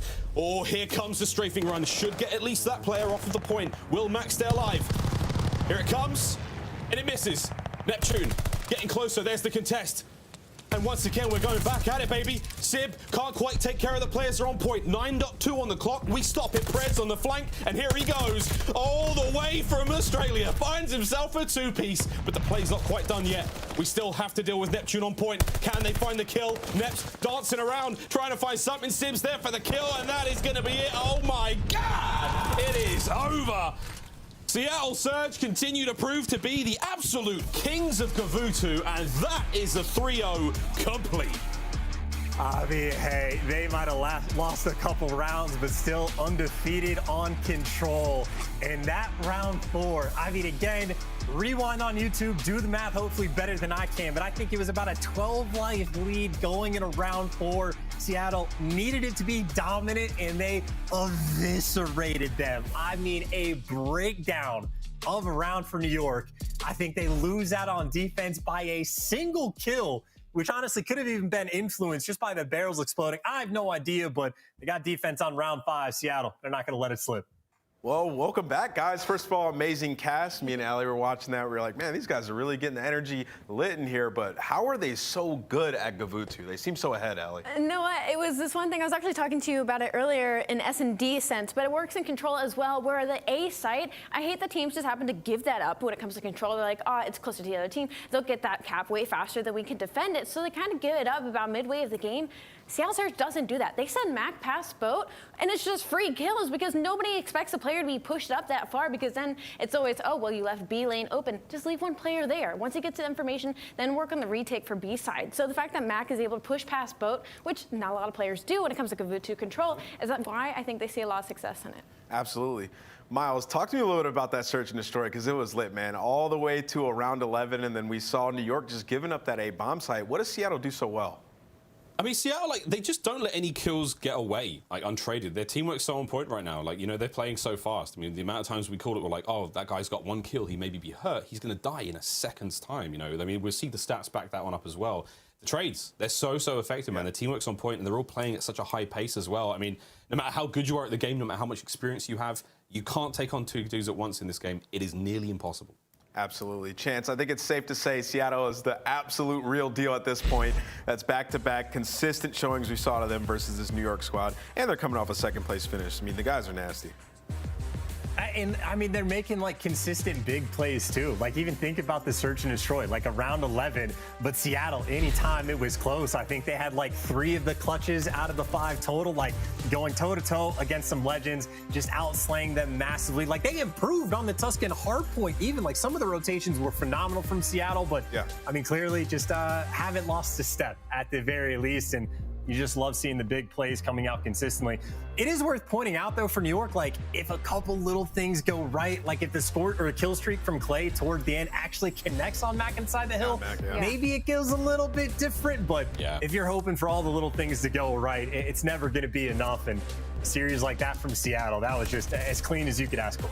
Yeah, and, you know, talking a little bit about New York, like, it's not all bad, right? Like, we had some great moments out of Crimsix.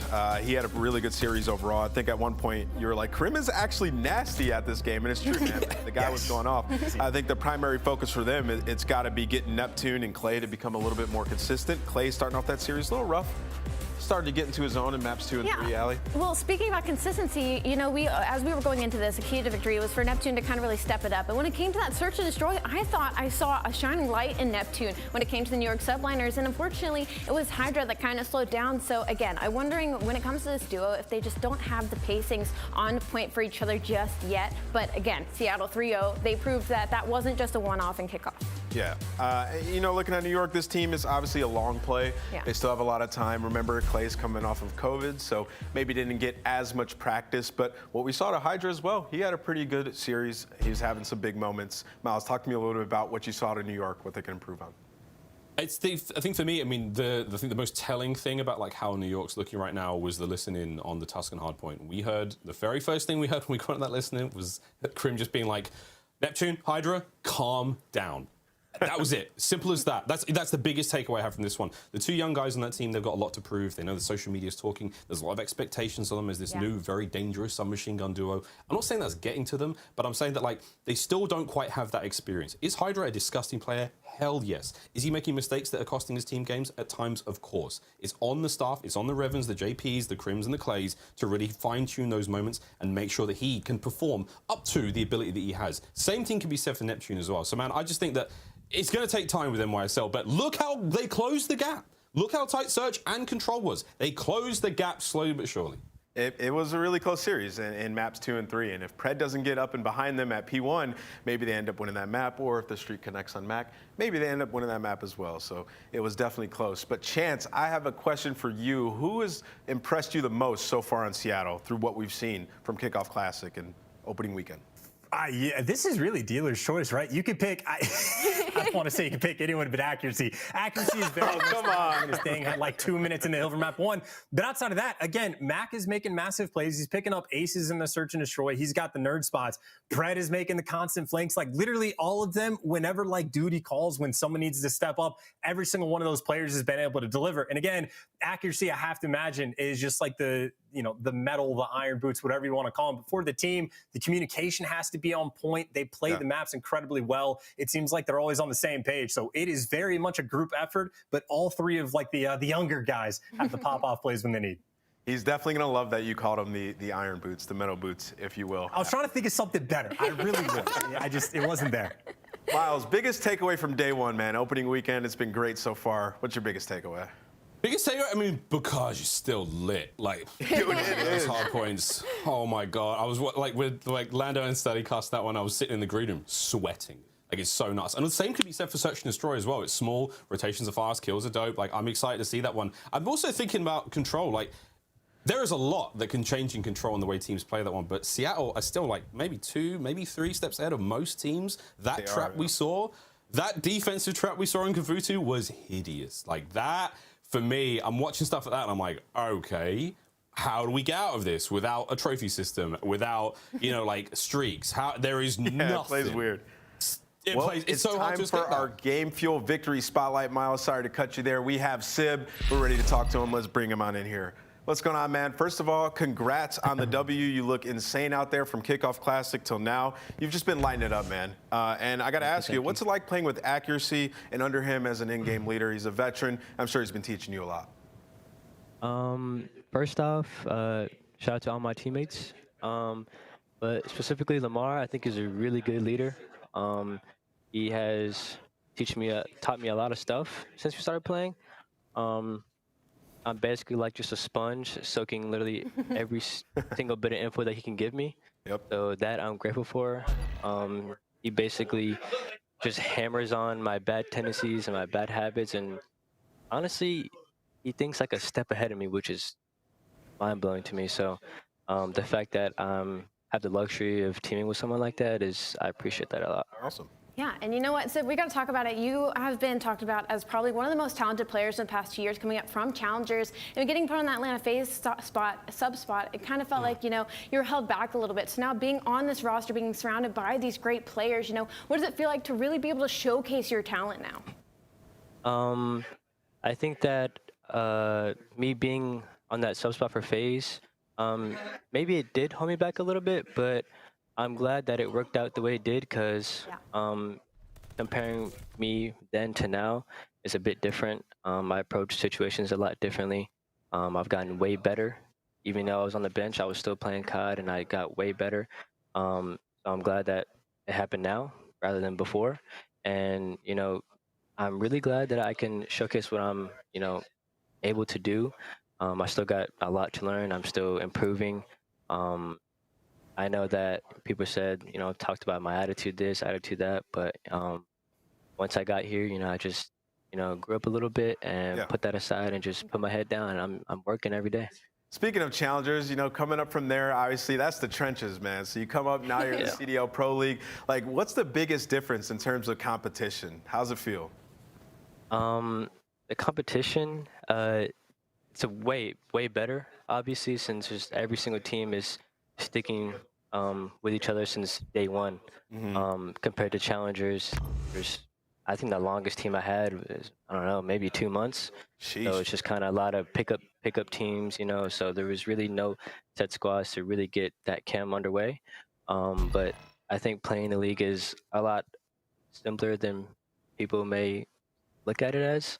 I love it a lot, and it's the highest competition, and there's nothing better than playing the best people in the world.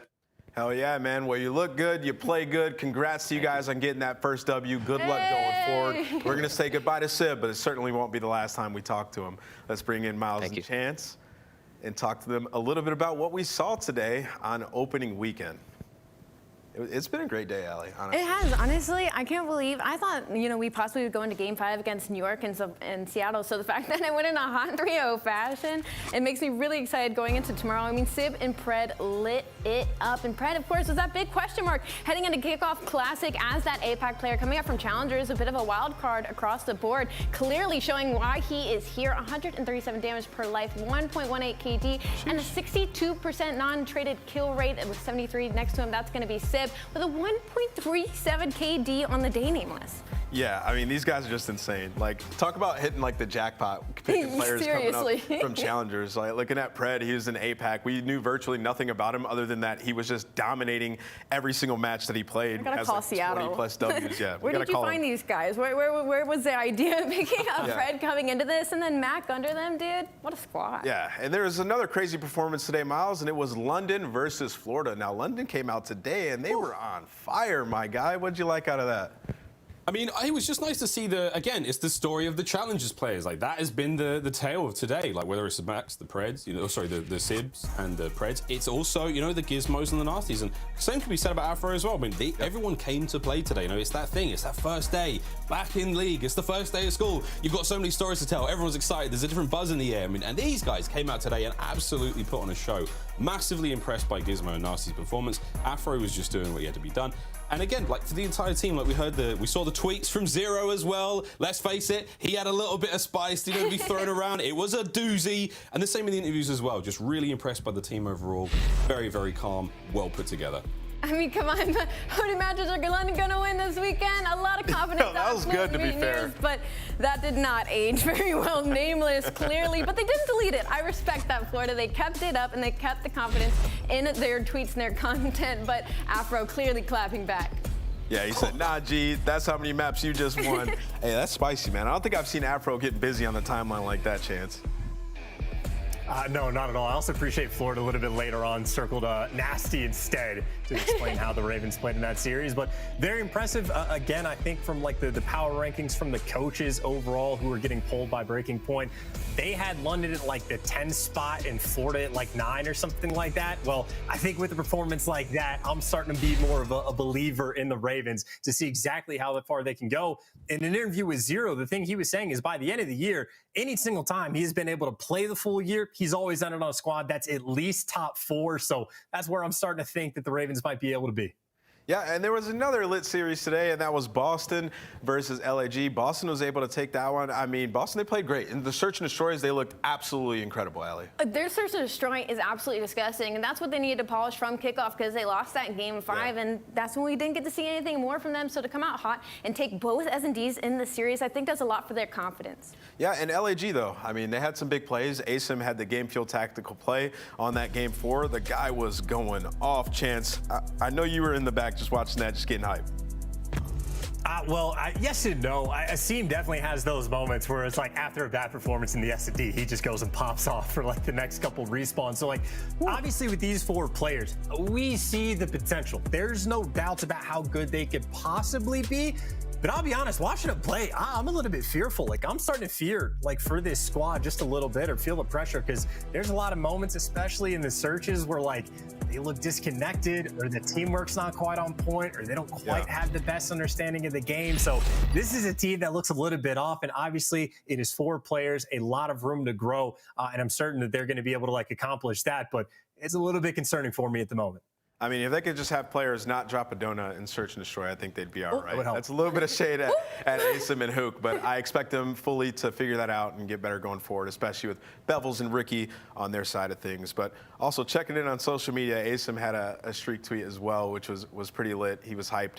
Looking forward to see how he can bounce back going forward. But for aSim last year, he had a great year in Search and Destroy. This year, not so much so far. Yeah, it's weird to see him struggle, but he actually has been turning up. He's very hot and cold of a player for me so far. He has these maps where it's just, he's dropping a donut. He seems very slow, like he hasn't found his pace yet. And then he'll have maps where he just takes over and suddenly he's going on 10 streaks, he's going on 11 streaks. And that's when you really see what the ceiling has for him, what he can be and what he's capable of. But again, it just comes down to this team needs to start gelling together a little bit better and to find that consistency in that play style. Absolutely. Well, let's check out the season standings so far. It's going to be 3 1-0s and 3 0-1s. But in case you missed the action, you can see right here, London Royal Ravens, Miles' squad, comes out with a victory, 3-0, 1-0 on the day. Boston Breach, 1-0. Seattle Surge, 1-0, and so on and so forth. Man, today's matches were lit. Miles, did you have a favorite? Oh my, I mean, dude, it was just nice to be back. It was just exciting to see the games again. I mean, looking at the points so far, this is great. This is the CDL points presented by Game Fuel, and Ravens on top, baby. EU on top. Whether it's Toronto with the European squad or it's the Ravens, EU on top, baby. Quote me, all year long, Vanguard, it's going to be a European game, baby. I'm telling you. I'm telling you. We'll see. I'll let you say that for now because the Ravens got their first W today, but we'll see going forward, man. That would be lit. Toronto is looking good as well. It would be lit. But this is only day one. We have 4 matches tomorrow, so let's pull up the schedule and see what we got cooking for you guys. We got OpTic Texas playing at 4:30. That one's sure to be lit. They're trying to bounce back. I'm excited, man, to see some of these teams after Kickoff Classic, the improvements that they've made, because some of the big guys, they took some losses there. And right out the gates, we got Paris Legion versus the Atlanta FaZe. Both these teams coming off of a loss, trying to get a W. Followed up by OpTic Texas versus the London Royal Ravens. Toronto Ultra, our Game Fuel marquee match. Toronto Ultra, the most recent champions, versus the Seattle Surge. It's a rematch. That's going to be lit. And then we have the Los Angeles Guerrillas versus the New York Subliners. New York trying to come in, get a W today. Same with Guerrillas trying to bounce back. But hey, man, I think that's going to do it for today, guys. It was fun working with you guys today. I don't think I'll see you guys on the desk tomorrow. Gentlemen, you absolutely killed it. Thank you so much today for the cast. It was a lot of fun. It's good to be back. I mean, it's going to be a crazy season. I've got no doubt about it. This is going to be an insane year of Call of Duty. I mean, yeah, we're through the year a little bit. You know what I'm saying. Absolutely. Well, much love to you guys. Everybody who tuned in, thank you guys so much. This isn't it for the COD League opening weekend. We had some awesome matches, some crazy snipes, some upsets, and obviously there's a little bit of drama on the timeline. I hope you guys enjoyed it. We'll be back tomorrow with more CDL action. I won't be hosting tomorrow. Veli will be back. He made it in safe and sound, so shout out to him. We'll see you guys tomorrow for more CDL action.